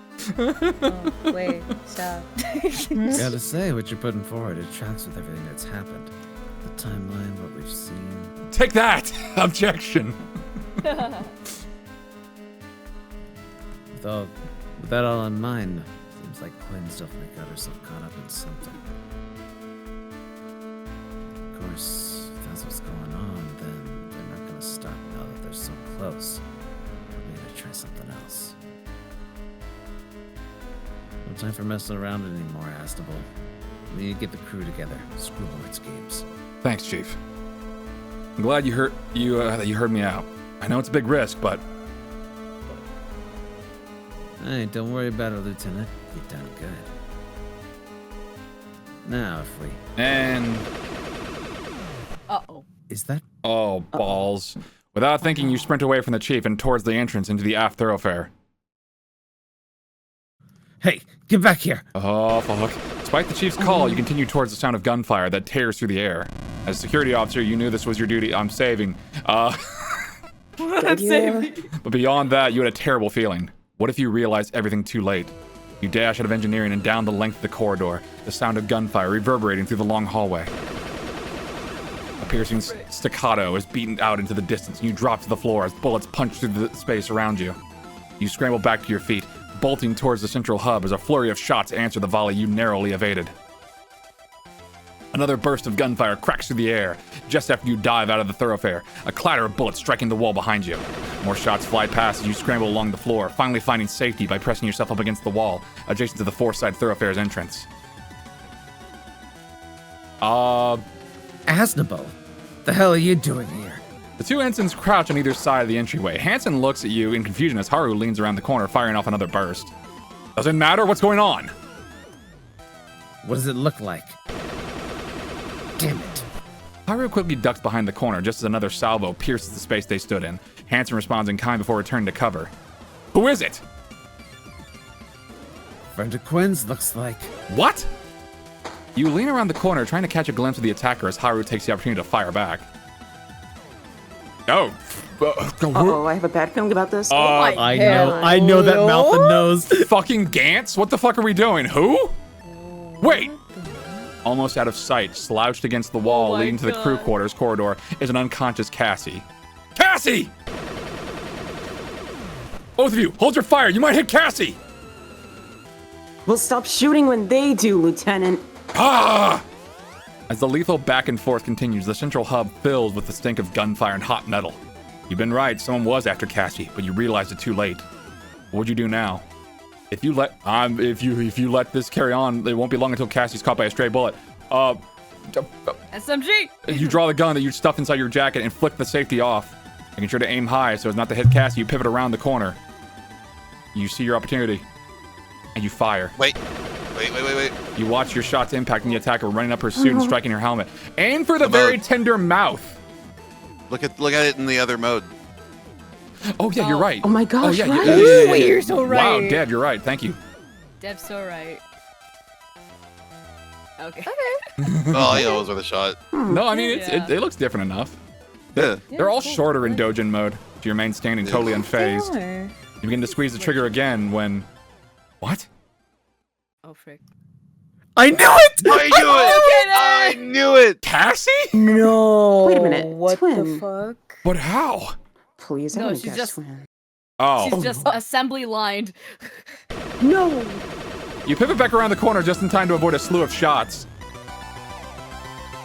What is that? Quinn? It can't be. Whatever. Shifting his weight, Hanson prepares to fire around the corner, unperturbed by this latest development. No! Huh? Poor Hanson. You dive into Hanson, forcing his gun upwards, a trail of bullet holes marking the ceiling. Don't shoot! Get off of me. Christ, they're moving! As Hanson shoves you off, you watch Cassie throw Cassie over her shoulder and disappear through the hangar entrance. Hey, stop! You spring up and sprint after the two of them, following through the open doors.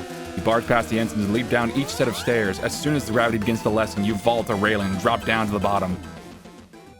Goo! Stop right there! Oh no. You yell as you burst into the hangar, gun drawn.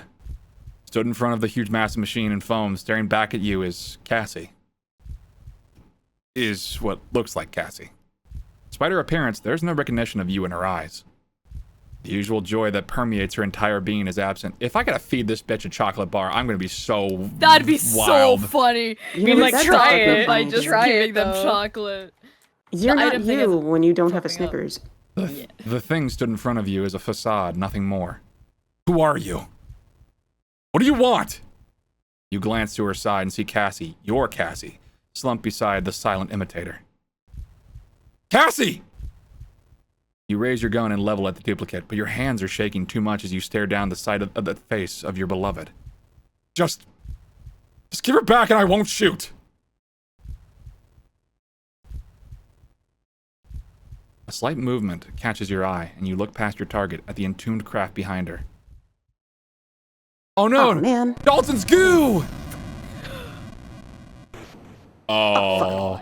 Fragments of foam cut through the air around you as the machine's prison is vaporized in an instant. Don't like that. You're thrown back by the impact of its leg on the catwalk, only saving yourself from slamming into the hangar's rear wall by grabbing onto another nearby railing. Wait! Before you can recover, they grab Cassie, slip a mask over her face, and throw her over their shoulder before retreating up the machine's leg. Within seconds, the pair disappears inside a hatch atop the craft that closes as soon as they're through.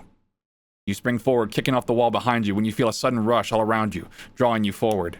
You grab onto the catwalk's railing just in time. The hangar door is opening. Oh no. You brace yourself against the air whipping past you, doing your best not to get dragged along with it into space.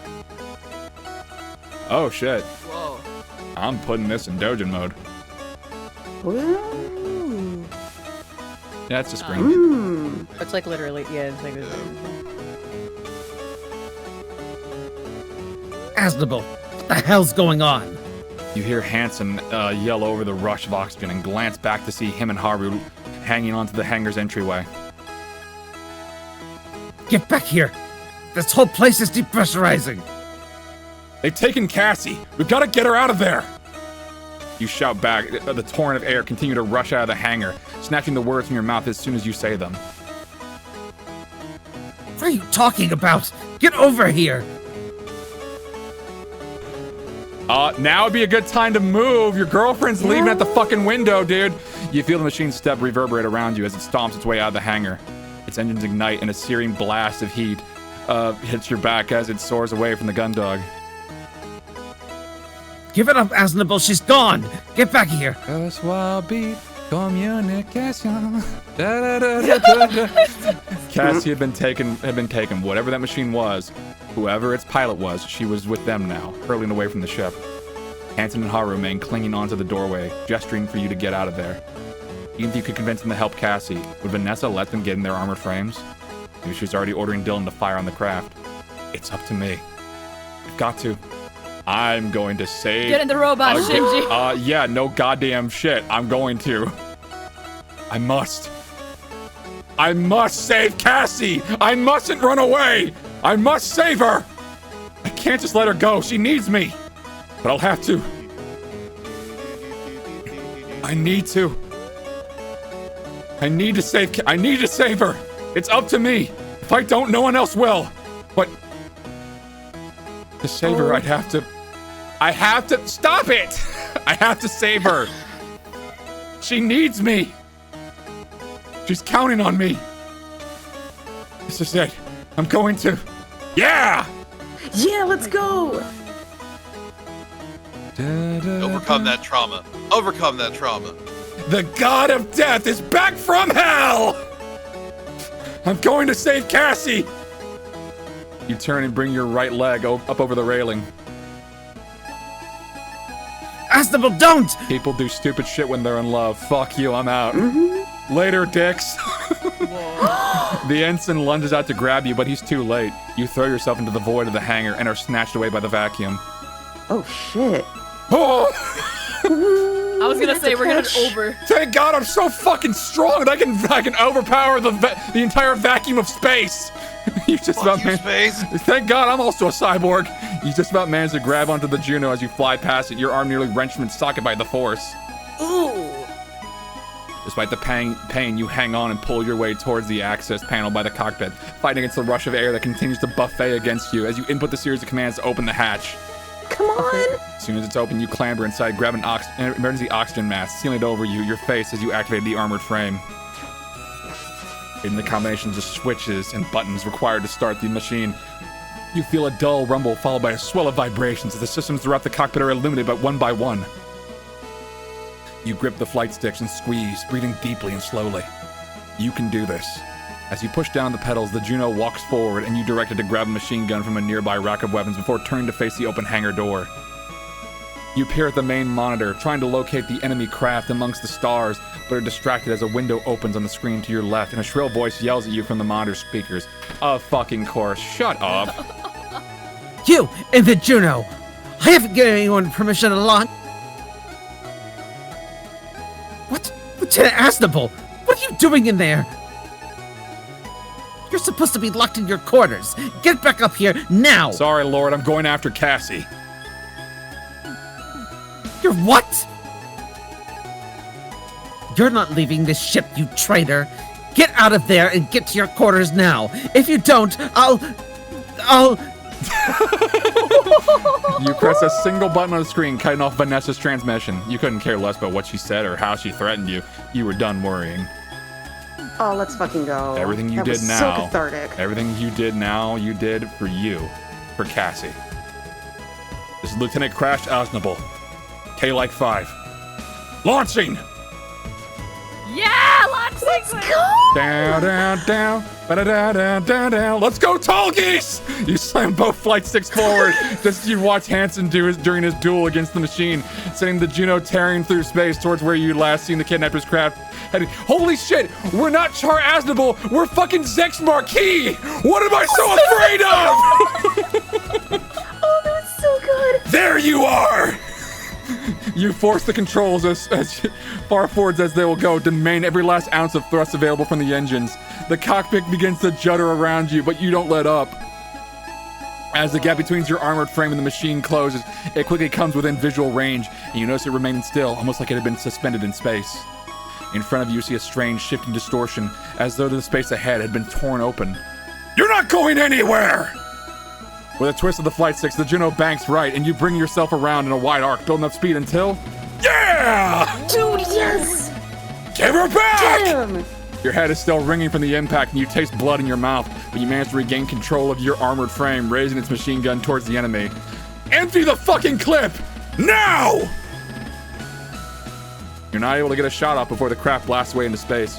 Gritting your teeth, determined to not let it escape, you thrust the flight sticks forward again, and you're forced back against the seat as the Juno hurtles after the target. You can hear the engine begin to whine. The main monitor is full of warnings and alerts, but you keep the controls where they are, not willing to give the enemy a moment of reprieve. Slowly, you gain on the strange craft, and as soon as you're within range, you squeeze the trigger on the right stick, holding it down to empty the gun's magazine. Each round slams to the enemy, the sustained series of impacts throwing it into a spin. There's more where that came from! You throw and begin the process to reload your gun. With a grim grin, you focus the target reticle, line up your next volley. Wait. In an instant, the enemy turns, its snout-like protrusion already glowing brightly with the telltale bolts of energy emanating from the light within its weapon. Oh, fuck. It's all you can do to draw the controls back and slam your feet down the pedals, trying to halt the Juno before it's caught in the deadly beam. Oh, fuck, no. Oh. Through luck more than skill, you managed to prevent the blast of energy from cleaning your Juno clean in half, but now alarms fill the cockpit and your warnings cluttered your monitors as you realize the armor's frame's left arm has been sheared off. It is like the fucking tall geese! Oh my gosh! Frick, it is the left arm. You struggle with the controls as your off-balance machine careens through space. Its fine calibrations now thrown off by the loss of a limb. You manage to reorient yourself, only to see the enemy's cannon pulsing with energy as it prepares another devastating shot. No! Damn it!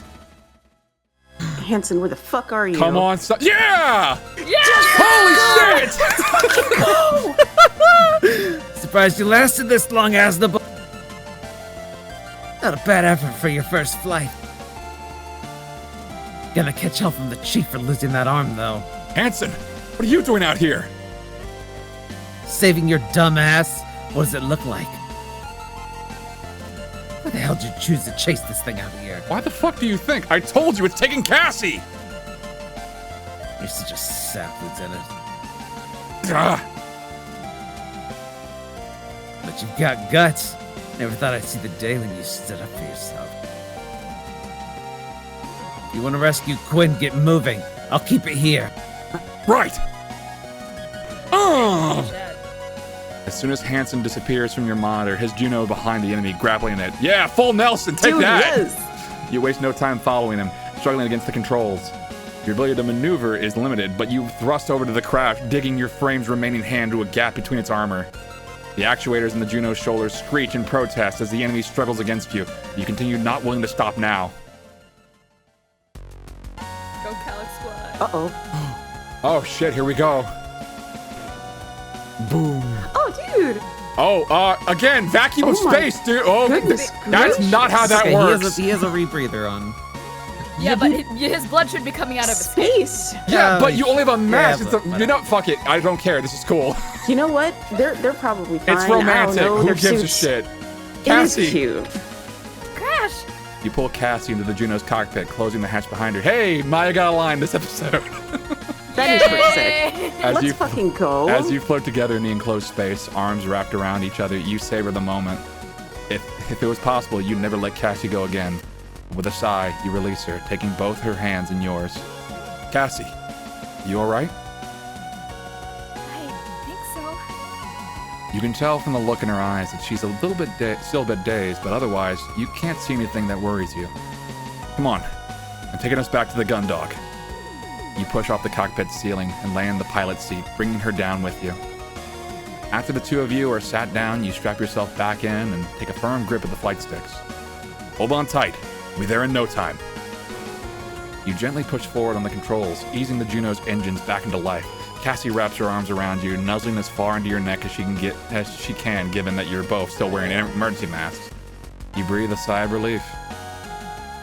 The gun dog grows larger on your screen as you slowly fly towards it. The enemy machine has been taken out. Cassie is back with you. Everything is all right again.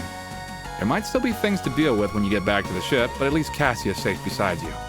You let out another deep breath, unsure whether you want to laugh or cry. Instead, you relax, loosening your grip on the twin sticks and gently resting your head on Cassie's, bringing your right hand up to slowly stroke her hair. Your armored frame continues its slow flight towards the ship. The only noise in the cockpit is the dull hum of the engines, vibrations, and both of you breathing softly. You sit up slightly and look down at Cassie, who's still burying her face in the crook of your neck. Huh? She spoke so softly, you weren't even sure if she'd actually said anything, until she begins to speak again. What's going on, Crash? I remember getting taken to my quarters, but there was this woman... gunshots.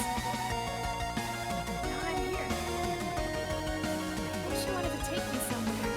I could feel what she wanted. It was going to be somewhere really far away. From you, from everyone. You continue to gently stroke her hair, your fingers working through the strands to run gently down her neck and back. What happened? You're silent for a few moments, but eventually you take your free arm and bring it around her shoulders, drawing her in tighter. I don't know how to find out either. But whatever happens, I'll be here with you. I won't let anyone take you away again. I promise. You can feel a gentle pull on the fabric of your shirt as Cassie balls her hands into fists, punching material between her fingers and palms. I love you, Crash. Oh, God. Oh.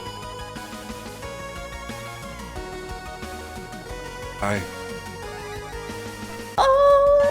I love you. That's the first time you've said that to me. Cassie Really? Cassie, They haven't said that? I don't know, man. Cassie draws her hands back from behind you and presses her palms against your chest, her face still hidden. You stare down at her, your heart at full. As you gaze down on her, she begins to squirm and fidget once again, clasping the material of your shirt in her hands as she balls them into fists. I love you too. With her pressed against you, it's easy to feel Cassie tense up for a second before her whole body relaxes. It's so obvious she's relieved that you can almost feel it too. After another brief stretch of silence, she sits up, looking you in the eyes, hers moist with tears.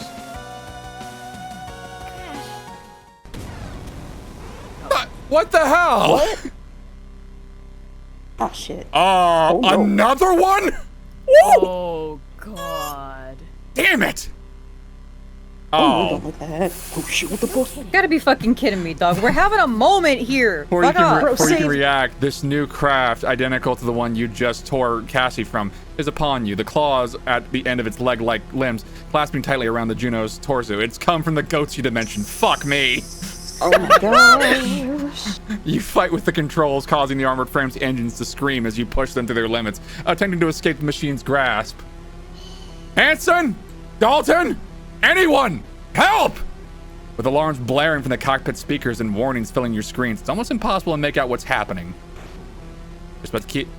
You're just about keeping you and Cassie out of the rift in front of you, but even that is straining the Juno's engines to the point where you know they can't take much more. Just go, Crash. What? Cassie, I can't leave you! It's me. They want. I can feel it. The tears of joy that had filled the corners of her eyes now run down her cheeks, having turned to sadness. They're not going to stop until they have me. Take a rescue buoy and reject. Let me go. No, I'm not leaving you! More tears flow down her face as she grasps at your chest. You have to. They won't stop. You can't win. Just let me. I said no! You take a hold of Cassie by the shoulders, looking deep into her eyes. You know she's right. You can't win. But you're not giving up now. I told you no one was gonna take you away from me. If they're taking you, they're taking me too! Oh shit. You grab Cassie with one arm and slam the flight stick forward, sending you speeding towards the shear in space. Alright, motherfucker, let's go! With a roar, you all plunge into the rift. You don't know why it wants Cassie. You don't know where it's taking her. But you know one thing. She won't be alone. Wait. Oh, that better not end here. Is that the end? Is that the fucking ending? That better fucking not be. It better not be. Ellipsis? Oh. Oh. Okay. Crash. Huh? Come on, wake up, Crash. Is this a planet full of Cassies? Could you Oh, no. imagine? Uh, I swear to frick. Bro. It's just like, I knew heaven was real. I can feed them all chocolate. What? You're alive! You're alive! Oh, one of the Junos is fucking gone, though. Oh. I thought I lost you. Cassie? Oh, darling. Thank God. Welcome back to the land of the living, Lieutenant. Oh, frick. Okay. That's all carton of smokes you owe me, Croix. What? What? Yeah, whatever. Didn't think the lieutenant was gonna be this tough. Guess you're full of surprises, huh, Snowball? What's going on? Me and Croix had a bet on whether you were going to make it after we popped your cockpit hatch and found you slumped over the controls.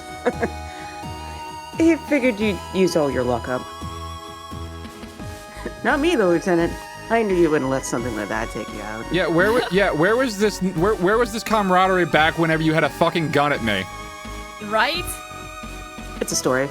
Okay. You've been showing you've got serious guts recently. That's obviously not what he's asking about. As Cassie and the ensign squabble, you try to marshal your thoughts and memories. Everything feels disconnected and jumbled. Simply thinking feels like trying to find something in a dark room with no gravity. I remember going out to save you. There was this rip in space, or something. I went into it and... You saved me. That's what happened. You sit up and place your face in your hands, massaging your temples with your thumbs, to try and get rid of the feeling that your thoughts might fall out at any moment. Hey, I think you mean that I saved you. You're welcome, by the way. I saw you charge headfirst into one of those weird glowing things. Didn't know what was gonna be in there, but you wouldn't survive if I left you too. So like a good crewmate, I went in after you and dragged you and Quinn back out. Brought you here. You do the same for me, right? You reach out and grab the nearby railing, pulling yourself up to your feet. As you do, the sensation of your head being flooded with thoughts and memories intensifies. You steady yourself, but keeping your focus feels like trying to carry a glass full of water that's been filled to the brim without spilling any. Wasn't this... Take it slow, honey. Don't rush. You sure you're ready to be up and about, Lieutenant? Yeah, I'm fine. You push away from where you were stood, but trip, falling unceremoniously to the catwalk and slamming your forearms and knees onto the walkway. Huh? Crash, are you okay? Alright, only so much of this I can watch. Come on, Quinn, I'll grab Asnabal. Let's get him up to the mess hall. Maybe a coffee will sort him out. Right, thanks. Hanson comes over to you and brings your arms over his shoulders, hoisting you without much delicacy. As you head towards the hangar's exit, Cassie follows close behind you, her hands resting tenderly on the small of your back. Once you're near the stairs, you move away from Hanson and begin to make your way up towards the four-side thoroughfare, each step becoming easier as you will yourself to walk unsupported. Cassie, what's happening on the ship? With Lord and... Hey, Crash, less talking, more walking. I'll fill you in later. Don't worry about that right now, honey. You look around the four-side thoroughfare and see everything looking shockingly normal. You didn't know what you were expecting. You didn't know what you were expecting to be out of the ordinary, but seeing the thoroughfare as it had always been, its same liminal peacefulness soundtracked by the gentle hum of the ship's systems made you feel reassured. Maybe it wouldn't be so hard for things to go back to how they were. It takes you longer than usual, but Cassie follows patiently behind you until you reach the mess hall. All right, take a seat, you two. We'll grab some coffee. Night, Dev. Right there. Night. Night. Cuckoo. You sit down, still woozy, as Hanson orders 2 coffees from the vendmate. Cassie sits beside you, gently rubbing your back as you try to get your head to stop spinning. There you go. Take it easy and drink up. I'm sure Captain Bartamuse has a lot of questions for you. Captain Bartamuse? But what about... Ah, there you are, Lieutenant Commander Quinn. Lieutenant Osnable. Ma'am! Ma'am! Howdy, you two. Did shit just get resolved while we were gone? I guess so. Was my dick just so huge everybody just stopped being crazy for 10 seconds? Well, I feel like because they saw that there was somebody else on board, all of Vanessa's stuff just fell apart, and then Haru was able to take action with the chief and potentially free everybody. Yeah. Like I said, my dick was so huge, everything's fixed itself. Maybe Sure, I'm whatever makes just yourself feel better, distrusting. Maybe I'm just distrusting, but like something feels off. Yeah, Yeah, no, I there's mean, that feeling not at the gonna back lie. of my mind right now too. Did we do a time warp or some shit? I was like, is I this don't an know. alternate dimension? We'll see. Like what? It does almost feel like we're unconscious and we're just dreaming all of this right now. Yeah, it We're feels totally like Yeah. it feels in the planet of the Cassies. right. It's It like feels- people refusing to answer literally anything. Like Yeah. It has this air about it of like they can't answer good to be you true. because you don't know Yeah. what happened and your mind can't. I'm like, Oh, I'm like yeah, I also like that, questioning yeah. myself in that because anytime I have thoughts like that, I'm just like, you watched too much Gravity Falls when you were a kid, dude. But I'm also just like, this is like There's I'm right there with weird. There's something strange going on. Yeah, things feel too resolved. But, yeah. Captain, what are you doing here? What about the ensigns? What about Lord? Lord. She doesn't exist. Ah, yes, Lieutenant Lord's little dalliance for command. Yeah, what about the part where Croyce beat the fuck out of you? How about that? Thanks to Chief Cathis, that's been dealt with. Okay, that tracks, I guess. The chief?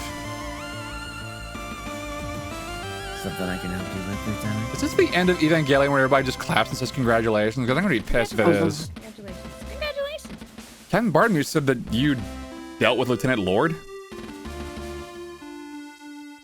I resent being made to sound like an issue on the daily maintenance log. Thank you very much. What the fuck happened? Where's my Bro, gun? what? I don't know, check your inventory. Lord! You spring to your feet, your head snapping back between the two ensigns, trying to see who'd make a move first. What are you? Honestly, Lieutenant, don't make this so awkward. Bitch, you pulled a mutiny! I'm here She's gonna apologize. to... Oh shit. This is a fucking dream if you apologize. Come on now, Lieutenant. Let's hear you say it. apologize. That's it. I went into that hole and I This is a fucking fucking died. farce. No. That's what happened. Yeah. I went into the hole and I fucking died. That's what happened. I'm dead. I'm dead and I'm in purgatory. I'm in space purgatory. Fucking spacers ruined everything. Ah! It seems that based on what happened in the Foresight Thoroughfare, your actions out in space, but I was told by the crew, I made a mistake. So I thought I'd apologize.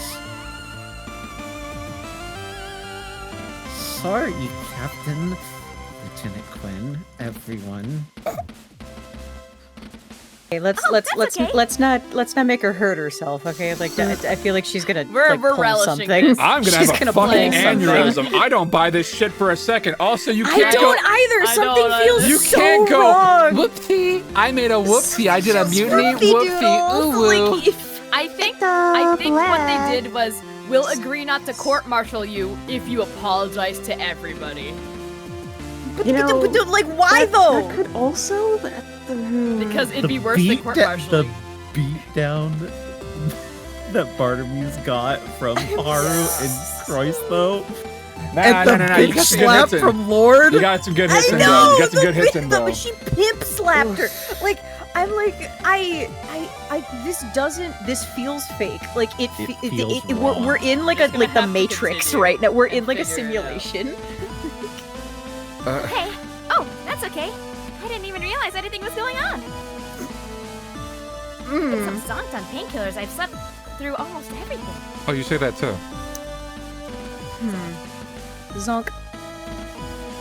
What has been going on? It's a fun word. It is. Well done, Lieutenant Lord. That was very big of you. Who the fuck are you pod people? So then, I'm sure we can all agree to put this matter behind us. I'm hooked up No. to a fucking battery. I swear to God, I am. I'm being. Right, like you're. I'm a battery you're powering the being planet of treated as Cassie's. like a potato clock right now. Like Put it's like something is wrong. Put this behind us. I Sensation think of we're all being just really cynical people. the sensation of being lost in a shoal of your own thoughts returns, and you can barely grasp situation. Either that, or the Welsh people are a lot shit. more forgiving about mutiny than than we are. Well, if you think about how Bartermuse is, she's kind of just laissez-faire, sweep everything under the rug sort of person. I wouldn't be surprised. Sumi, if I got the shit kicked out of me, had a gun stuck in my face, and then just got slapped and all kinds of other shit, I would not be very laissez-faire, and I'm a pretty chill dude, all things considered.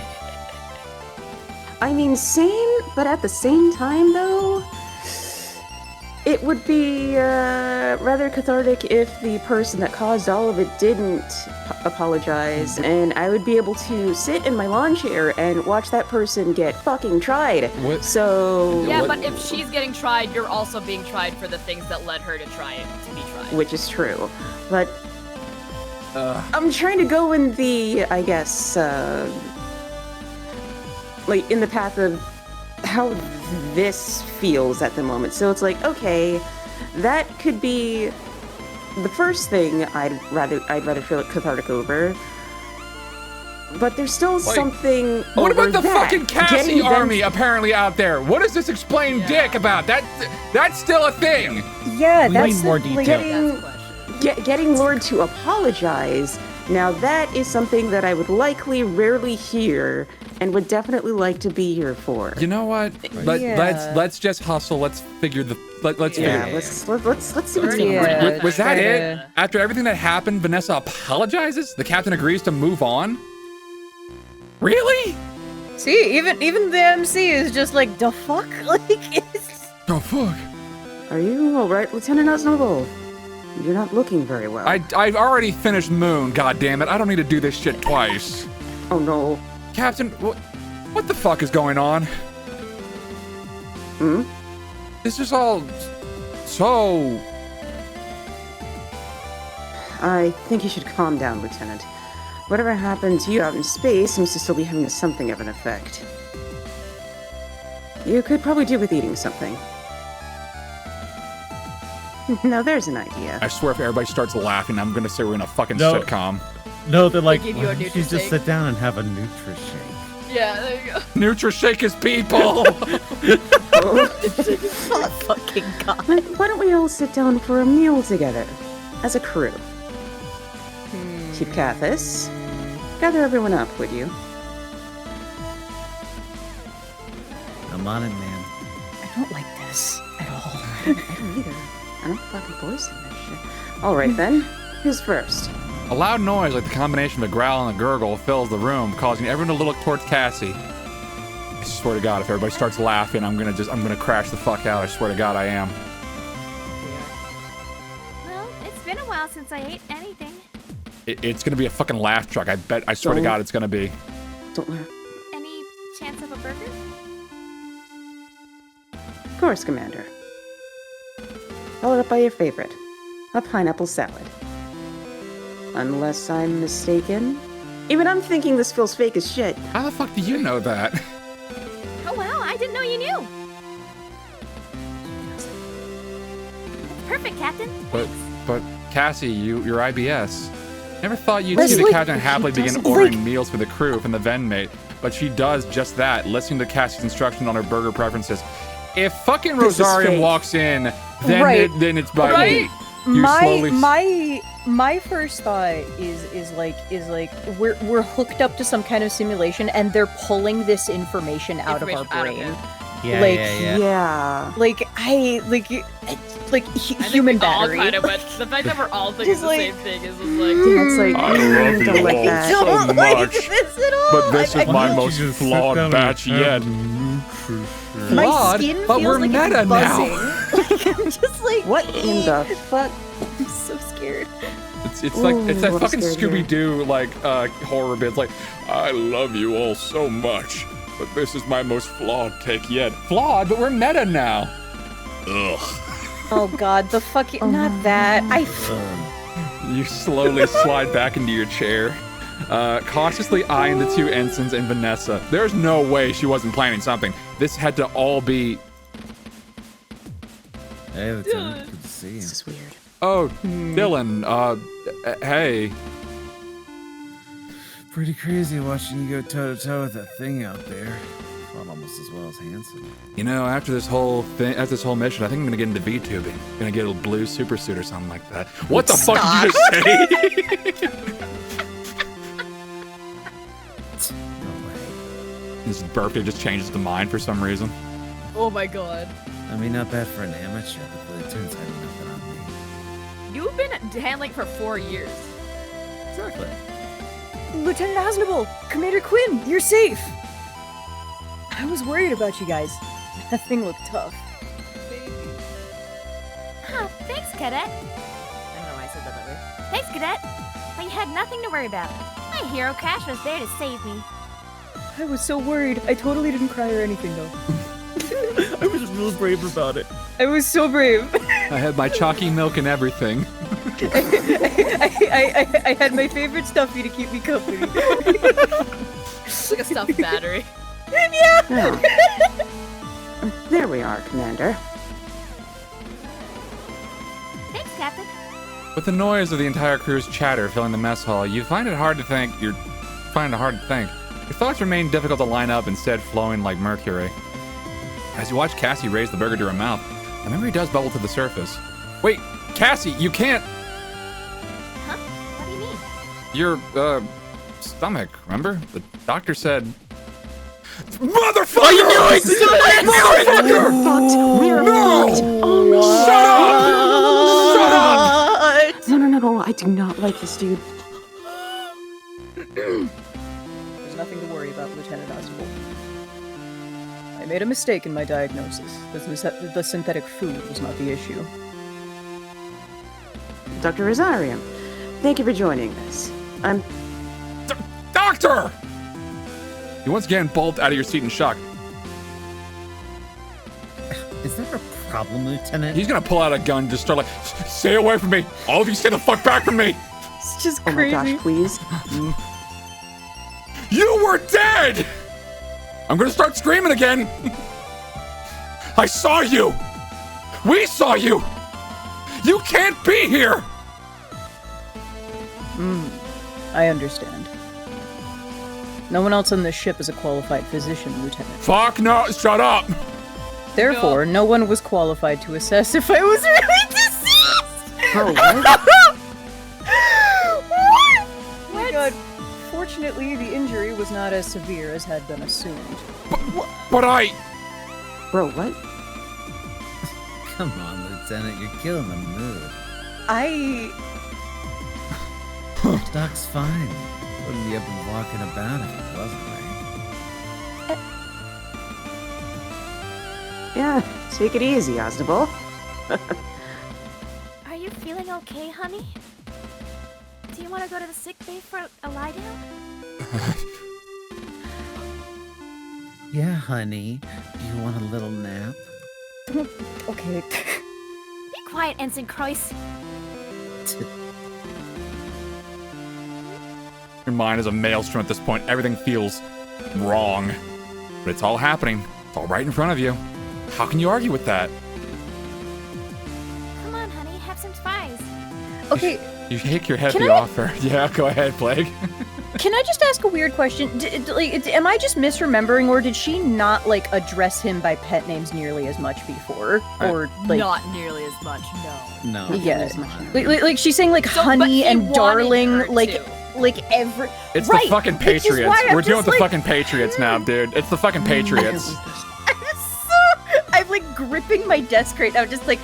It's the fucking Patriots from the NGS2. Something's wrong. It's the fucking Patriots from the NGS2. This shit sucks. No. The fact that they dated for like 2 to 3 years and she never said I love you. All of a sudden she's saying honey every freaking time she addresses. Right, Zoe and I have been it's dating like- for like 4 months. And we've been saying I love you literally at the end of every one of our messages and pretty much every time we I talk say to I love each you other. to my friends just because. I'm just like, what?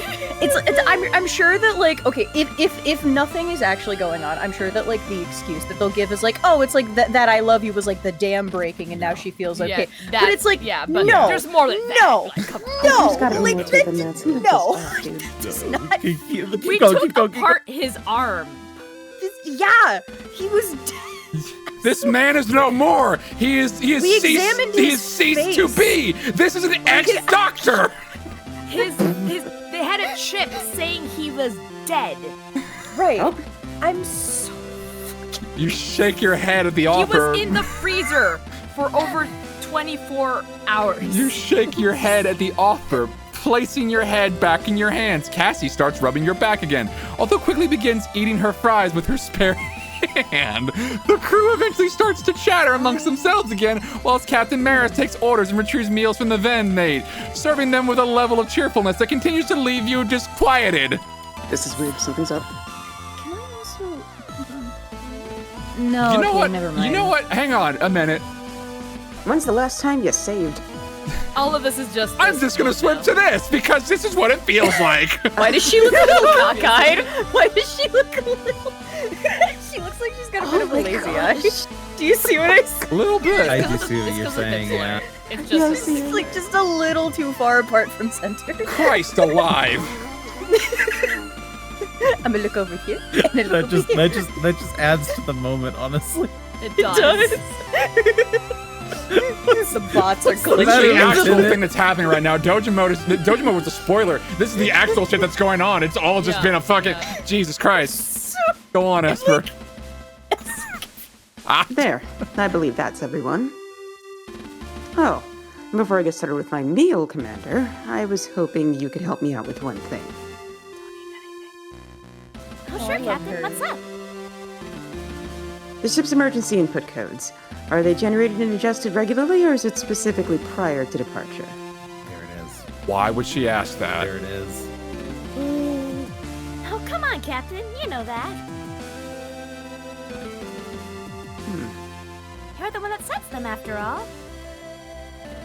They're both, They're both having in this it. illusion. Oh, frick. Well, it's Wait. initially prior to departure, then Wait. every 5 days per enemy encounter. Wait, What happened to the fucking music? I was I was about to say, I'm not the only person. Yo, fuck? shit. I was waiting for this moment. What the fuck? Oh, bro, what the fuck? Whichever comes first. Has it been 4 days? Or 5 days since. Oh. So confused. Of course. Thank you, Commander. Hey, Cassandra, you want to shoot me in the face and see if I wake up tomorrow? Oh, yeah. Oh, I don't like this. Just for funsies. No problem. I'm sorry, that was very. Do you want to shoot me in the face and see if I wake up tomorrow? No problem. I know, it's great. Watch Space Dandy. It's Plague. It's a good show. Since the captain asked, Quinn. Oh, yes, Vanessa? At what distance do we typically start transmitting our security clearance prior to announcing we intend to dock at the colony? They're grabbing all of our defense issues. What are these so they can questions? invade. Oh, that's specific. I mean,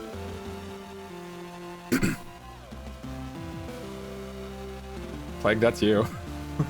Oh, this is awkward. Sorry, I'm like, sorry.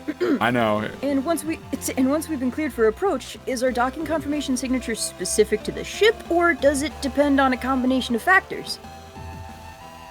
hey, you're just a cadet. I don't think you need to know that. That's why they grabbed Cassie.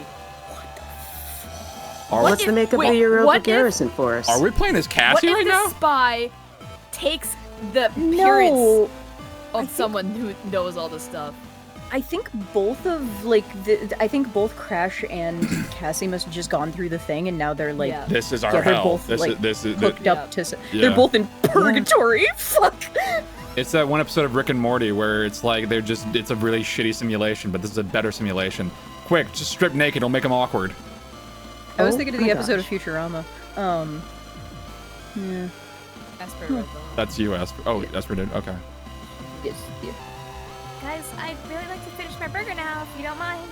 Me. What's the target time for a colony defense forces mobilization? Well, You look up to see the whole crew staring at Cassandra, a look of malevolent intent in their eyes. Does the JUCF implement a series of local data stores, or is it transmitted across the large-scale network? guys? What frequencies are emergency requests transmitted on? What are you asking this for? Guys! How extensive are the JCF's nuclear capabilities? Leave her alone! Guys!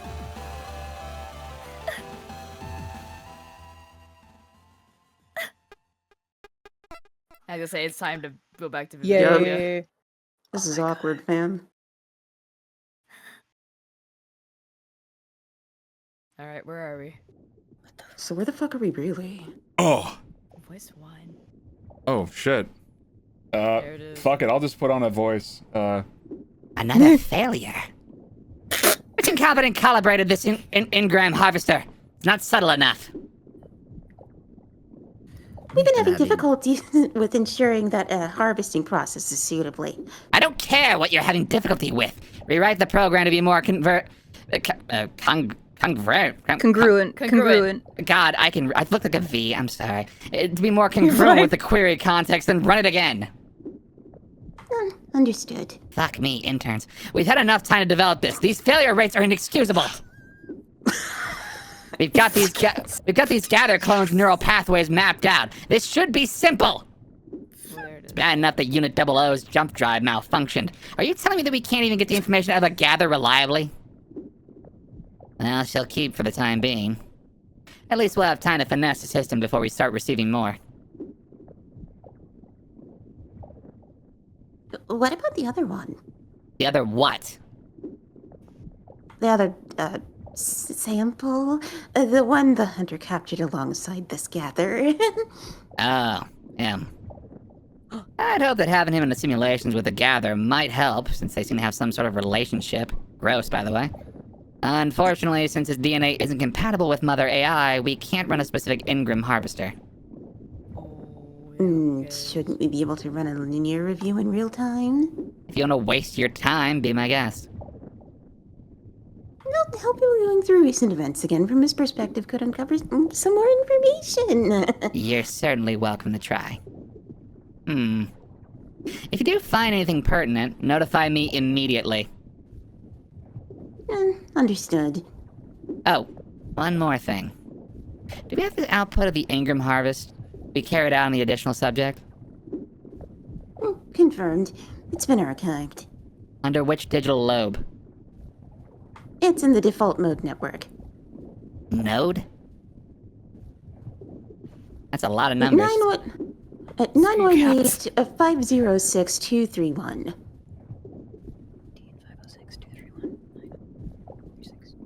What the Okay. Oh, nice. You're the one that asked. asked. That's the flowchart. Oh. Oh. The Wait, that's not the end, fuck? right? That's, Better fucking. What's with the Oh. bubbles? Are we in a tube? Are we in a That's what tube I right was now? You're Yeah, probably we're in pretty a sure tube. we're in liquid, yeah. Excellent. Send me that reference. It might be useful for review later. Now, run this one again. Once you've started her Ingram harvest, you can do the same with the others. Understood. Oh. Oh shit! What the fuck? Yep. Well, fuck. Are these Oh my Cassies just gosh. from all of the timelines that we could potentially do? Oh shit. May 6th, planetary calendar 214. Europa colony Interesting theory. 01. Jovian colony fleet, 2nd military court. Oh shit. Oh, frick. Admiral Fairwater. I think I can this. take it if you want. Yeah, go for it. I think me and Sumi are out now. So fucking confused. Now that we're all here, we can begin. As was decided yesterday, this is to be the final day of the inquiry into the events that happened on board the JFS Gundog between April 24th and April 28th. Our findings today will dictate the JCF's future actions around the matter, as well as what has to be done with the ship's crew. Guards, please bring Miss Maris Bottomuse to the stand. Welcome back, Miss Bottomuse. It's my pleasure, Admiral. Now, Miss Bottomuse, we've gone over everything that happened on board the Gundog following its departure from this colony on April 19th up until the 24th. The last task of this inquiry is to find out what happened following Miss Lord's adjustment to the command structure up until your return to Europa 01. I trust we'll have your full cooperation on this matter. Hasn't that already been demonstrated? A yes or a no, Miss Bottomuse. Yes, Commodore. Thank you. Oh, there's someone else. I'll go, Commodore. Thank you. So, we understand that the main effort to counter Miss Lord's mutiny was made by Chief Engineer Cathays and Lieutenant Osnable. Is that right? That's the long and short of it. You said that the two of you had found enough information to prove that none of the accused had anything to do with treasonous actions. What happened after that? Well, we'd finally got as much of it figured out as we could. We were gonna take it to the rest of the crew, get them on side, and go confront Lord. Before we could go anywhere, though, we heard gunshots. Lieutenant Azabel went running off to see what was happening. I couldn't get close because of the bullets flying everywhere. Things calmed down for a second. I saw the lieutenant and the ensigns running into the hangar after whoever had been shooting things up. That's also you. You're the Admiral. From your position, could you tell why this attacker wasn't apprehended by security?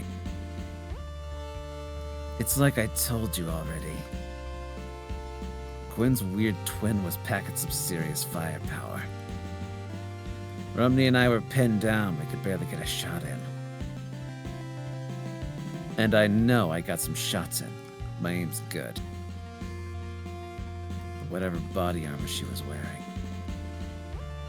it's like she didn't even notice. I see. So, after this, the lieutenant and the unidentified attacker, who you stated was carrying an unconscious Lieutenant Commander Quinn, they made their way to the hangar, whereupon they both launched in separate crafts.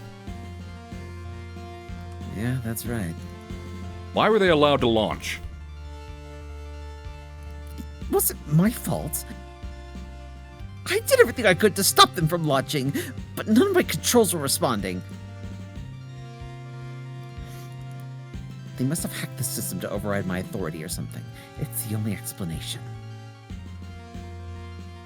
I bet they did it ahead of time. There was no way I could have known. Who wants to take Commodore Rivers?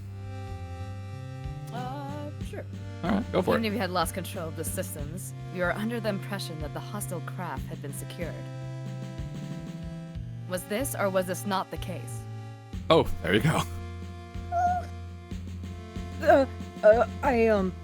Well, the thing is that, Cadet Grange, can you answer the question? Why hadn't the craft been secured? That craft had been secured. Until it managed to break out. I'd have bet my life that nothing could get through Cadet Grange's compound. The stuff was almost impenetrable. I'd be surprised if the team working on the Gundog right now has got anywhere near removing the cargo crates that were stuck in it. If that stuff didn't stop it, then there was nothing else on the ship that could have. So the enemy craft was able to escape the restraining compound and leave the ship after the hangar controls were overridden. That's you, Sammy. Alright, yeah. I was Rivers, yeah. Considering that Lieutenant Asmal was, at that time, supposed to be confined on suspicions of treason, how were they allowed to board a Juno?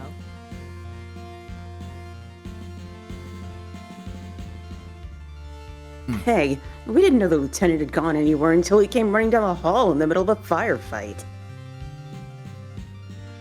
He made a jump for it before we could stop him. Croix tried to grab him, but the lieutenant was gone before he got anywhere near. Surprised the lieutenant didn't just get sucked out into space, pulling a crazy stunt like that. And what happened after the lieutenant made his way into space? I mean, I was able to track him and that weird thing after they launched. But they were moving so fast and so close together, I couldn't get a good lock on either of them. Lord was ordering me to take them both out, but before I could line anything up, Croix was out there in Gundog 1. Oh, God. Hey, no one gave me permission to launch. But do you think I'm just gonna hang around and watch an amateur like Lieutenant Asnable get torn to pieces because he can't pilot worth a damn? No way. Asnable showed some guts, and I was gonna let him die after he finally grew a spine. I went out there to give the lieutenant a little bit of help. So the two of you were able to defeat the enemy craft together? Of course Chris was able to take it out. What do you think we dragged back into our hangar for you guys? Might be in a few pieces, but those tech nerds love a challenge, right? But the lieutenant didn't return with you. Why not? Because he disappeared, that's why not. He sold out his friend and used them to cover his escape. The lieutenant and Quinn are probably off plotting against us right now. We're not here for speculation, Miss Lloyd. We're here for facts.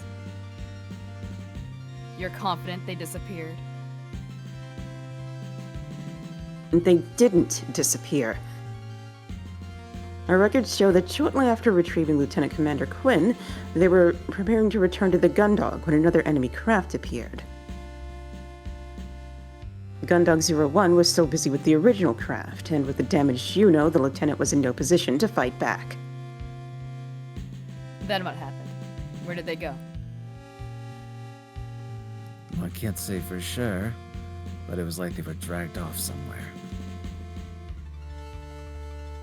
Dragged off. That's what it looked like, but I think it may have actually been a boson jump. A what? A boson jump, Commodore. If you think about how our HFDD works, by warping the space around the ship to allow it to move significant distances, then a boson jump does something similar but connects two unique points in space, letting a craft move directly from one point to another. All theoretical, of course. The energy requirement alone would... Alright.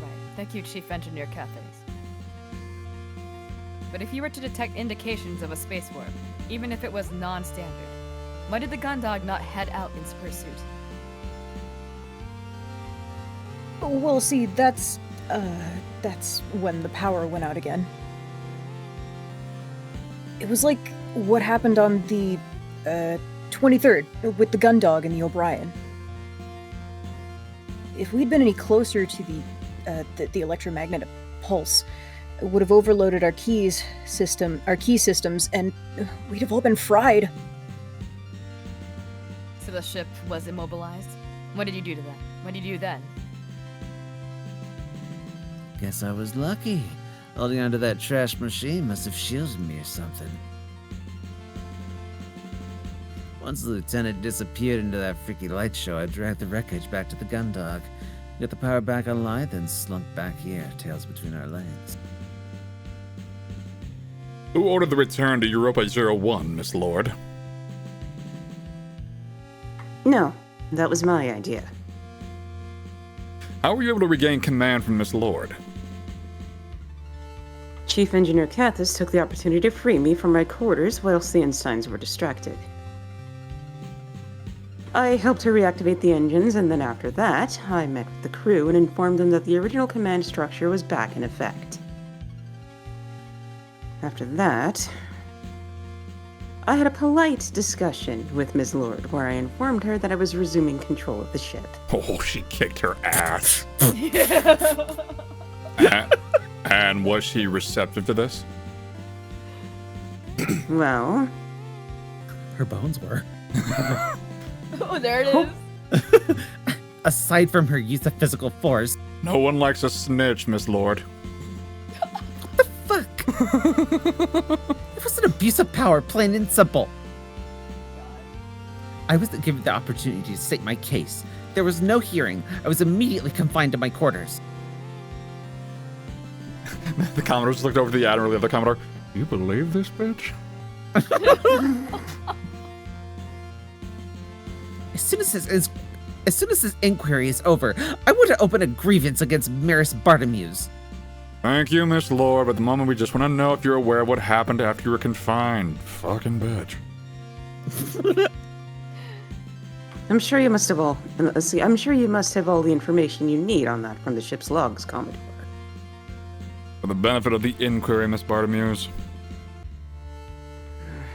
There. From that point on, the Gundog's journey back to Europa 1 was uneventful, and everything occurred as expected. He returned to the colony, immediately notified command of the craft in our hangar. I submitted my report of the events that had taken place since our departure.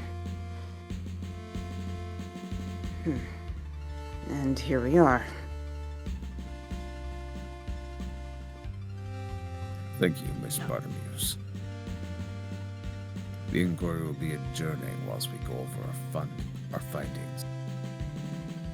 You'll be notified as soon as we have come to an agreement on a verdict.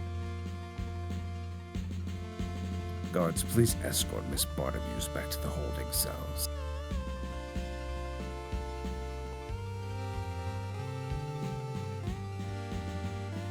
Alright, who wants to take Listvane? Esper, play? I can do it. Go for it. With the exception of some spurious accusations from Miss Lord, it seems that the crew are all giving relatively consistent testimonies. What do you think, Admiral? Losing someone like Sandra Quinn is a catastrophe. She was only a lieutenant commander, but she's worked on a multitude of different ship spaces and installations. In terms of her institutional and process knowledge, if she was interrogated, there's no saying just how much the enemy would be able to learn from her. Oh, fuck. They might already have done that. We've been getting reports of attacks on various frontier outposts with similar patterns to what happened on the Gundog. Loss of power, sudden illness amongst the command structure, attackers appearing out of nowhere. The list of officers we lost is already too long. Female officers.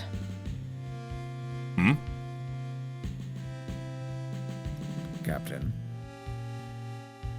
Just something I noticed, Admiral. All of the officers missing are women. Okay, so it's not different timelines. They're all Do just they all different look the same? Cassies from different. Yeah. That's why. Oh man, that's fucking nuts. Uh-oh. Whatever's going on, we can't let it continue. Hmm.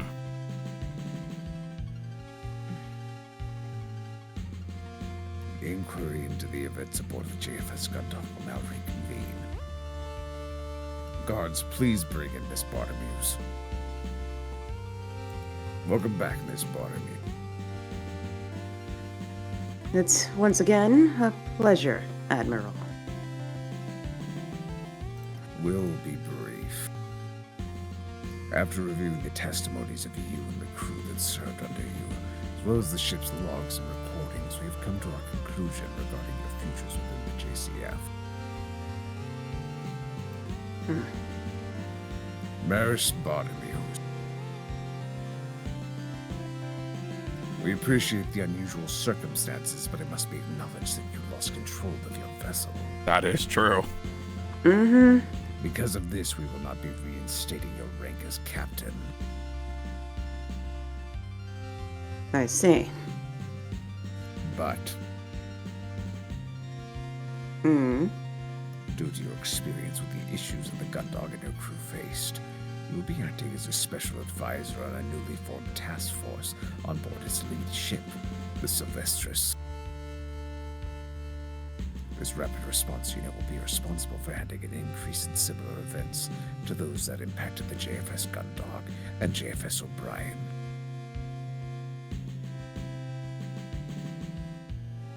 A stipulation of this position is that you will be partaking in mandatory psychotherapy with the ship's medical staff for the duration of your role.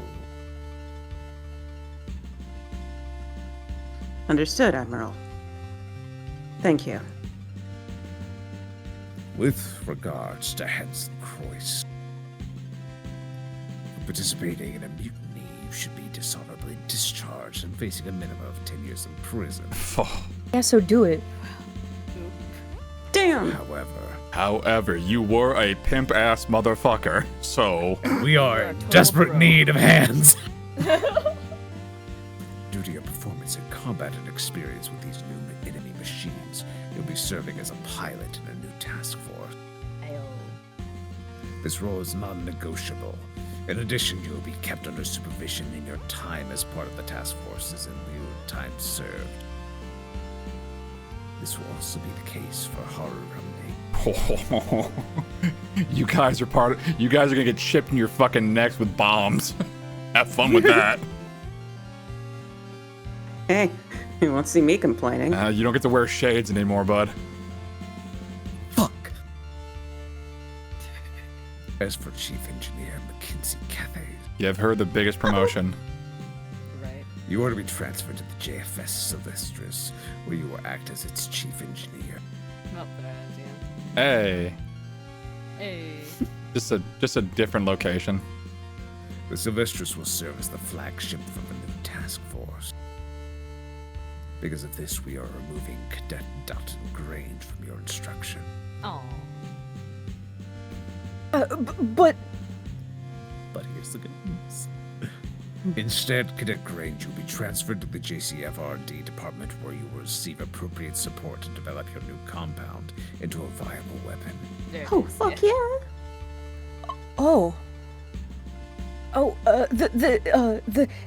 Thank you, ma'am. That's great. That's Well, Hey, there are deep voiced women. Like, true. huh? All right, come on, let's go. What we got for the boys? come on, what we got for you? Moving on to Warrant Officer Dylan Dees. You will be. These nuts.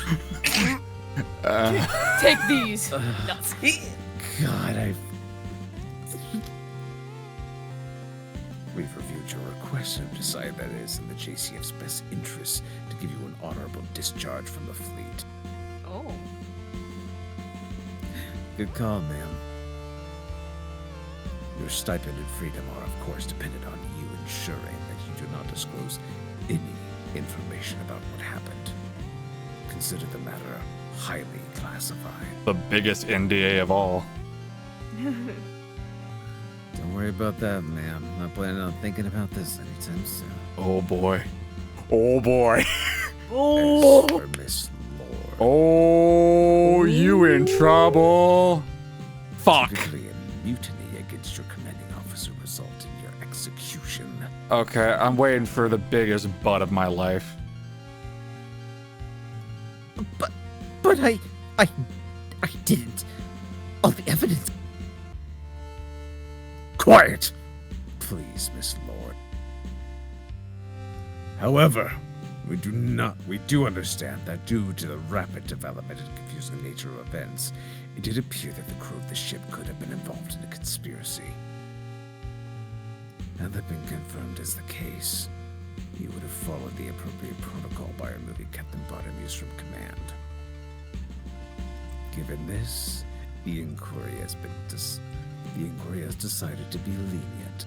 We will now bring in special advisor from the Shinra Corporation, one Mr. Reiji Arisu.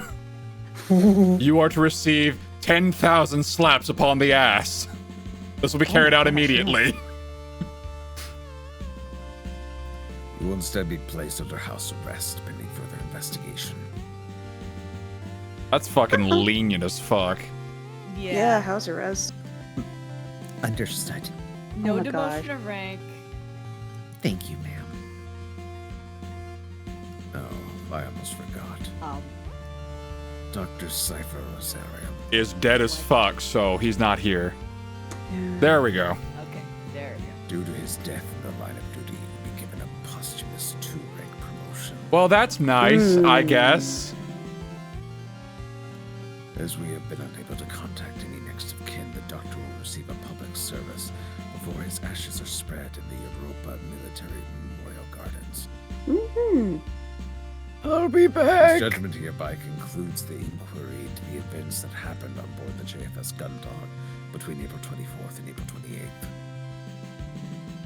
All decisions are effective immediately. You are...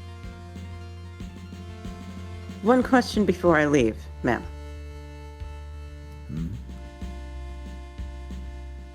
Oh, Bartolmeus, go ahead.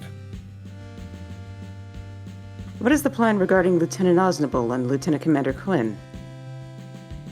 Fuck him. Fuck him. Pardon me? What?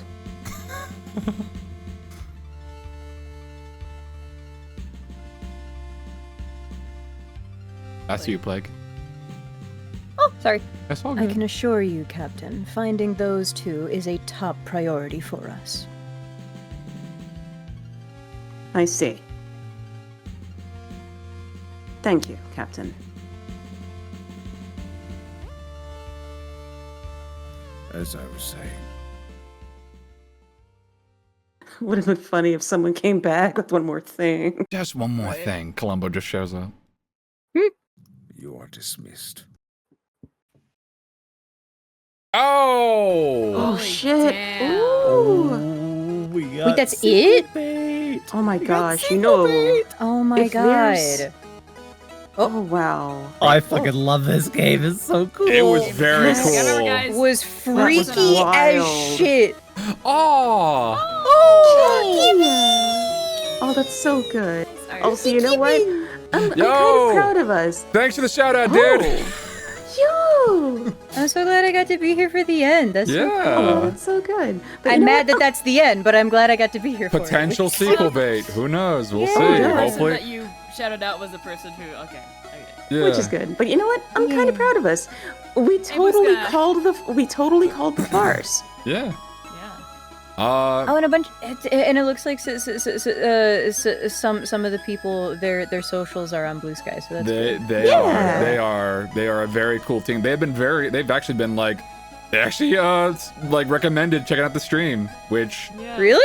thank you again Yeah. so much. That is That was so sweet. this game That's has so been cool. this game has been amazing. I have out of all the visual novels I could have started with and I picked for my streams, hell yeah, Batman, this game's That's awesome. awesome. It was also so perfect good. for- A lot. That was very cool. And for everyone who's watching the stream or watching the VOD, there are other pathways you could have gone down. We debated on this Yeah. shit. I think what we're gonna Yeah. do is we're just gonna stick with this one.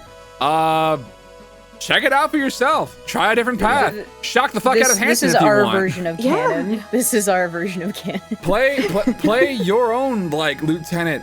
or your security officer as either a she, her, get a lesbian relationship with Cassie going on, be a they, them, fucking try different Hell options. yeah. Go with the mutiny, do whatever, just have fun, go for it. This game is awesome, it's rad, and it's Be ungovernable. check it out, check it out. Cassie does seem like a bi girl to me. I'm just gonna say it. Apparently. Yeah. You know, stories from Soul the Gun Dog. Side girl. Oh, This is so God. She's a Boo. Get off the stage. Tomato, tomato, tomato. Oh, brother, this guy stinks. But I'm kidding. Don't go anywhere, please. We love you, Mark. yeah, but how did the rest of you find it? I obviously freaking this game was awesome. awesome. I really loved liked it. I am. It was I am so sad good. Not what I that I was could expecting not whatsoever. show up for everything. Ah, you know. But like, Oh, it's was- all The right. VODs are on YouTube. Like, They're oh there. my goodness gracious! Exactly. Like the portion where our character was tussling and getting over, or rather, Yeah. contesting with his PTSD, like the yeah. entire Into the void. sequence going on there, That it was took crazy. everything for me. Oops. Oh shit. Sorry. It took everything for me to not break down crying from how happy I was at that turn of events. My goodness Yeah. gracious. Yeah, The- that was awesome. It was like watching a movie. Like, fuck yeah, y'all. It was so Visceral good. reactions, like us just calling Vanessa a bitch repeatedly. Hanson's a dick, but he pulls off some cool ass shit. He us, did. Can us just fawning over the captain, or the chief. I mean, it's I love Yeah. I love everything, honestly. Like the story, the characterizations. Can I also just say, like, Yeah. one thing that like really pulls me in about it is the art style. Like, Oh, yeah. and the use of I like love it. there's not there's not like a insane like if you took like all of the sprites and PNGs from this, it's like it's not an insanely huge amount, but it's like they make it work very well. It's kind of like I sort of equate it to something like seeing Hades Town in person, where it's like there's just the one set, but it's used so efficiently and like creatively that it's like like the world feels more expansive, you know? It's kind Yes. of the point of like, Very cool. I think that was part of the appeal in making visual novels in the original, because you don't need as many assets. Exactly. But like you said though, to make it good, you have to utilize those assets well. Yes. I love it. Also a big fan of the green aesthetic. oh yeah, Yes. oh yeah. It's Dojo really mode. You can good. play the Yeah, entire very game in cool. Dojo mode if you want. That's another option, or just play it in like green CRT filter. Shit's great. Yeah. This has been Yeah, we a had the scan lines on. yeah. It's great. Yeah. This has so many cool visual effects, and the story was keeping us guessing. It had me screaming like fucking twice throughout this whole goddamn thing. We know, we were there. Yeah, I know. I But- got some of it. Anyway, this has been a long ass stream. It was awesome. Yeah, It and was, I it was am so good. I am so Long stream. I'm so thankful for everyone popping in. Maitsumi, Marcy, Esper, Plague, Dev, and all of you for watching. Thank you so much. We're gonna raid out. Let's see who's currently streaming that I know of. Who you looking for? Let's see. I'm gonna raid Snuffy because they're doing a game called Wolf Quest. I think they're still streaming. Fuck it, whatever. It's Oh my late. gosh. There's not many people. Does who does are- that count for does that No, count wait, for... I think they're No, done. it doesn't. Hang on, it's hang on. It's gotta reload shit. Okay. If I can raid out, it'd be great. Are they still doing stuff? Yeah. Right. Start raid. It's saying that we were unable to raid at this time. It's being stupid. Okay. Aww. It's Why? I don't know. That's mean. I don't know. How dare. It's being weird. That's stupid. it's That's look dumb. look it's fine. It's whatever. But this is the end of Stories from Soul the Gun Dog. Check it out for yourself. Next Friday, we're starting up Moon Dwellers, and we're gonna be there for a fucking while. What's that one about? What is that one? Okay, so Wait, I don't know the plot. more of the I've never heard of this. Super Robot Wars games. Super Robot Wars With all the games. crossover characters. So remember Endless Frontier? Mm-hmm. Okay, it's Painfully, it's yeah. the main line. kidding. It's the mainline games. That's the one where Hacken shows up again. So we'll be seeing our cowboy friend So, again, as well as like so 80 when other and where? characters. So It won't when be and for, where for exactly? a few streams into that though. Damn it. There's plenty. Damn There, it. you'll be able to see Kota again. You'll be able to see him and his blue hair and Kota's pronouns. right away in the beginning. Yeah. Okay, hell yeah. There's a bunch of. Depending on the route that we're taking. There's so Yeah, many. There's a ton of characters. I'm sure you'll find someone that you can. That everyone can enjoy, as well as a ton of. Well, more importantly, more giant robots. Tomorrow and Sunday, I got something planned for Sunday that should be pretty special. Tomorrow's kind of up in the air, but we'll see. Anyway, it has been a hot second. We're gonna go ahead and close down. May your lives be as brilliant as an exploding star. Good night, everybody. Good night. Night, night.